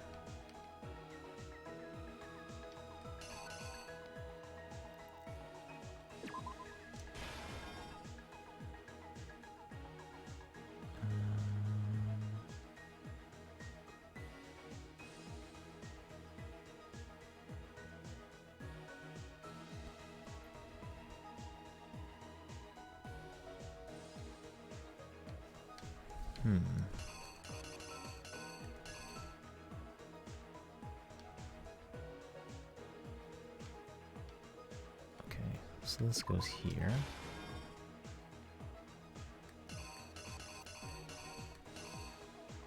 And that goes there, maybe?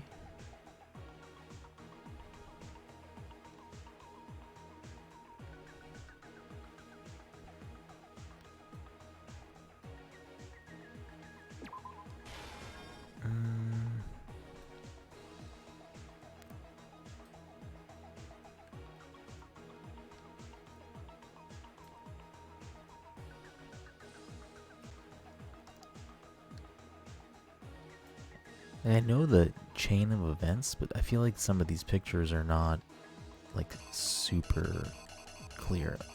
I also don't know what the purpose of this, the sauna is. So the sauna, or like, yeah, the room before the sauna.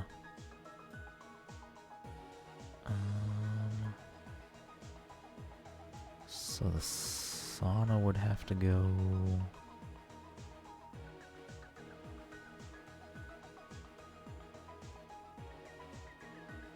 I don't know where the sauna would go.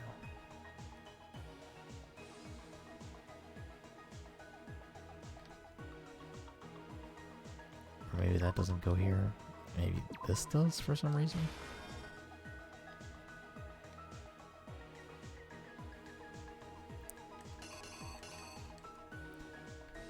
Alright, so...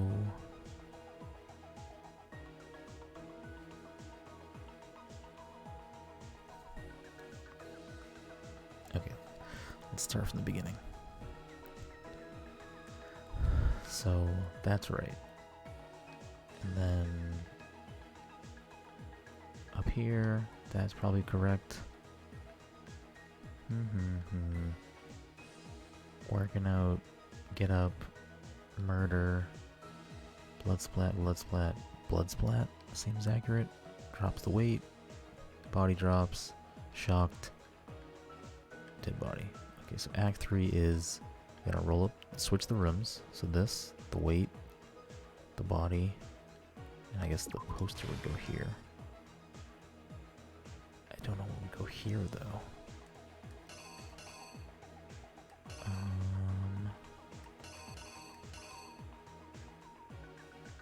I guess this. Go into the girls' locker room. Swapped. Okay. He comes in. Sets the crime scene like that. This. I don't know what this is supposed to be though. Throwing the thing?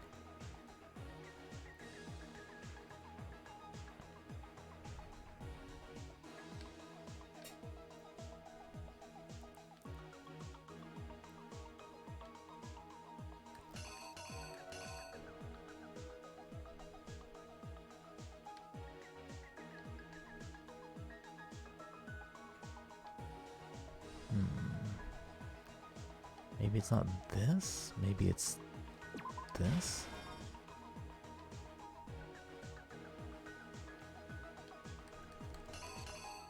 The killer is you! First, let's take a look back to before the incident.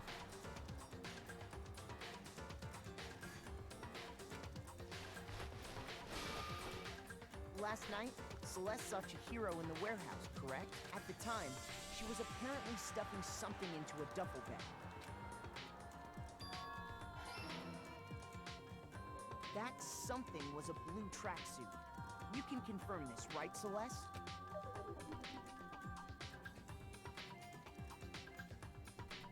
With bag in hand, Chihiro headed out, even though it was officially nighttime. She made her way to the locker room, specifically the boys' locker room. But how could the victim, who was apparently a girl, access the boys' locker room? Oh, I didn't lay out my reasoning right. I need to rearrange the events of this case. Huh?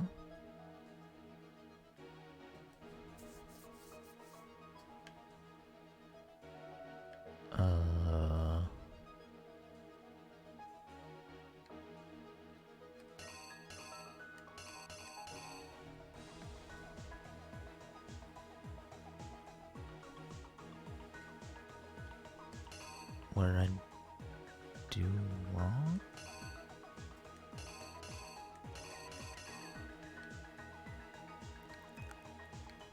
I guess it would be this and then this. The killer is you!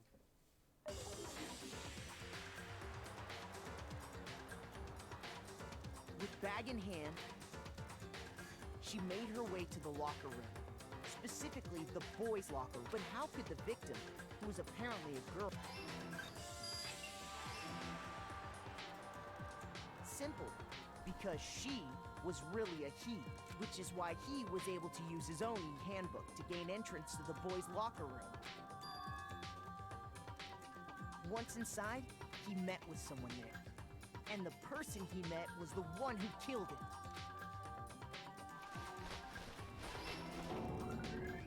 It seems likely that the killer grabbed the nearby dumbbell, approached the unsuspecting Chihiro,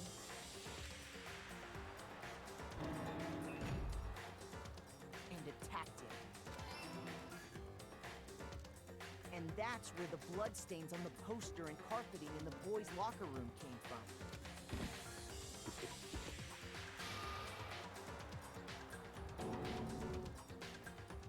It was likely in the heat of the moment. The body was arranged, but the murder itself felt unplanned.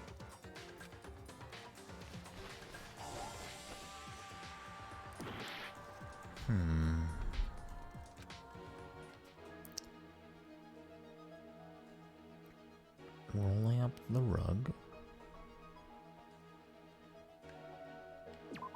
Taking down the poster?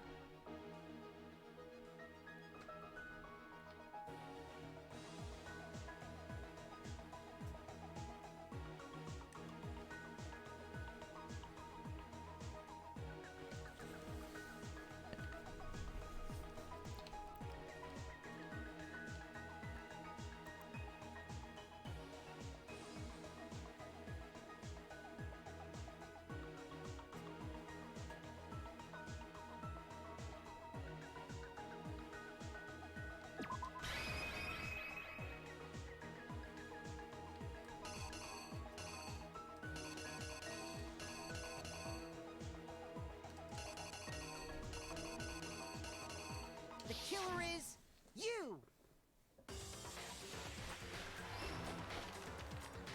Which is why the killer hurried to try and hide the act. Then, removing the bloody poster,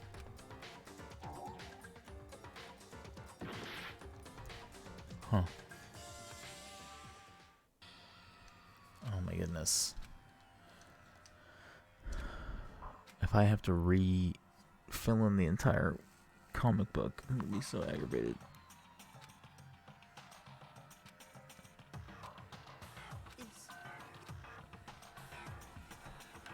I refuse to give up yet!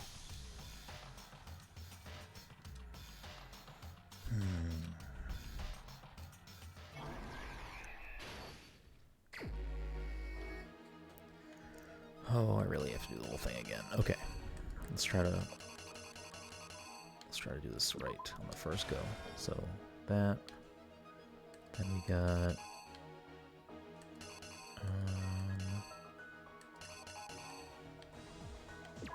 this, then it's this, then it's poster blood.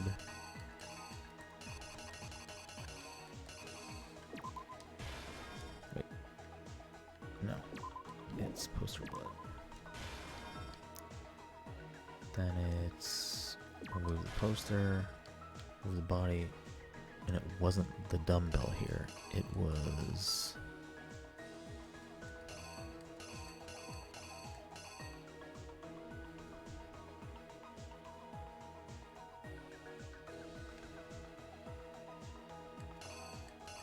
I don't know what it's supposed to be. If it's not the dumbbell, then it must be that?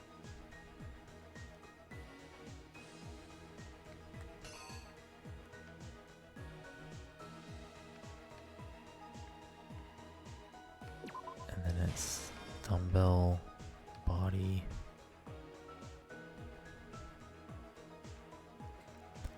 So then this idiot comes in, and he's like, oh, I got this. Do that and do that, and then that.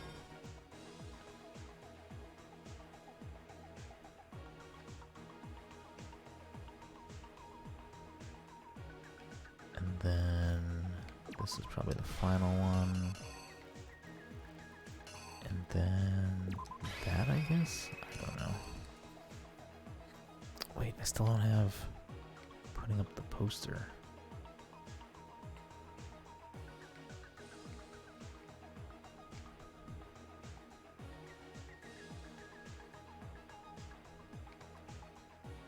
I don't know. We're just gonna let it ride and see what happens. Probably get it wrong again. first, we can skip all this. at the time, she Hold down B, thank you.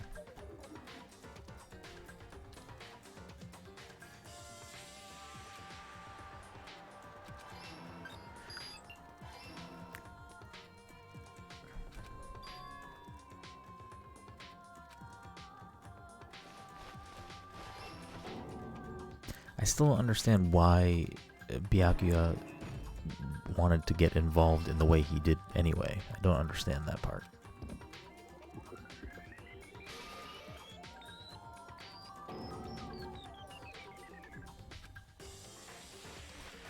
Okay, putting up this. which is why the killer hurried to try and hide. Then, removing the bloody poster,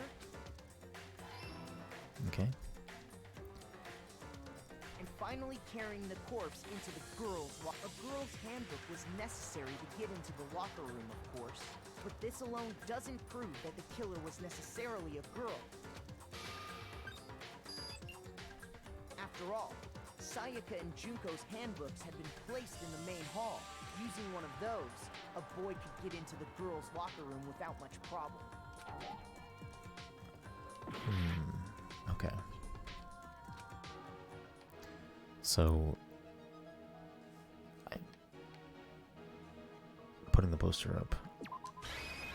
The killer is These scenes are After all, a little ridiculous. Sayaka and Junko using one of those, a boy could get it.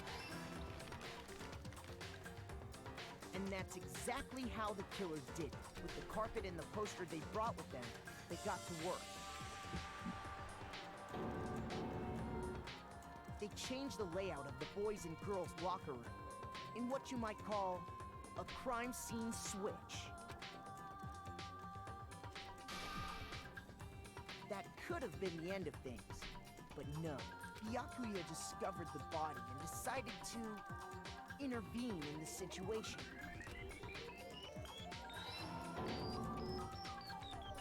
So, after stumbling on the crime scene, he went and grabbed the extension cord from the library, and then he got to work. He used the cord to string up Chihiro's lifeless body.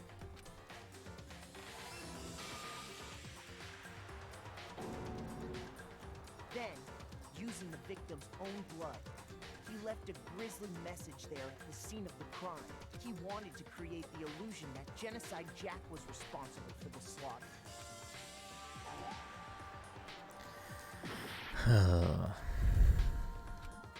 Okay. I don't know what is happening here.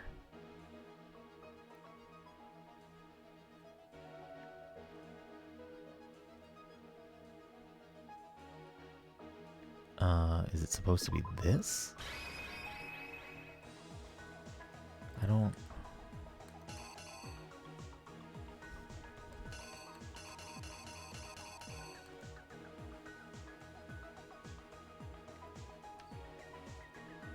Act 5.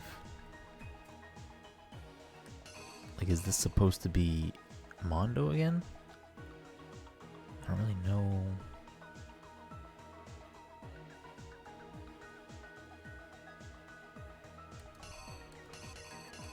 What else could go here? I guess this door could go there?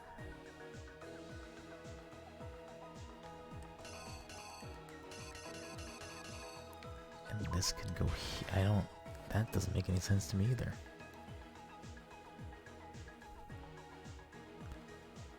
The one holding the e-handbook backwards. This is correct, though. I thought I had the doorknob on the first one.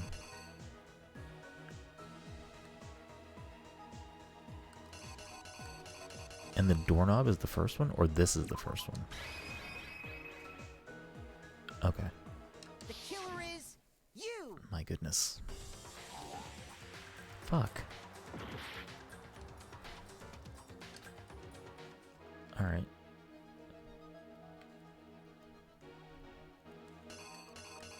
Yeah, all that's left is doorknob, sauna, and that. And dumbbell. I don't know why it would be the dumbbell.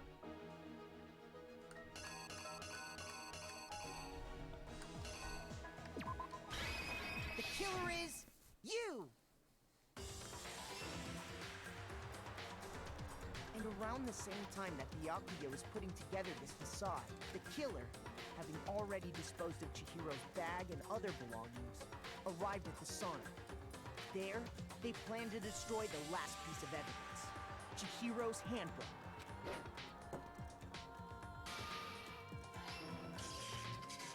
And just as the killer expected, the steamy sauna was enough to ruin the electronic gadget. Somehow, the killer knew that the handbook couldn't stand up to the heat of the sauna. And the reason they knew that is because the sauna had already wrecked their own handbook. And that's how it all played out. Isn't that right, Mondo Orada?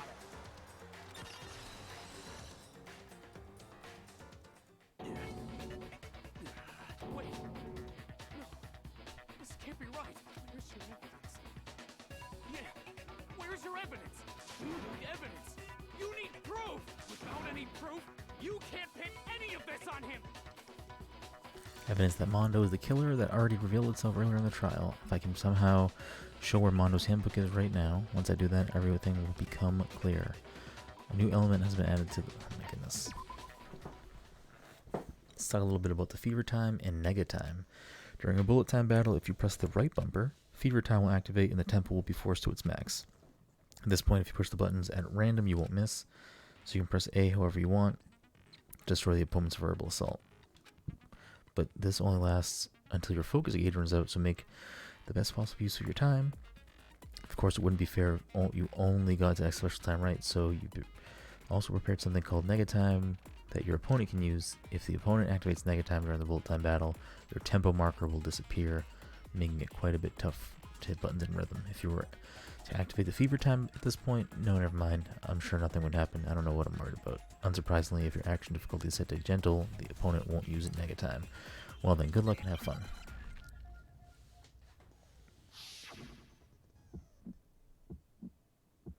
Show me some evidence. Controls.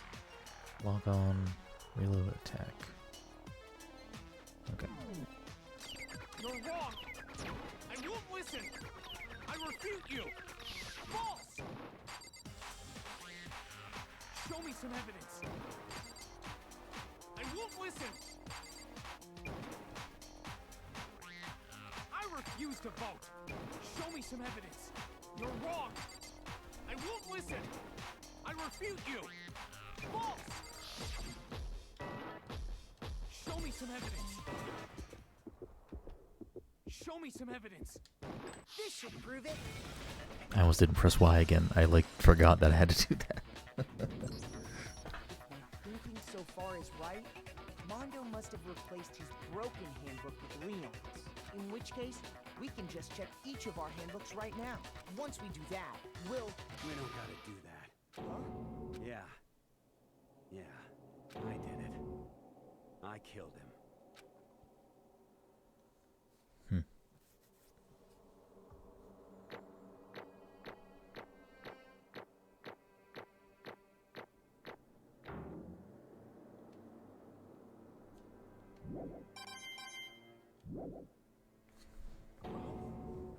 Bro, what are you saying? I got no choice, man. After hearing all that, I gotta just give up. Go ahead, Monokuma. Get it over with. Ask for the goddamn verdict. Roger that. Wait! Hold on! No waiting, no holding on. Time for the moment we've all been waiting for. Grab your lever and give it a yank! Who will you elect as the Blackened this time around? Will you make the right choice or the dreadfully wrong one? What's it gonna be? What's it gonna be?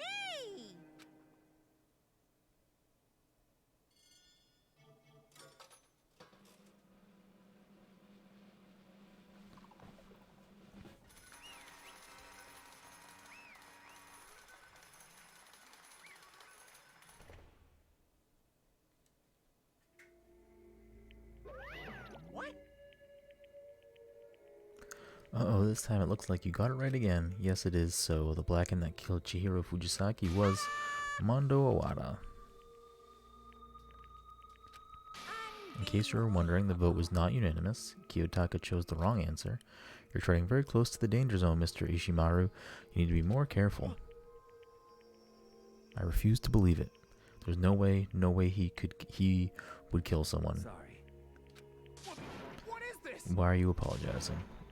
Why a million times? Why? Why did you do it? Now then. Well, it looks like Mondo's taken a vow of silence, so allow me to explain on his behalf. The story of the murder this time is the sad story of two men. Oh, but for anyone who doesn't really want to hear it, you can hit the B button to fast forward the text. Anyway, there once was a young boy, and his name was Chihiro Fujisaki. He had an extreme inferiority complex regarding his own lack of strength. You're so weak, even though you're a boy. He'd heard things like that as long as he could remember, and he couldn't overcome his weakness. On the contrary, he tried to hide and buried himself further and further into that weakness. To take on that fragile form of a petite young girl, he had chosen that as his way out. Now, nobody would be able to say anything about even though you're a boy. But no matter how tightly he wrapped himself up in that shell, the inferiority complex had already taken root deep inside of him. He was not so easily weeded out. As it turned out, the shell was completely empty. The complex didn't disappear, instead it only grew stronger and stronger. I'm weak. Weak.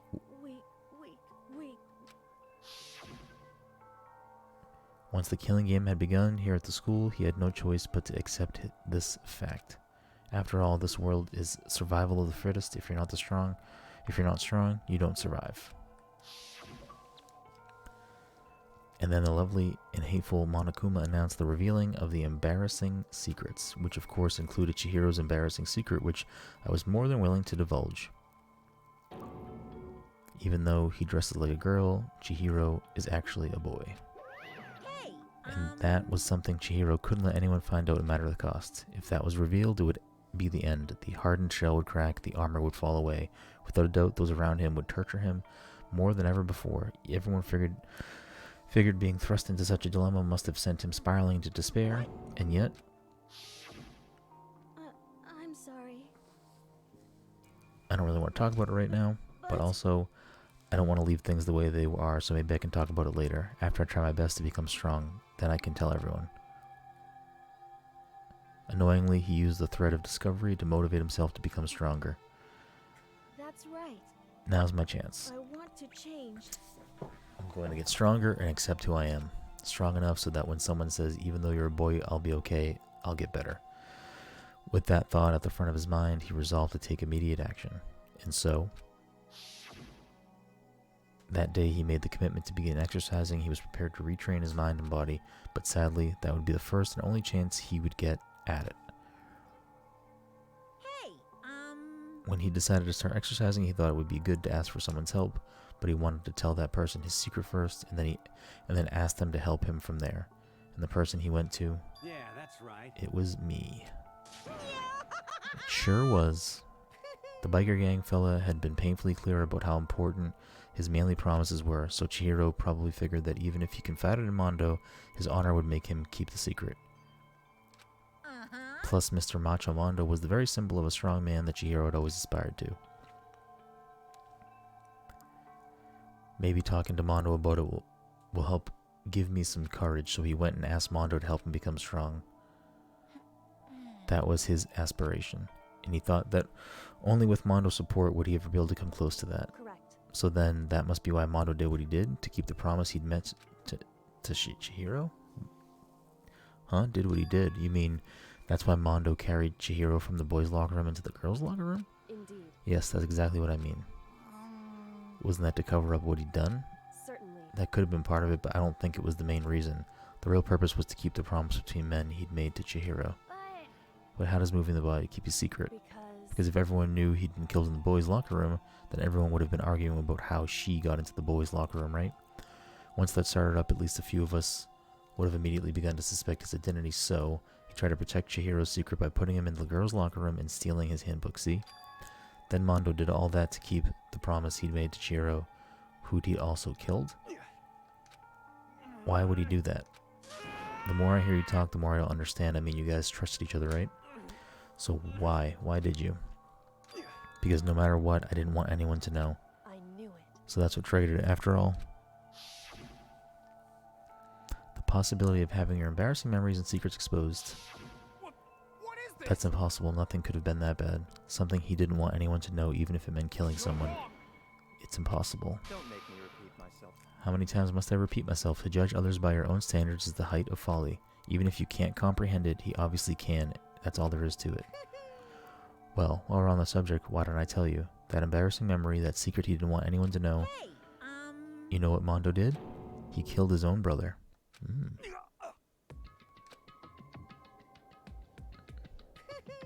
Mondo, the ultimate biker gang leader, makes all the hoodlums and riffraff across the country tremble, but the only reason he had the chance to join a gang in the first place was because of a certain someone. Mondo's older brother's name was Daiwa Awada. Mondo had nothing but respect for him. It was because of Daya that Mondo ever got on a motorcycle. Mondo's brother was his only family growing up. He was the only one Mondo could trust or respect. He wanted to measure up to his big brother, so he imitated him in everything he did. Mondo was the epitome of starry-eyed kid brother. Meanwhile, the charismatic older brother had put together a local motorcycle gang. And before anyone knew it, it had grown into the biggest biker gang in the country. Daya, the older brother, #1 in the gang, and his #2, his younger brother Mondo. In the beginning, everything was peaches and gravy. But when Mondo started to think about how he would have to take over the gang from his brother someday, his brother's greatness, his reputation began to gnaw on Mondo's very soul. The kid's gonna take over for Daya, huh? Daya created this gang with his bare hands. Mondo's just along for the ride. Can someone like that really be our leader? All that'll do is make the gang look bad.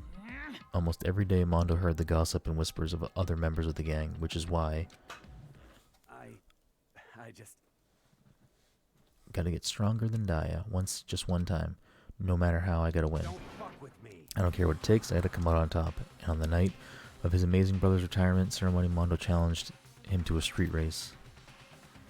But during the race, tragedy struck. The kid brother pushed ahead with reckless abandon, eager for victory, and dashed into oncoming traffic, but suddenly...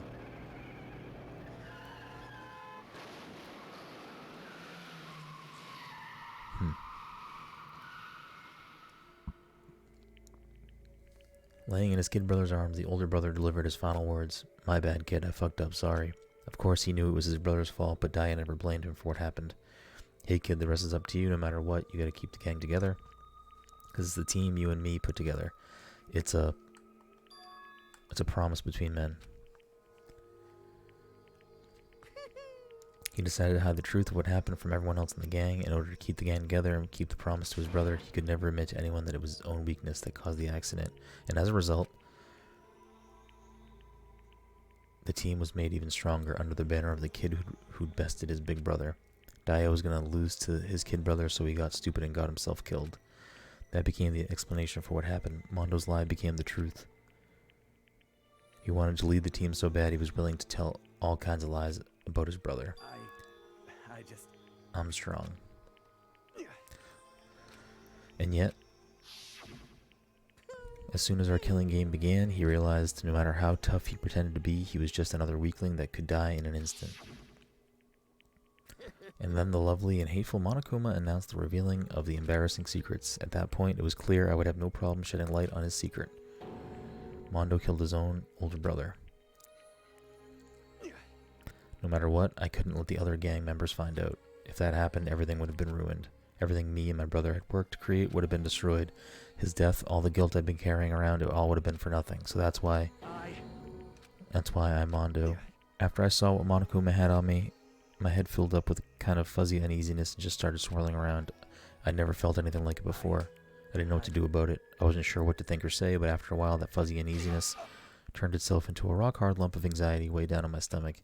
It was right around then that Chihiro asked me to start working out with him. And right there, he told me a secret. Seriously? Jesus. Yeah, I'm sorry, I lied to you. But why? Why now? Why are you telling me all of a sudden? Because, I mean, you've kept that secret all this time, right? If anyone found out, you would... You're right, but... I want to change. I wrap myself in lies. I'm weak. I want to destroy that version of me forever. His words were like a knife in my gut. I felt like he was exposing the lie I'd been living myself. I have to change. I don't want to be weak anymore. You're so strong. It can't hurt you, right?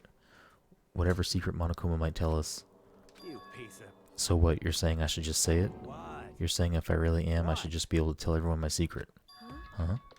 I was jealous. I was jealous of Chihiro's strength. He had the strength to face his own weakness, to try and overcome it.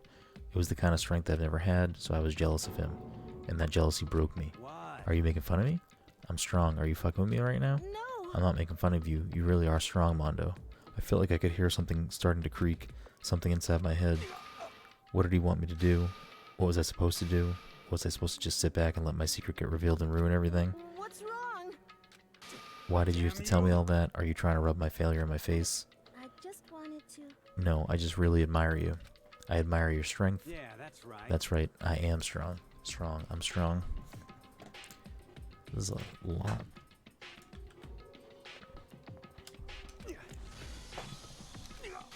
Stronger than you. And stronger than Daiwa. I don't remember anything after that. When I woke up again, he was laying at my feet, covered in blood. I had the dumbbell in my hand, and I was just staring at him down to the ground. I killed him. I killed Chihiro. After all this time, I'm still just as weak as I've always been. And thanks to that, I did something I can never take back.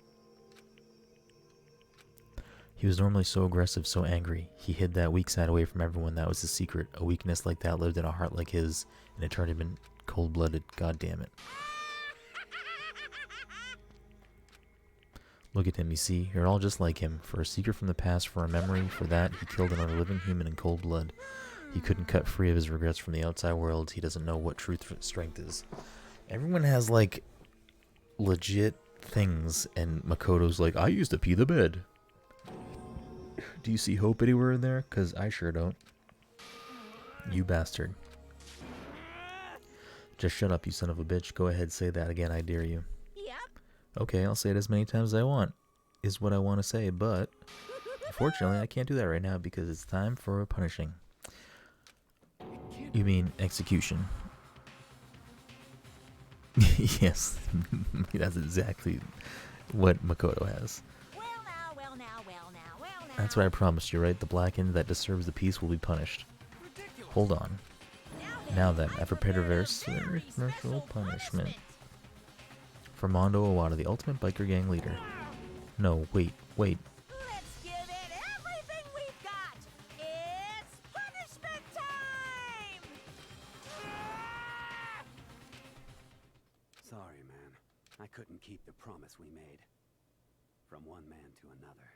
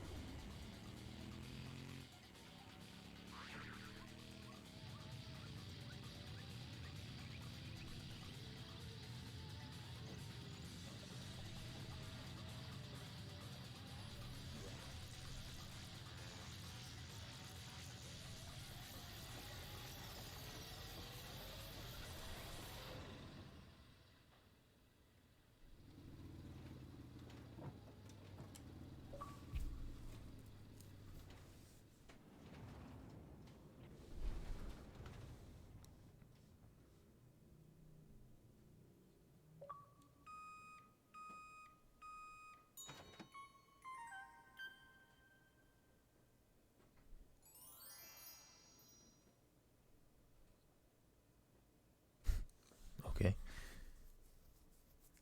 I still don't understand why Byakuya did what he did. And I'm curious if that's gonna be a thing in future chapters. Laugh at death and your soul live forever, be at peace.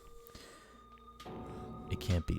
Taka is way too upset by this. You had one, like, you were friends with him from the sauna. Like, it's been a day, my guy.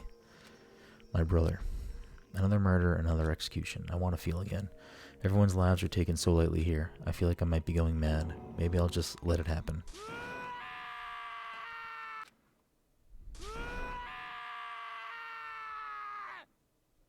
Okay, fair. That's fair. As Taka's sad screams faded our skulls, we were each forced to realize once again, but he, of course, he had to. What a disappointment. This is the end of the game? Byakuya? You're completely insane, you know that? A game? One of our friends is dead, you realize that? Naturally. Of course I do, because this game is life or death. Hey. I don't have anything to say to you, I don't have a response except that. However, I just don't understand why. Why do you go out of your way to disguise Mondo's crime? What? Why?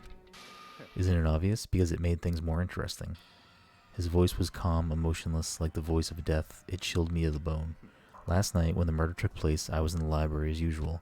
Honestly. So you ignored the nighttime rule too. That rule never mattered to me. I don't recall agreeing to it. While I don't particularly care, please continue. The night grew late and I decided to return to my room, which is when I stumbled upon him. I spotted Mondo coming out of the girls' locker room. After he'd gone, I looked inside and saw the corpse. You mean you actually witnessed the murder? He was such a fool he didn't even have the slightest idea that I'd seen him. So you're saying you knew who the culprit was from the very beginning? That's right. Indeed. But if that had been the end of it, how boring would that have been? I mean, what a waste of time to have the answer revealed right at the beginning. Which is why I decided to lend a little helping hand. I thought it would liven things up. You did all that to liven things up? So after hearing about Genocide Jack from Toko, you decided to use that to create the fake murder scene. But damn man, if we hadn't figured out who'd really done it, you would have been dead too, right? Well, obviously I would have revealed the truth before it reached that point. Of course. Byakuya turned and looked me in the eye. I could feel his sharp eyes piercing into me. Thanks to a certain remarkable someone, it never did, and I was able to perform an interesting experiment. Once I do decide to become blackened, I know who I'll have to watch out for. correct. So that was your reason. Are you satisfied? Indeed. Yes, we're done listening to your story. Moving on. Hey, There's something I'd like to ask Monokuma. What's this? Oh, I'm up next? you. You like to perform these elaborate executions each time, correct? My question is, why? Do you like them? Oh, but you know, this punishment, this despair, it's not just for you. All this punishment, all this despair is my gift to the mankind itself. You're over-exaggerating. I'm not over-exaggerating. These punishments are meant to transform all hope to despair. What do you mean? Mean? Mean? Mean? Mean? Oh my goodness. Good grief, I don't understand why you have to pick apart every little stupid thing. Whatever, it doesn't matter. In the end, I'm going to stand alone as the victor, and then everything will be revealed to me.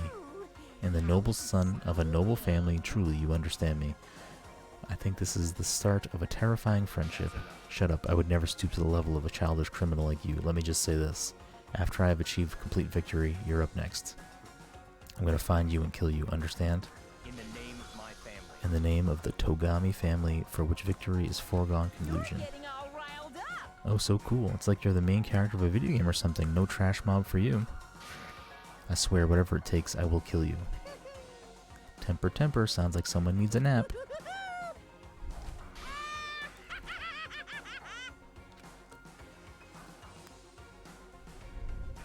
Monokuma's laughter peeled across the courtroom and the curtain closed in the case of Chihiro and Mondo. But I knew that wasn't the end. The killing game would still continue, because the mastermind wouldn't let it end. For those of us who were still alive, our worst fear and despair kept on multiplying. It was the kind of despair that felt like a blind puppy in hell had more of a future than us. All of our courage, our effort, our friendship, it felt like it amounted to nothing at all. It was the worst kind of despair.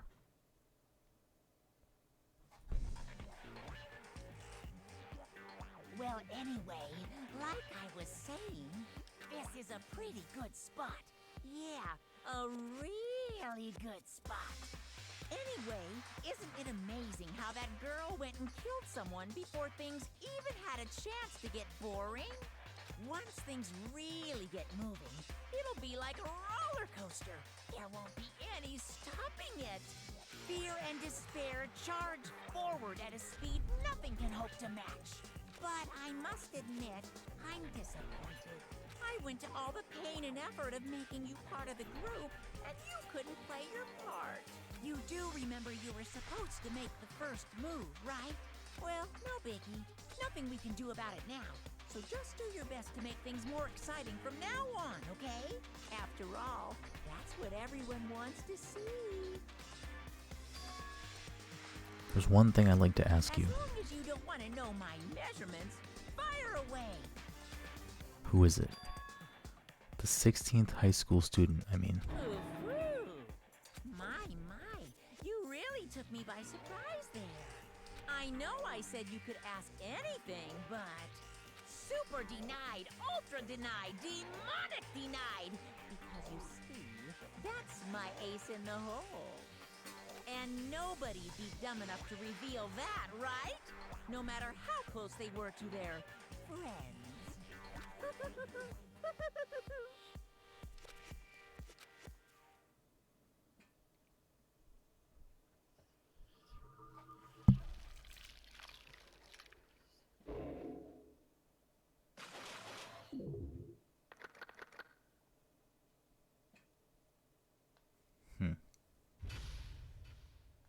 So I feel like I'm at least sort of right about what I had said during the end of the first chapter. That, like, this must be entertainment for someone, whether it's not like a TV show, but like maybe like a I don't know, like a group of people that pay for Monokuma to like put this thing on for them to watch as entertainment. I don't know. But also now there's apparently a hidden person that's in the school. Interesting.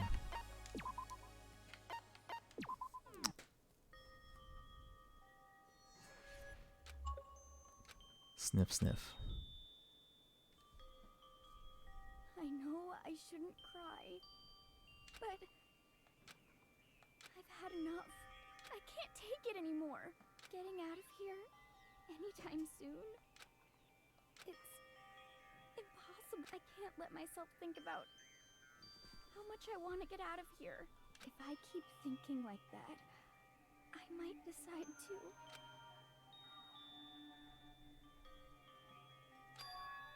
Donuts. I need to eat some donuts. That'll cheer me up. Glazed donuts, twisty donuts, jelly donuts, cream-filled donut holes, malasadas. Okay. Oh god of donuts, I'm praying for a wonderful encounter. Oh, it's just going right into chapter 3. Alright. Well, we're definitely going to stop there because we don't have the time today to continue on to chapter 3. So there was the second chapter of Danganronpa Trigger Happy Havoc. We're going to continue to play through all of the game here on Twitch. And then later, the scene lasts like 2 minutes. Okay, we'll add this scene into the mix so it's not cut up. Please forgive me for breaking the nighttime rule, but right now, for me, donuts are absolutely necessary.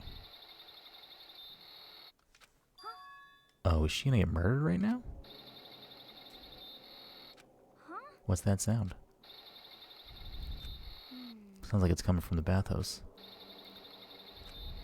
I'm super scared, but is someone there?